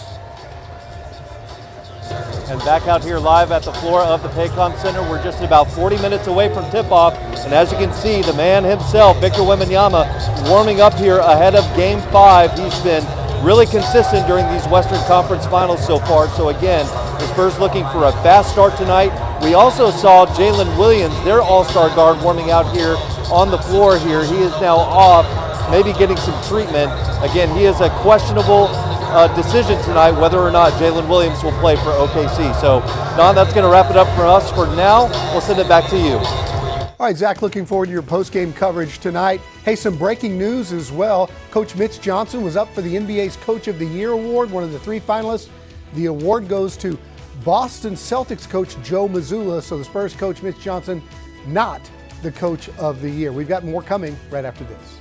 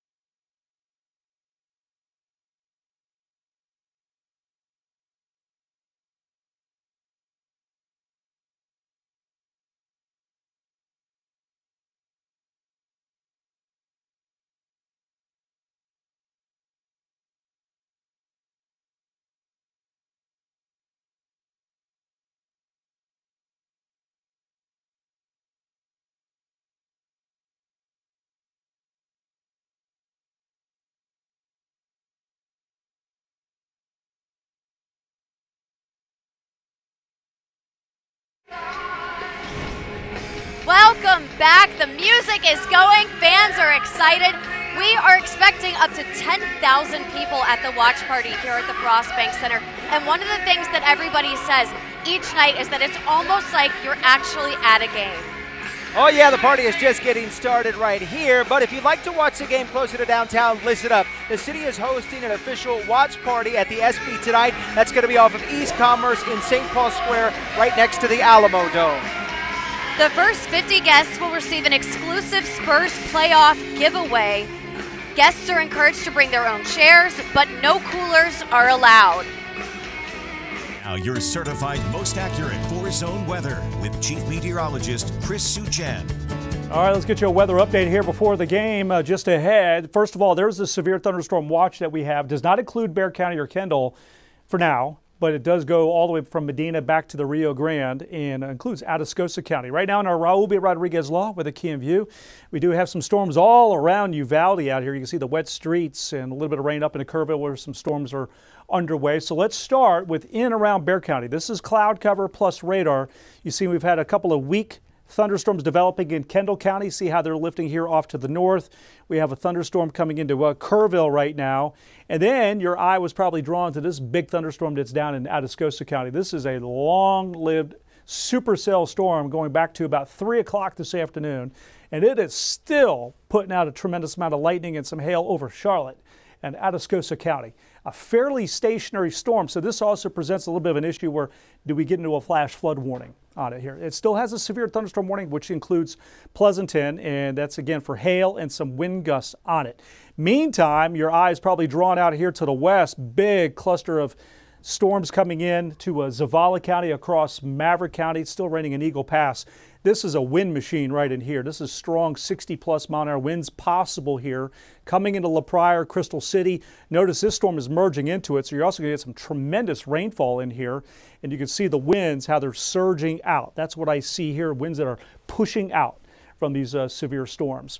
Meantime, this is the view as you look further north. You see storms developing here at Kinney into Uvalde County and then right up into the hill country. And the trend that I see is that this area is starting to fill in a bit more. And so this may ultimately become the line or complex that is then going to move across Bexar County. So this is at 8:30 to about 10 o'clock. You see this window of storms moving through with wind gusts, frequent lightning, and heavy rain. Maybe a little bit of hail, but this is really more wind and lightning and heavy rain as seen there 10:30 to 11 o'clock. New Braunfels, Seguin, eastern zone. May get another complex down south that sort of clips the southern half of the area, and then tomorrow will be a much calmer day. Also want to point out that the flood watch is in effect. It does include Bexar County for the possibility of 1 to 3 inches of rain, maybe an isolated spot that could push 4 or 5 inches of rainfall here. So no weather alert days moving forward after tonight. We have temperatures in the upper 80s to around 90, and then the next rain chance coming in early next week with a scatter chance of showers or thunderstorm. Now we'll send it over to Don. All right, thanks, Chris. More breaking news. Jalen Williams, the Thunder's second best player, he's an all-star, has been ruled out with that hamstring. So again, the Spurs will have the advantage when it comes to a healthy roster. When we come back, we'll give you our final thoughts on tonight's big game right after this.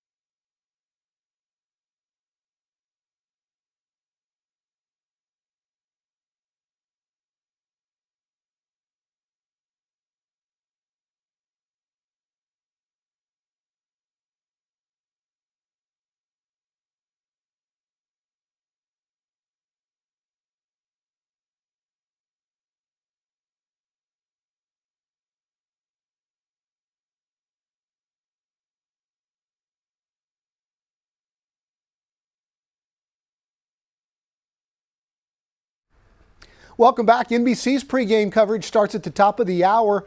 The game right after 7:30. It's the Spurs. It's the Thunder. It's the pivotal Game 5. We've run through the scenarios for you. The winner of this game wins the series about 85% of the time. In this rivalry between the Spurs and the Thunder, we've been in this situation 3 times in 2012, 14, and 16.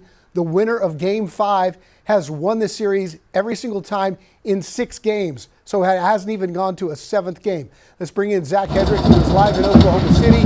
Zach, we just found out Jalen Williams will not be going for the Thunder again tonight. Spurs have that advantage, only one primary ball handler for Oklahoma City. Do you expect that Mitch Johnson plays defense the same way they did last time, playing him pretty much straight up, or do you think there'll be another chess move tonight?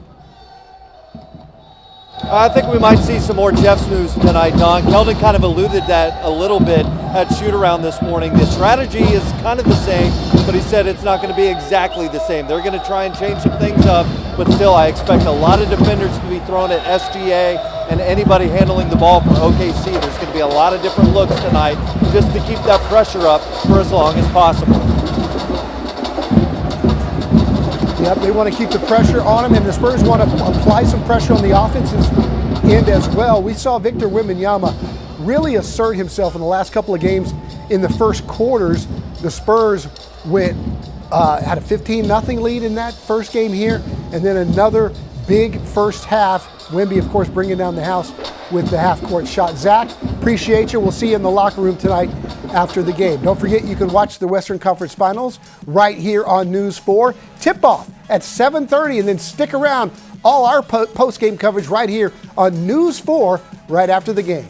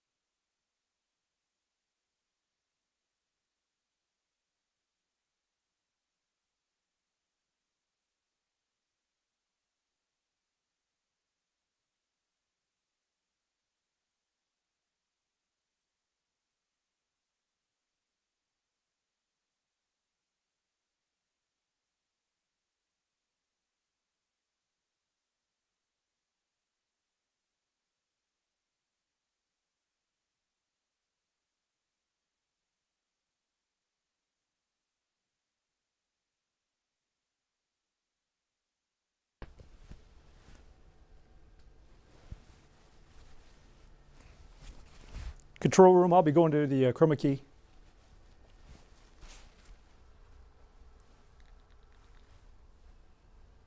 Control room.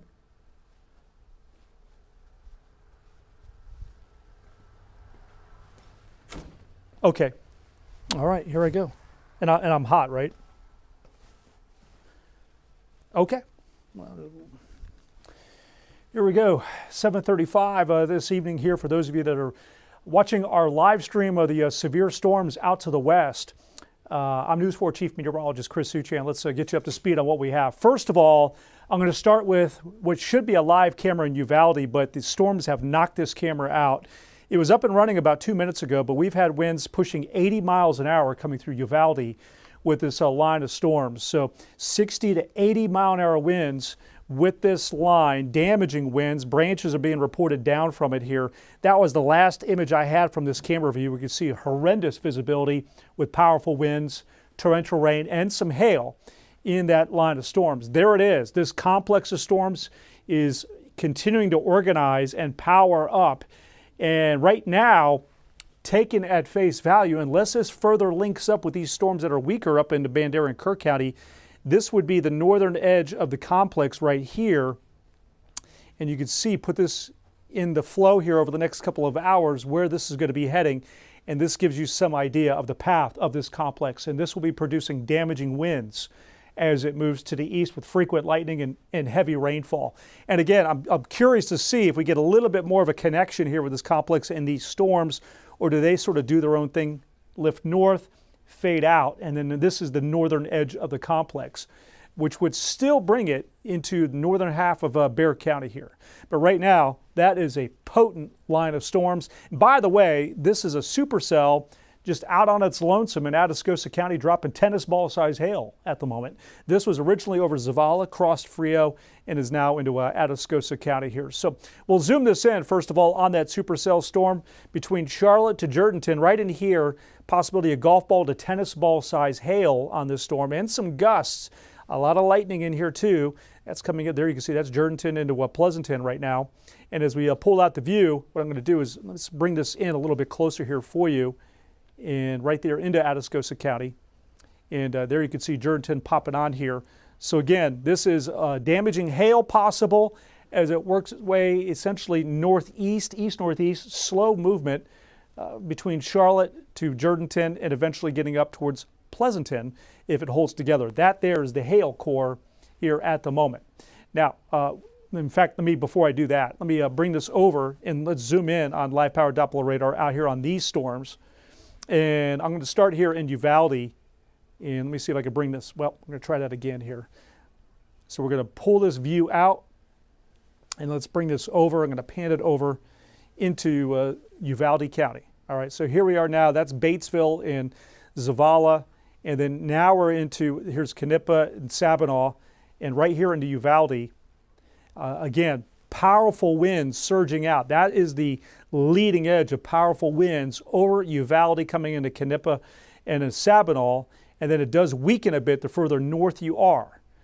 So that's sort of the marker for the start of the severe weather right in here. You see the warning that's active for it, where you go into some really powerful winds. And then right on down into Batesville, La Pryor, seeing powerful winds of 70 to maybe 80 plus miles an hour on this storm right now. And then stretching further south of Batesville, powerful winds down here too. You see the severe thunderstorm warning that's active coming right into Big Wells. There's Carrizo Springs to Asherton on the southern end of this complex. And again, as we kind of pull out and reset, you can see where this is heading. And that's going to be up next. This is going to be heading towards Frio County as it works its way across Zavala into Frio County. So get set Pearsall to Dilley, Derby, right on up towards Moore. You have another line of storms coming in after earlier dealing with that supercell. This will be heading to Medina County, to Hennis, to Hondo, eventually maybe around Devine, to Castroville further down the line. Again, powerful winds right in here that'll be moving east with this complex of thunderstorms. Here you could see the strong winds, extremely impressive here. And you could see how they were moving right through the west side of Uvalde, in through town, and into the east. Big burst in here, just to kind of give you an idea on the wind speed right in there. You can see at 75 to 80 mile an hour winds Even down here, we're hitting around 65, 75, well, there you go, almost 80 here. So again, this is 70 to 80 mile per hour winds here on this surge in southeast Uvalde County down into Zavala County. And again, all along this path, even up in here, just to kind of give you an idea, which is not the core of the strongest winds, that's pushing 60. So this whole area, 60, 70 to 80 mile per hour winds. Large stretch here of damaging wind that's surging out from this line of storms. And as we pull the view out and to kind of give you a little bit more of a perspective here across multiple counties. Again, these strong winds here will be heading towards the southwest corner of Medina County. This is 60 here, 50 to 60 mile an hour winds, hugging 90. And then it gets stronger as you head down to the south here. That's our radar site that we're using right there in McKinney County. So this is air moving away from the radar site. And very impressive straight line winds, not tornadic. These are straight, powerful winds that are surging out. And then all the way down through Zavala County, these are pockets of strong winds that you see down in here as well. So I do want to point that out. This is the big broad view. We have a big flood advisory that is now active as well. That you see how that was blinking. So that was just issued. Very heavy rainfall down 83 through this stretch down into Dimmitt County.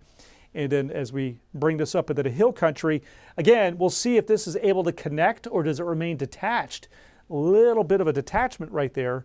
And then you have this batch of nice rainfall, but this is not severe weather. But there are clusters of frequent lightning in here, but this is nothing on the magnitude of like what we have with that complex thunderstorms down to the south there. And there you can see, again, this big supercell here. This is the latest warning on it. Right now we're for winds that are 60, but the hail size could be tennis ball size. So this is future radar now, going 9 to 10 o'clock. It does still attempt to connect, although there's a little bit of a weakness in the line in here. So maybe that is what we're observing here in Bandera County, where it's not quite as powerful here on the north side of Bexar, Comal County, then it gets a little stronger. This is the worst part of it here. And that's Uvalde, Zavala County heading this way. And then you could see at 10:30, 11 o'clock, bowing out a little bit. It's getting a little bit more intense in eastern Bexar, Guadalupe County, and Wilson County through Atascosa. So this is still throwing out strong winds at 10:30. There's a signature there of whether that's here or a little further south. Might be a little further south. You can't drop your guard entirely further south, but that would be strong damaging winds. Still the signal there in the model. And then it has another complex coming into the southwest corner of our area through the night. That's not quite as severe for us. That's more down towards Corpus Christi. But we do have more rain, lightning, and thunder later in the night from that complex, which gives us a much calmer day to look forward to for tomorrow here. So again, let me see if I could back this up. Well, so now we have a tornado warning in Atascosa County. So tornado warning here for Atascosa County for right in here where we have some strong rotation possibly here on radar. And control room too, let me know when we have a commercial break opportunity coming up here to jump in. Can we pop in for a minute? Let me know when I'm on the air.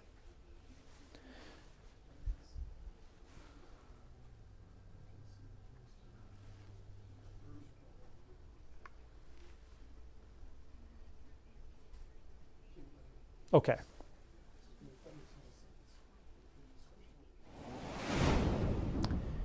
Hi, News 4 Chief Meteorologist Chris Uche, and I want to take advantage of this commercial break opportunity to get you a quick update in Atascosa County. A tornado warning is in effect right now. This is between Charlotte and Jourdanton, not in Pleasanton. Right at here, we have some rotation within this supercell thunderstorm. This is a radar indicated tornado. Also has a possibility of golf ball to egg size hail in here too.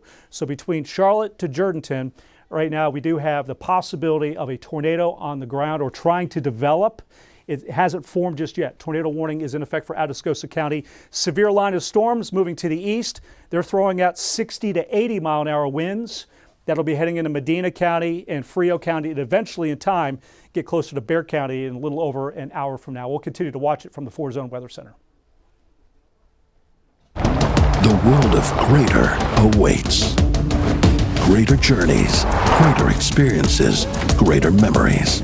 The first ever Kia Telluride Turbo Hybrid is ready. All right, we're going to continue with our live stream coverage here of the warnings that are active. We have a tornado warning in Atascosa County, and then this is a severe complex of storms here with 60 to 80 mile an hour winds moving to the east. So those are the two hot spots that we have here at the moment. And again, the tornado warning down into Atascosa County until about 8:15 to 8:30 here. And it's because of this little notch that you see in here. That would be the inflow into the supercell storm, and then you see a little bit of that wraparound wind pulls the rain around it, gives you that display. So I'm going to take this radar velocity data, first of all, out west. I'm going to bring it into Atascosa County. But this here, I just want to, before I go to Atascosa County, let you know that whether we have a tornado that actually verifies in Atascosa County remains to be seen. But this is a surefire bet of 60 to 80 mile-an-hour winds that you see in this large area for parts of Uvalde into Zavala County. So that is damaging wind. We're getting damage reports out of Uvalde from those storms. All right, so now we're going to pull this back over into Atascosa County, and right in here, and that was right there. It's really hard to see. This is a pretty messy radar presentation, but we had some semblance there of a little bit of rotation around the east side of Charlotte, and that's what triggered that warning. And right now, this looks to be a little bit of a weaker area of rotation, but want to keep an eye on it. This has been a pesky supercell that has tried multiple times since this afternoon to produce one. And so right now, that is not the presentation of a surefire tornado that's on the ground, but you can see there was some rotation right in there, a couple of scans back, and that was enough for the National Weather Service to issue this warning here. So what I'm going to do is leave it on this broad view for a second. I'm going to pull back and just check out the information feed here on this live stream update and see what they're thinking, what they're seeing here on it as I step off the screen here. So the tornado warning was, it's a radar indicated, it was near Charlotte, moving northeast at 10 miles per hour. And so that warning will be in effect until about 8:30 unless they want to cancel it a little bit early. And so this is what they're saying in the discussion here that I was looking at for their warning.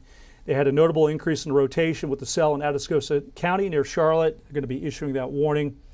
Also seeing pictures from spotters on social media indicating a rotating wall cloud, which gave some confidence to their issuing a warning. So that is often a precursor to a tornado, as you can get that rotating lowering of a wall cloud. And those pictures kind of gave them enough evidence there between the radar data and those pictures to issue that warning. And they're also just coming out now, issuing the entire line from Uvalde County down to Dimmitt County, going 70 mile-an-hour winds for the warning. They're going to be doing a big, broad, severe thunderstorm warning all the way down to Dimmitt, from Uvalde to Dimmitt County. And they are seeing, as we've been covering here, Boeing segments on the line. And so that is obviously when you start to see the Boeing line segments there, that is the presentation of powerful straight-line winds. And so that will be the large polygonal warning that you see, which goes also into Medina and Frio County here with this complex. So again, you can see as this is moving to the east, large severe thunderstorm warning is now in effect. This would probably eventually continue into Bexar County with a warning that would expand as it moves further east here. But this is for the potential for 70 mile-an-hour winds here along this stretch. That's the tornado warning there in Atascosa County for that little supercell storm that just will not give it up. And then these are weaker storms up into the hill country. And you can kind of see here the presentation on this right in here. That's the area of rotation. So you have air that flows in here. This is what we call the inflow notch. And then the rotating updraft kind of pulls the rain around it. And so you see that sort of that little bit of that hook shape. Hook doesn't guarantee that there's a tornado, by the way, but that's kind of the signature on radar reflectivity that if we're going to get one, it's going to be right back in that area, right in there. And so that warning, for now, it's in effect there near Charlotte to Jourdanton. Areas right in here. If you feel like you hear anything that gets to be a little bit more of a roar sound, more of an ominous sound, then that means you need to be ready to move quickly to your safe room that you've designated in your home for a tornado warning, or powerful severe winds if you ever feel so inclined to go to that safe room here every severe weather season, just in case. So that would be a small room, lowest portion of your house, away from the exterior walls and windows of your home. That would be the safe place here. Again, this is radar indicated. We do not have confirmation of one on the ground, but storm chasers, or at least pictures, may not be storm chasers, but at least pictures that the Weather Service have observed, shows a lowering wall cloud in here, rotating wall cloud. And so that oftentimes is just one step away from actually getting a tornado to try to develop here. And maybe it weakens just a little bit. I'm noticing the amount of lightning on it for some reason seems to be really collapsing here. So maybe this is a weakening phase that's underway. And if that's legit and it's not just a loss of lightning data for some reason, but that's a noticeable drop in the amount of cloud to ground lightning strikes on it. So that might be a weakening phase here on that storm. You also might start to feel the influence of this big complex coming in. And what time would that be, control room?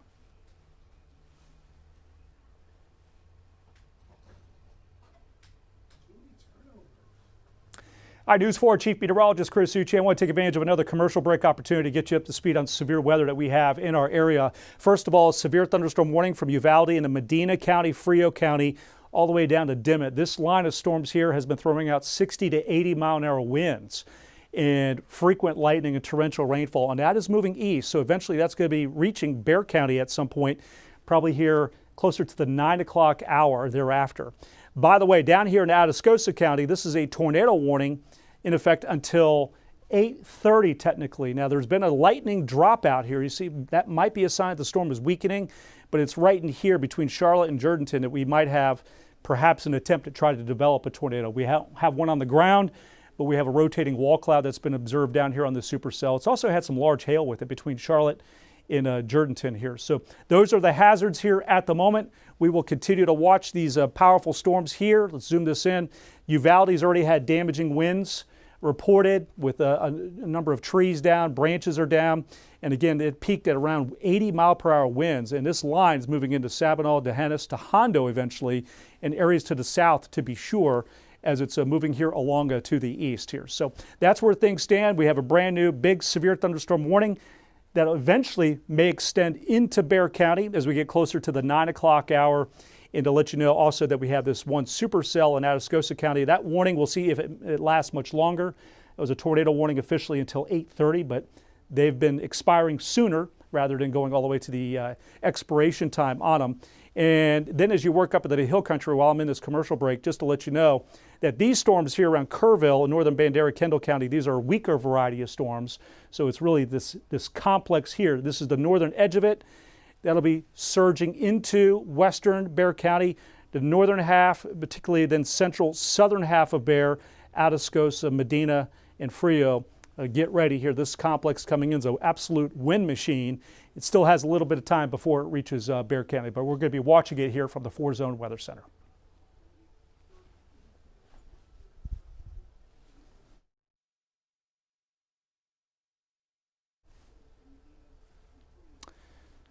Okay, so we're going to continue our coverage here on our live stream platforms here from News 4 YouTube channel, our Facebook page, of course, news4sa.com.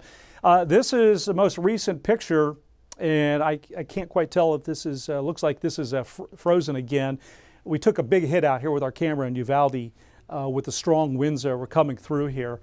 So this is now on the back side of those storms. A number of reports of branches down, a couple of trees I heard reports of that were down in Uvalde. So the worst of that line, here it is, right now coming through eastern Uvalde County, Zavala County, down into Dimmitt County, approaching Medina, approaching Frio. And then this cluster here is a little weaker. I mean, these are feisty storms and loud, but there's also a little bit of a disconnect. They haven't quite connected to make this one big, powerful line. So if nothing changes here, this will be the severe weather risk moving forward, which will include a chunk of Bexar County and San Antonio and into the south. And then we want to watch right in here, especially if we get a little area of low pressure to form here that starts driving this complex. Do we get it to move a little bit more east-northeast with time, which then maybe clips a little bit more towards Comal and Guadalupe County. So these are all things I'm going to be looking for here on it. But that is the complex that has matured and organized itself heading here to the east. And then again, this is just that little lonesome supercell down there in Atascosa County, which looks to me like it's really on its last legs. Suddenly now it's like caught a cold and it's under a weakening phase here. So doubtful we're going to get a tornado out of that signature right there. And you'll probably see the weather service here before long to opt to cancel that tornado warning there. Again, the storms you see here in the hill country, let's kind of work our way down. And I'm going to bring this back over here, recenter this here. And this is just, fantastic rainfall over the Guadalupe River watershed. It should move on enough so that that would limit the amount of flash flooding potential that is here. We have the flood watch that's active. And this is certainly torrential rainfall, and you get a quick flood advisory from it. If it persists long enough, you'll get a flash flood warning. But right now, this is big time water over the Guadalupe River watershed. And then you go down into Bandera, and you see we have picked up on some downpours in Bandera County. But also you see this notable decrease in the intensity level here. So that means unless something dramatic changes in short order, you're going to miss the severe storms down to your south.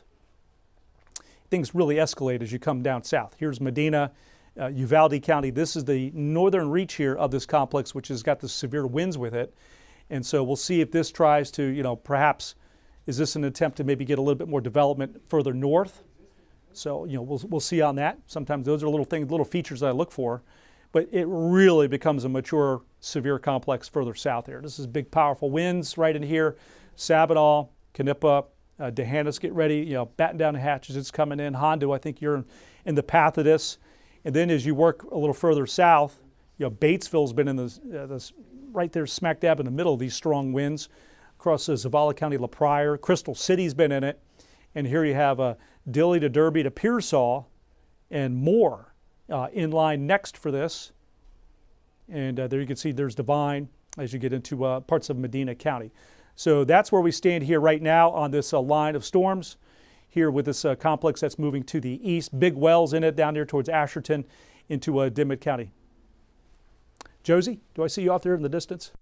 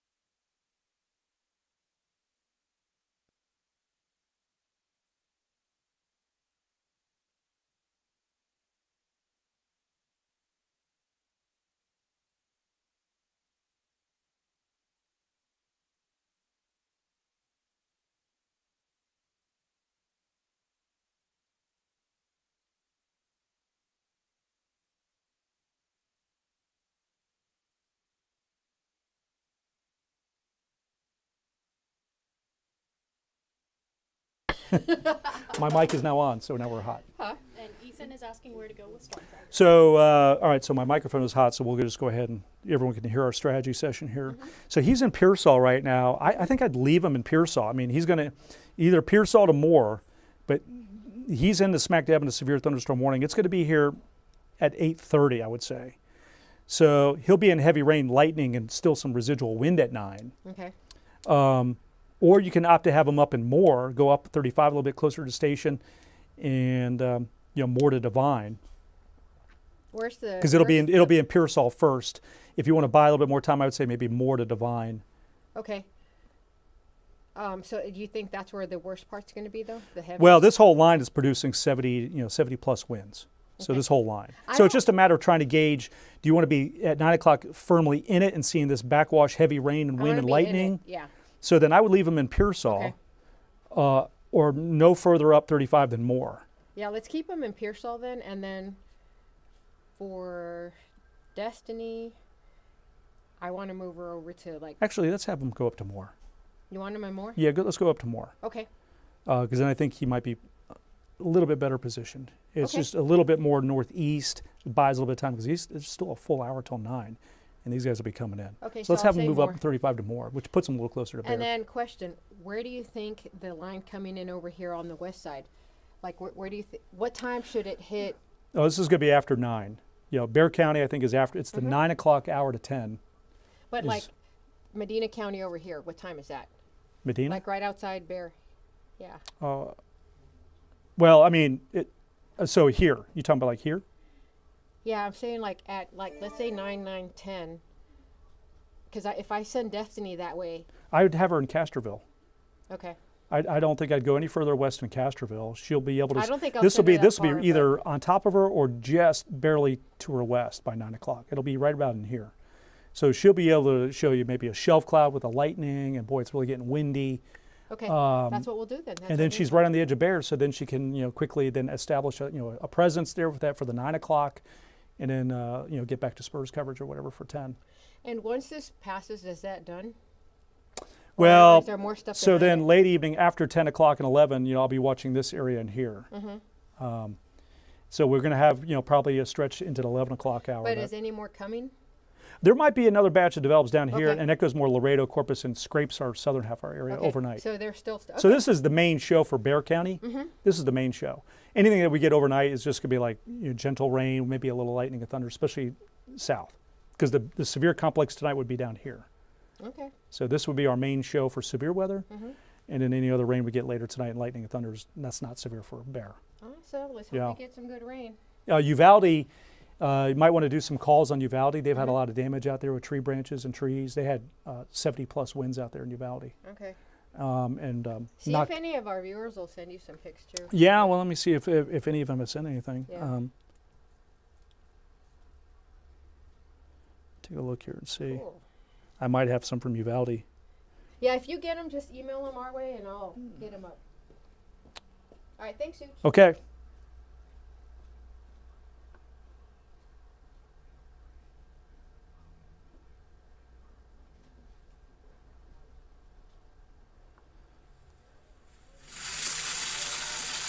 Yeah, I'm still here. I'm just looking at a viewer video.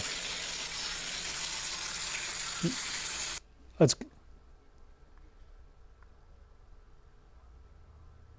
All right. I'll just do I'll do a shorter hit because the tornado warning has expired, and so I'll do a shorter hit just to kind of talk about the line and the warning, and I'll use the commercial break opportunity.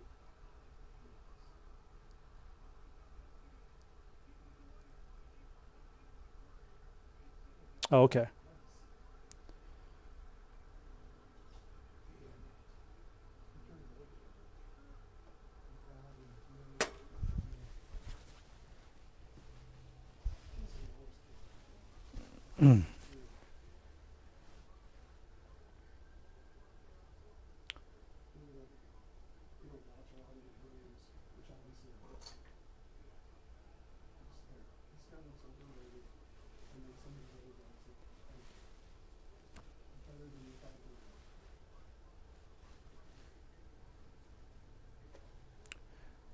So folks, on this live stream here, we're gearing up for a commercial break opportunity of the game to do a live update on News 4.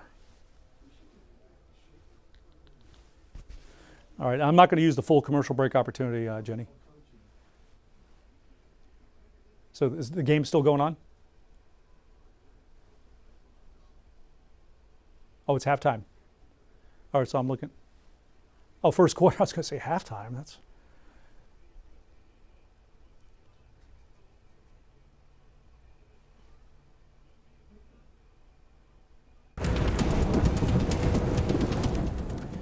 Hi, News 4 Chief Meteorologist Chris Suchan. Take advantage of this commercial break opportunity to get you up to speed on where things stand with weather and severe weather warnings. Atascosa County earlier had a tornado warning that has expired early. Storm is rapidly weakening. Now, this is a flash flood warning that is in effect in Atascosa County. Meantime, we do have a severe complex of storms getting closer into Bexar County right in here. This is winds of at least 70 miles an hour possible, or maybe even a little bit stronger. Moving east, this warning, severe thunderstorm warning into Medina, into Frio County, that is until 8:45. So as we'll go a little closer in here for you, we've already had damage reports in Uvalde County and town of Uvalde, and you can see that's now spreading through Sabinal, coming into Medina County. Leading edge of this is 60 to 70 plus mile an hour winds coming into Medina County, around Dehennis, eventually to Hondo, and working down 90 towards Castroville, getting closer to Bexar County. This storm, this line, is heading east. You see, as we work a little further south into Frio County, you see attempts at sort of surging out here. That's strong, damaging winds all the way down through Zavala County, Dimmitt County, into there you can see portions of Dimmitt County and Frio County. This big complex is making steady progress here to the east. Also do want to point out before I leave you here in this commercial break opportunity that this line is taking aim at parts of Bexar County. So central Bexar County south, maybe a little bit of northern Bexar County too, will get clipped with this complex. And then further north, we also have some strong, now a severe thunderstorm up here at Kirk County into Kendall County for wind gusts and some hail up in here. So all of this commotion in the 9 o'clock to 10 o'clock hour will be spreading across Bexar County. We'll continue to track it for you here from the 4-Zone Weather Center.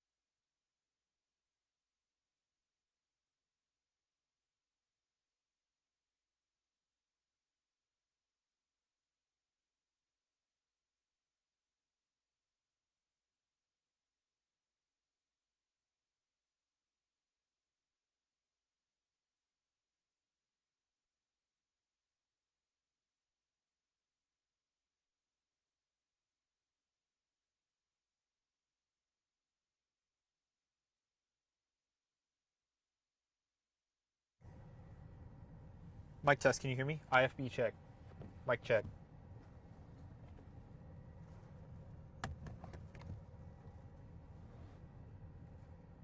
I did not. Maybe David did?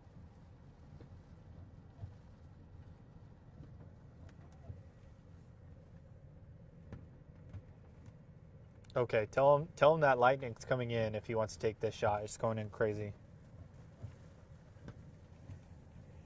Okay, heard.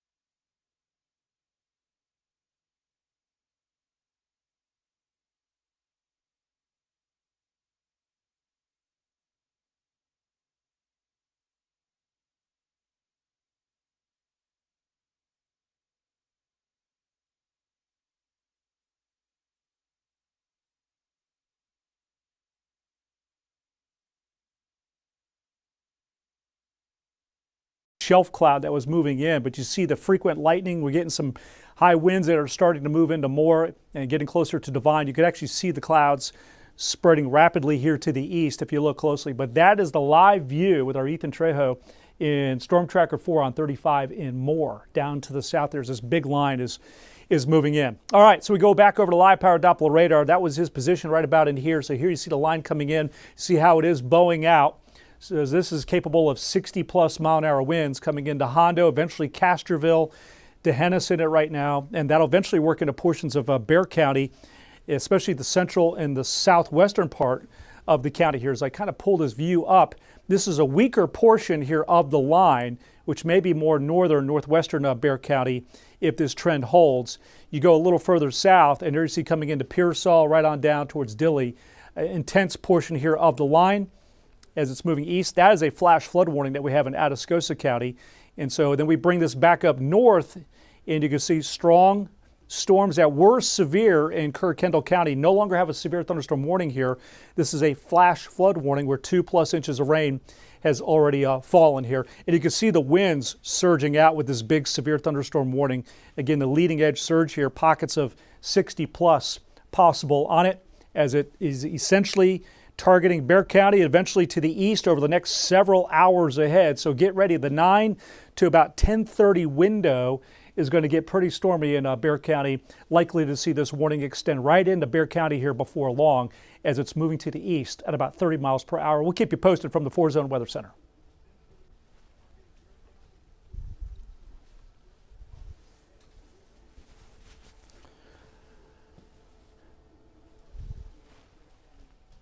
All right, we're going to continue with this live stream update here for you on this severe line of storms moving into the San Antonio metro, Bexar County right now, just getting a little bit of rain on the west side, but you can see clearly what's coming in. And I do want to point out that we'll see if this strong portion of storms that we have up here connects into this complex.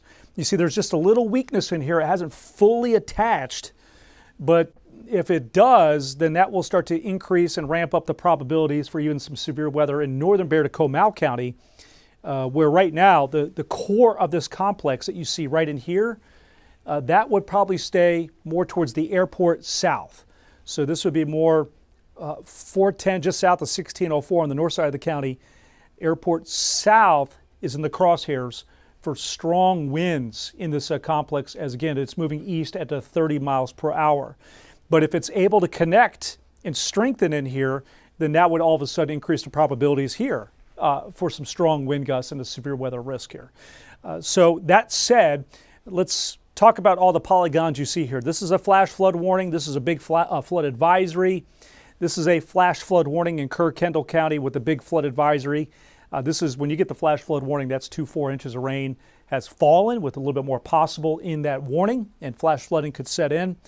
And then this is the big severe thunderstorm warning that we have active right now as this line is marching east. And again, you see it's a big bow echo here, so we call a big bowing out MCS, or mesoscale convective system. And it is fully mature, powerful winds with this. Earlier I was throwing out winds around 80 miles an hour on it. And so at this point in time, it has developed, it has strengthened, and now it's going to, there's no signs that the atmosphere will let this weaken. This should be able to make the trip all the way across our area here with a severe weather risk. And that's the reason for that severe thunderstorm watch to be issued to include more of the area. In fact, I'll just kind of back it up here and show you. Now, do note that the hill country has been removed from the watch, although, Kendall, Kerr County, and Bandera, you still have those storms that are active. And we'll see if the Weather Service wants to plug in a county or two up here into the hill country. But from Bexar County, Guadalupe, Medina, all the way to the coastline, that watch will be in effect. And as the storms move on and things settle down, then counties will be pulled from the watch. So it may not necessarily be in effect clear until 6 o'clock in the morning in San Antonio. But there are signs there could be another complex developing deeper into the night that would rake across the southern part of the area. So that's the reason why this watch goes all the way down to the south. Even though you just see this complex here, and not quite all the way down to the south there, but there could be a second one. So right now, this is the main show here for Bexar County coming in. It's going to have a lightning hazard with it. There will be pockets of some strong winds that do move in. And what we'll do is just kind of take this from the north side of the line and work our way down. And here you can see up into Comfort right now, back on the east side of Kerrville, Center Point, really heavy rain. This is the reason why the flood watch was issued. You can see there was a period there of some training storms with high rainfall rates. And still in the warning, we have moderate to heavy rain falling. And so now you notice that this is going to start to spread a little bit more across Kendall County, including Bernie, back into Bandera. See how this little area has developed with a lot of lightning in here. And then it does weaken just a bit, so I'll see if there's a full connection that's made. Otherwise, you're just going to have this narrow area of weakness that moves across the far northern quarter, 25% of Bexar County, if that holds. So that's kind of an interesting thing just to watch and see here. We'll get rain, but maybe not quite the nasty part of this complex, which is a little bit further south. It gets stronger as you work down into central and western Medina County. You see the warning here. This is where you get the winds possibly to 60 or higher in this region, Tehanas, Savinaw, coming into Hondo. And then the surge out you see here, that's the strong winds pushing the complex forward and surging it out. So that's oftentimes where you'll find some of the strongest winds in a complex like this when it comes to these big bow echoes. So you can see up next is Castroville, Lido, Lacoste, Devine, Moore now getting into it. And then there you have a Pearsall now into it with Dilley and Derby as it works right down 35 in Frio County into Cotulla, now seeing this big complex come in. You see the warnings all the way down south, and then it breaks apart out of our area. Here are those strong winds. You could actually see some of the surge out here right there. That's a pocket of some pretty strong winds picked up here by radar. I'll move this over just so you can look at it from the viewpoint of New Braunfels. This is the radar site now that's to the northeast of San Antonio looking at this line. And you can see again, here's that strong surge of winds. Now again, all along the line, it's 50, 60 plus. So it's a wind machine here at the moment. And it's still a little bit of hail possible, but when they become these big lines or complexes and wind machines like this, hail suddenly takes a little bit more of a back seat. It's not typically as prominent, big large hailstones, unless on the southern flank of it you get a big storm that sort of anchors onto the line with its strong updraft that can produce large hail. So oftentimes the hail size does come down. It's a little bit more manageable size hail. If you do have it, it's just wind. And then you do watch for like little kinks in the line. Do you see a little quick little spin up that you just can never completely rule out? But right now there are no tornado warnings that are active here. It's just something I'll watch in the hours ahead with anytime you have a line like this here. And again, you can see right up into the hill country working south with it. This is our future radar. And it suggests that at 10 o'clock, now we've jumped this ahead by a little less than an hour and a half. And it really seems to me to be lining up pretty well with what I just showed you. So this tells me the modeling, which has captured the top of the hour trends at 8 o'clock with the storms, moving them forward, doing a nice job. You can see how it's pretty much all of Bexar County, moderate to heavy rain, pockets of strong winds, 9:30, 10 o'clock, 10:30, moving through. This is that Bow Echo signature here. There's another strong pocket over Seguin near New Braunfels. So, we'll see. Maybe Comal County gets added to that severe thunderstorm watch. Notice the back edge here, and it breaks up. Coast is clear here. And then what's this way off into the distance? Well, that could be an overnight complex. So you see here at midnight how it's in our eastern zone. Little pop-ups occurring behind it. And then that might be feeding into yet a second big complex of storms that would present a severe weather risk for our southwestern corner of the area to Laredo. This would move across our southern third of our area through the night. There you see the severe weather risk here. This is going into around daybreak, and that's coming in towards Corpus Christi. And then this would be moderate, steady rain with occasionally lightning strikes and a little thunder on the northern side of this big complex here. And then naturally, after that moves out, then it really leaves us with very little tomorrow. In fact, I might even have to lower the rain chance a bit more, down to about 10-20%, where Wednesday ends up being really a pretty nice day. Here you see the flood watch that is active. 2 warnings already in it. In fact, some of these advisories and warnings, that's that one supercell storm that formed that produced these. But the flood watch is actually just a little further north, and we have already 1 flash flood warning here. And this is for 1 to 3 inches in this watch or more. Locally, a spot or 2 could in the end report closer to 5 inches of rain when all is said and done. And again, that'll leave us a pretty quiet day tomorrow. I think I'm going to bag that 30% and drop it down a little bit here. In the 7-day forecast, while I'm here with you, you can see again, it should be a little calmer tomorrow. No weather alert days ahead into the weekend. We're up around 90, and then we're going to get back into this scatter chance early next week for some showers or a couple of thunderstorms here. So let's go ahead and back this up and show you what we have here on radar, and then we're going to pull back the coverage here a little bit, get ready for another commercial break opportunity to get everyone up to speed on the game. There you can see a new warning was issued. This warning here, which does include southern, southwestern Bexar County and Atascosa County, is now with us here. That'll be probably till about 9:30. So a severe thunderstorm warning now includes portions of Bexar County. And we may, we'll see if we get one that's a little further north, but this is the strongest part of the line. And so that's what the National Weather Service is trying to line up the polygon with, is the strongest winds that could hit 60 or higher. And there you can see coming into parts of Bexar County, definitely into Atascosa County here. And In fact, can we take Storm Tracker 4 right now, Jenny? I'm just looking at it over there in the studio. And if we're able to, on this live stream, I just want to show you what it looks like in Moore right now. So I don't know if we have anyone in the control room that can route in Storm Tracker 4, but man, it is coming down big time with the wind too. So you're going to see here in just a moment in our control room, there you go. That's in Moore. So that's this big line coming in, and you can see those winds are howling. And the torrential rainfall and all that lightning, this gives you an idea of what it's like to be in that line of storms, which has a history of 60 to 80 mile an hour winds. So that's 35 more. This would be Divine, Pearsall. That's what it looks like right now. There's more, of course, as you go up from Pearsall. And then here's Divine. This whole area here, strong winds. That'll be coming into Casterville and then south down 35. Lytle's in here, Natalia. And in Somerset to Von Army in this warning. But that gives you an idea of what this line is capable of right now, what it's like.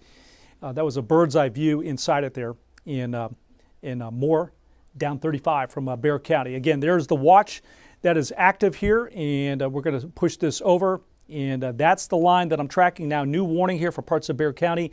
The other stretch here to the north is not in the warning. Control room, if we could do a commercial break cut in here opportunity, let me know.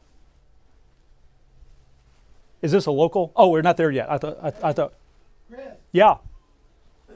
Guillermo just texted me and said clients are starting to complain. Whatever that means. Are we over local breaks? I don't know. We should not be over any local breaks. I don't know. We're over national spots. I'm just telling you what he said. I mean, the client can be wrong.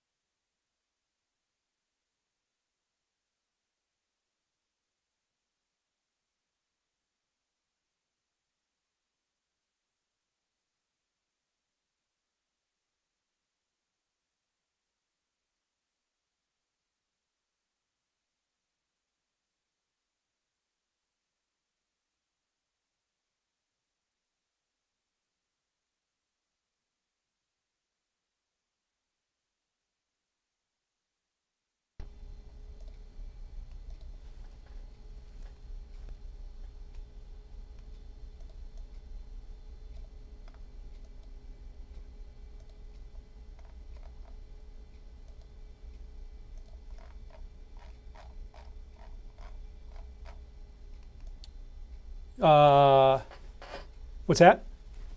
Yeah.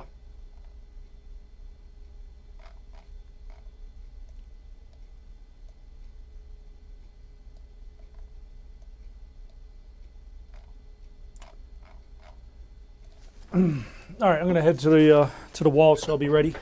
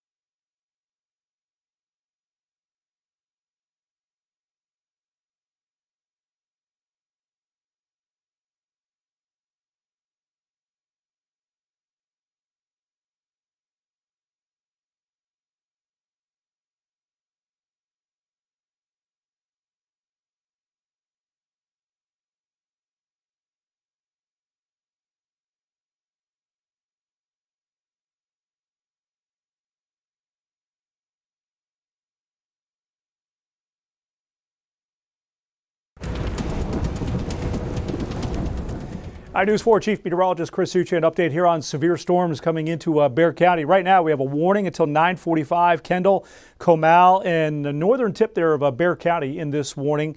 And then another warning that goes from Medina into southwestern Bexar County, out of Scotia County and Frio County. These warnings are primarily for strong winds that could hit 60 or so miles per hour. Hail is really pretty small at this point here, so the focus is really more on damaging wind gust potential. Bring this in a little bit closer. There you can see the heavy rainfall coming into Bernie. We also have a flash flood warning up here into parts of Kendall and Kerr County here. We've had 2 to 4 inches of rain. So this torrential rainfall will be spreading east towards Canyon Lake and Spring Branch, Bulverde, Timberwood Park. You notice that there is a gap in the warnings right in here, although this portion of the complex, that'll be spreading here to the east with some heavy rain and some gusts. Most of the gusts in this portion of the line here in the 40 to 50 plus range. Then you go down a little further south on the line, just now coming into Lytle and Devine, Bigfoot, more. It has really been pounding down here with some high winds, damaging winds and torrential rainfall. This is a stronger part of the line down here, where it's a surefire bet to get 60 plus on the winds, and that's heading towards Pleasanton, Jourdanton, down into Charlotte, and then right on down south into Dilley to Cotulla. You see this real powerful line here, also with the warnings heading here to the east. So that's the big broad view. You see the flood advisories, flash flood warnings that we have, the severe thunderstorm warnings, and this line will be spreading across here over the next hour to 2 hours through the metro here, 10:30. That's still a potent line of storms, then gradually moving here to the east, and we'll likely see another big complex of storms develop here down to the southwest overnight tonight, but that severe weather risk is further down to the south. We just have rain and some lightning and occasional thunder overnight tonight that may actually reach up into Bexar County. But again, over the next 1 to 2 hours, this will be the big window here for Bexar County as this line moves across. And I was just told that the Rock has been canceled at La Cantera with the lightning hazard and these storms moving in here. We'll keep you posted from the 4 Zone Weather Center.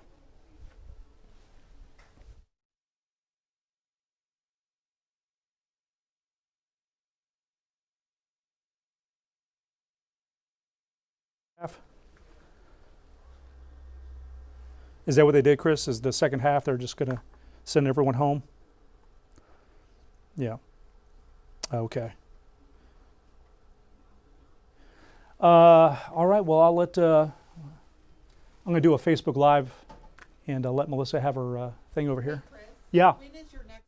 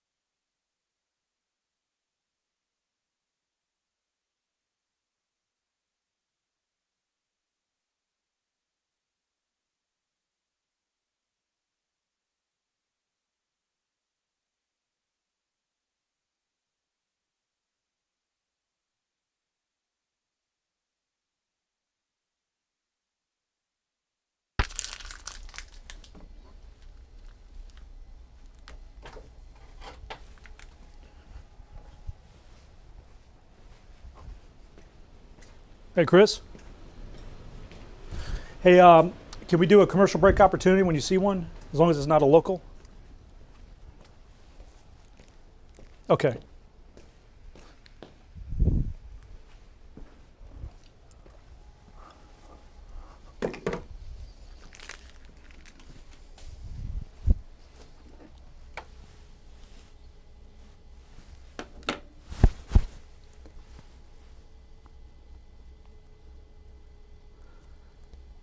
And it's national, not local? All right, yeah, so time me out for like 1 minute.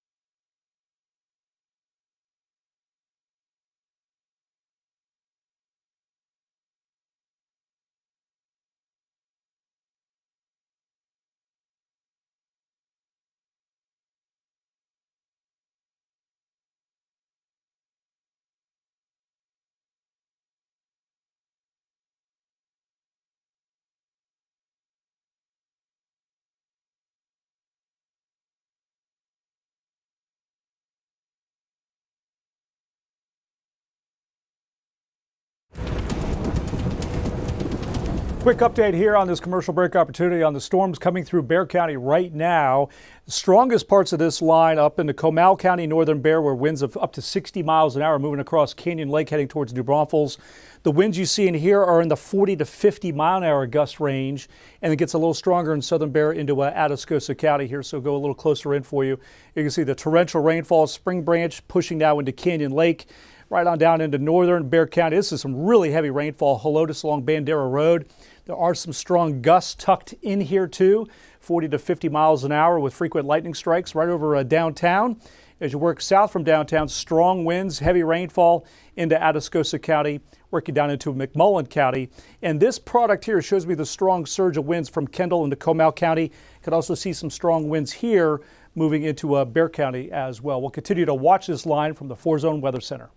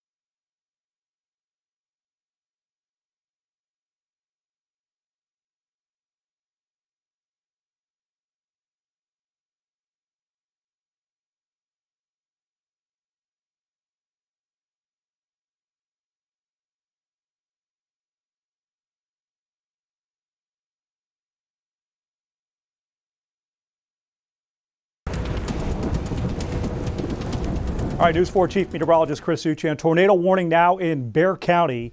That's going to be in effect until 10:30 here. And the area of concern is actually pretty close to the Frost Bank Center in east downtown here along 35 to China Grove. There are two areas I'm watching right now. These are radar indicated tornado warnings as you work east on 35 from downtown and towards China Grove here 87 and 410. So I want to switch over to a mode that shows me the area of rotation, and it's right in here.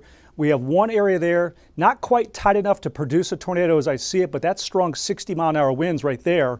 Just a little weak on the outbound winds, but that's the reason for that one spot there. And then we also have a secondary area coming into China Grove right here.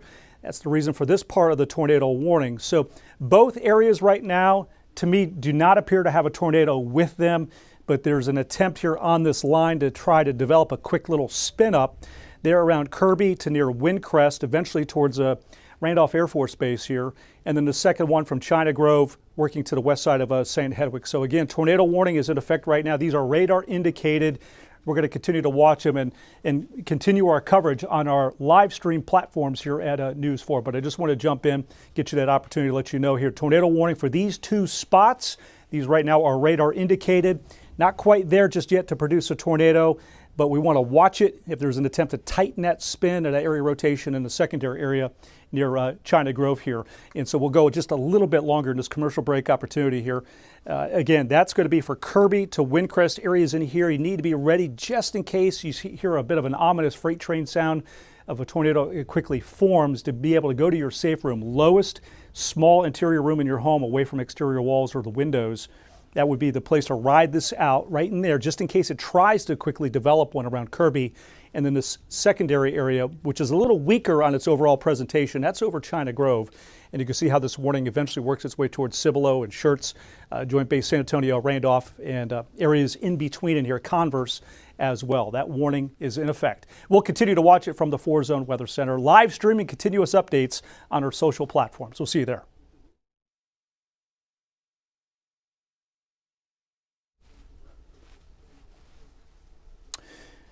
Okay, so we're going to continue our coverage here and on this tornado warning that is active right now in Bexar County here. So what I'm going to do is we're doing this Facebook Live on my page, but I'm going to go ahead and shut this down, go over to our News 4 social pages here where I'll be at the wall. So I'll see you over there.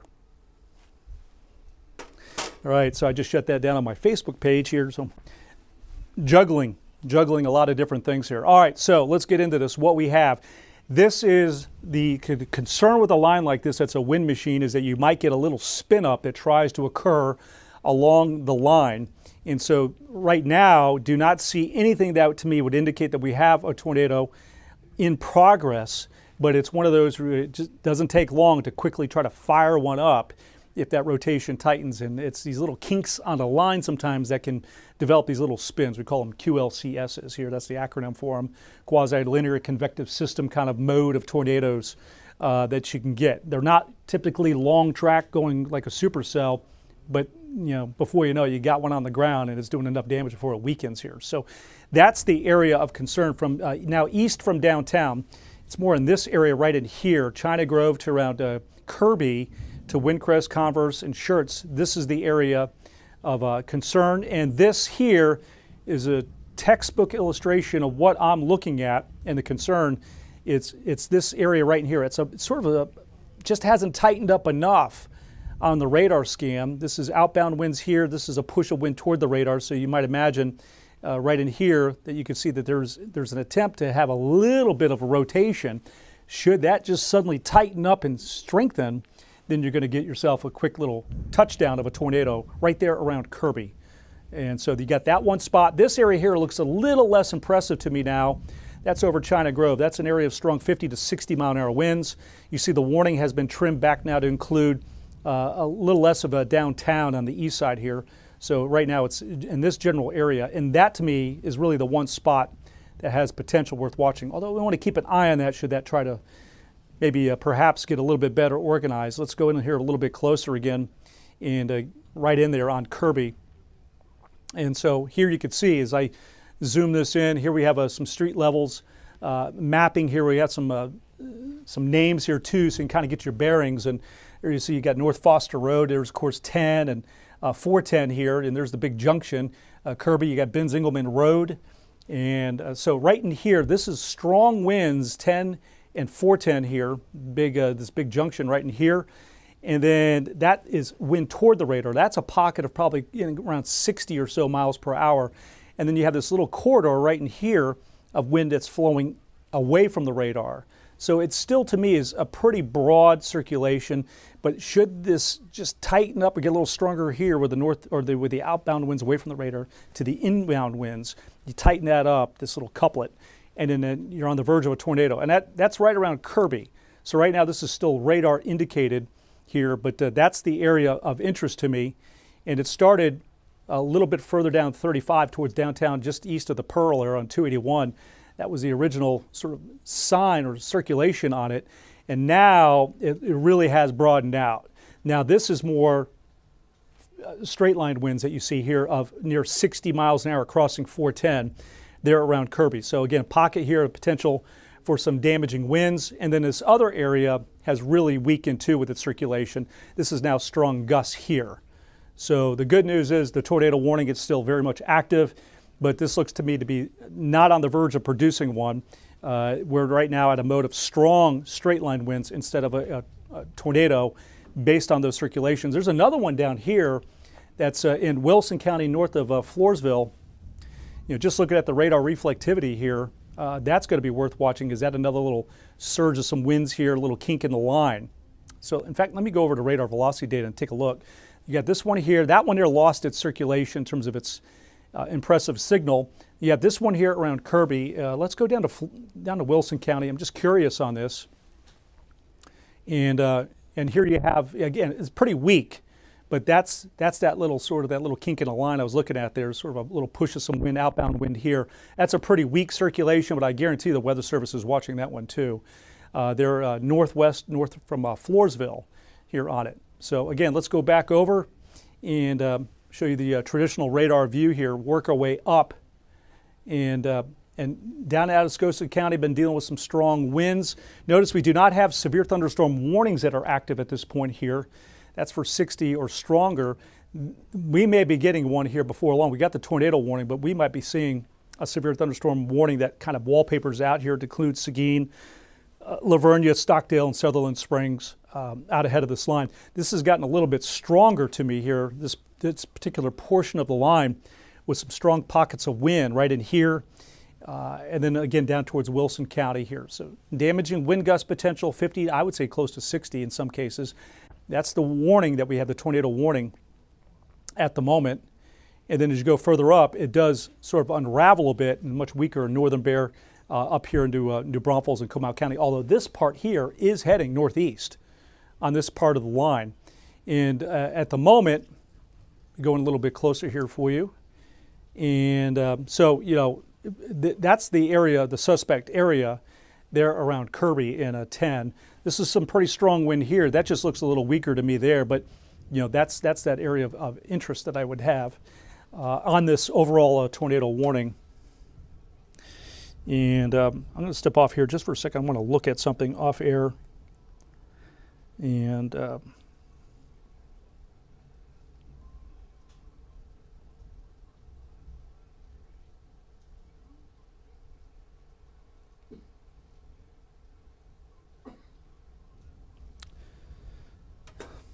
okay, so we just had the tornado warning.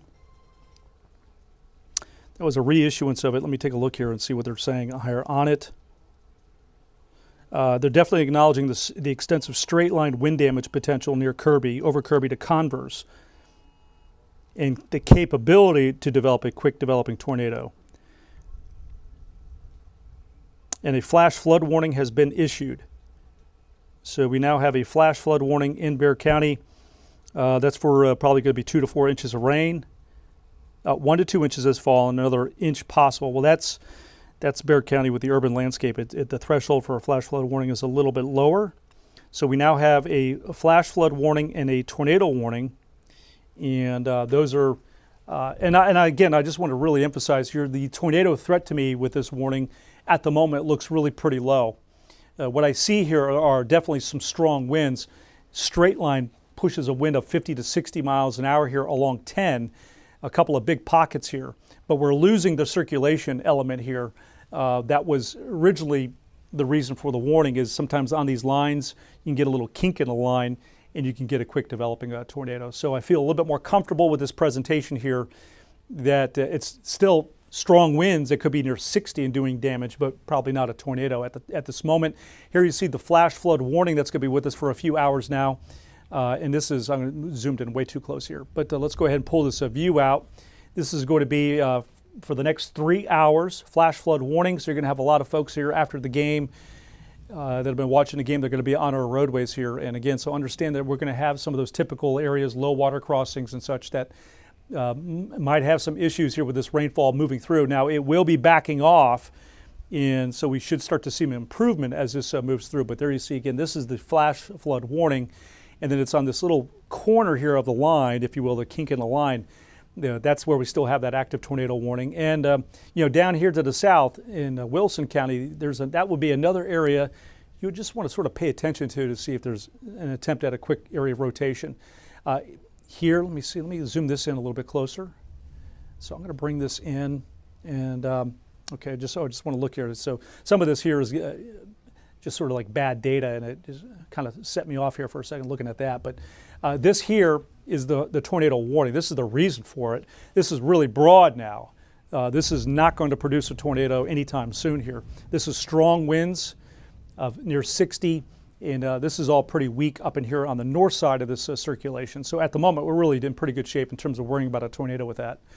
And then we come down here to Wilson County, and this is that other area that's just not strong enough. It's a very weak area along the line. You can see some semblance of the wind kind of moving away from the radar, and a little pocket of some stronger winds toward it. But that's really a pretty weak circulation. But you do want to watch features like this on a line like this that has already tried up in Bexar County to maybe try to sneak one in. And that's moving away from Floresville. So this is going to be heading up towards Lavernia. That little spot there, a weak rotation. I want to keep an eye on that there in Wilson County.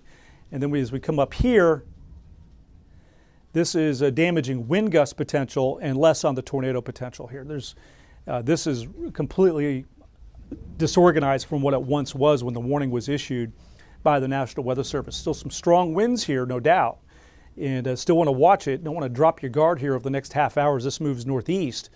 But so again, some strong winds here right along and south of 10 for these communities in here, hitting probably 50 to 60 miles an hour on this. And boy, it's really booming out there. You can hear the thunder, some pretty loud thunder right outside the station here and stretching across San Antonio. In fact, you can see, again, just want to point out all the lightning that we have here. So again, frequent lightning and flash flood warning. And that was my phone there with the alert going out to everyone's phones here on the flash flood warning in Bexar County. Hey, Chris, by the way, in our control room. Hey, while I'm doing all this, if you ever sense there's an opportunity, not on a local break, but a national, where I can jump in, let me know. All right, so I'm just looking to do like a minute or less.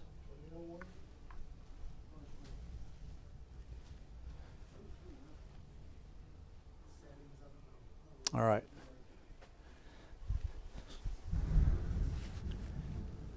Man, we are getting some positive giant lightning strikes here. I'm hearing that thunder out there.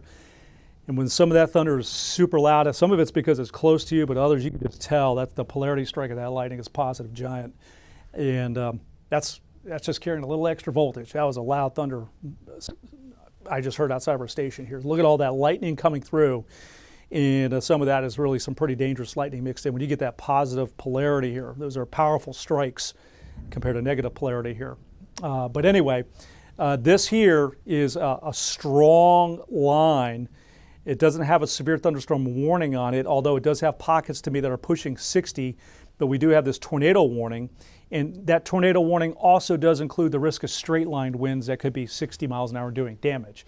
So it's kind of like a pseudo severe thunderstorm warning masquerading as a tornado warning. And so it's a dual threat warning there for straight line winds to be sure, and then you have to worry about that spin up potential here.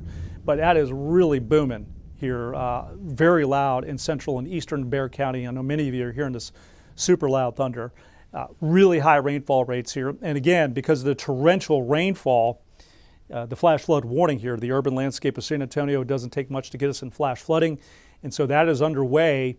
If not where you are in those typical areas, it will be shortly. But the good news is you see how it does back off to the west. So it's not going to sit over us for hours and get into some of our epic flash flooding events. This is sort of a quick shot here. And there again, you can see that's the tornado warning right there. And we'll go in a little bit closer here for the warning, which does include Schertz and Cibolo to St. Hedwig. Areas right in here. And again, I just want to show you the velocity data. This shows me the direction of the wind, the speed of the winds. And the green to the light blue, this is wind moving toward the radar.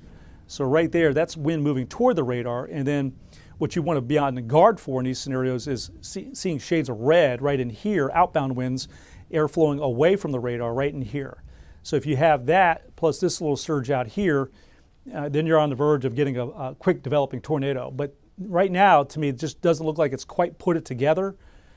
And so that's just strong straight line winds that we have. That's coming towards Santa Clara here along 10, New Berlin. There you see St. Hedwig, this little area right in here. Boy, you're getting some strong wind gusts, including down in here. That's 50 to maybe near 60, right there on the tip there of Bexar County here. So strong winds right here heading towards Santa Clara, Guadalupe County, I-10.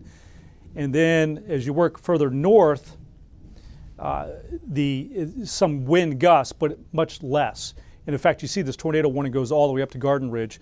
But this is the area along I-10, near Randolph, Converse to I-10. That's the focal point here for this warning, not so much way up here in the corner of it. And then as we go down here, there's this other area that just sort of caught my eye, and it's just not quite there, but this is a little push of wind moving away from the radar. This is wind moving toward it. This is an area of weak rotation here in Wilson County. And to me, if that gets a little stronger and better organized, because it's pretty weak right now,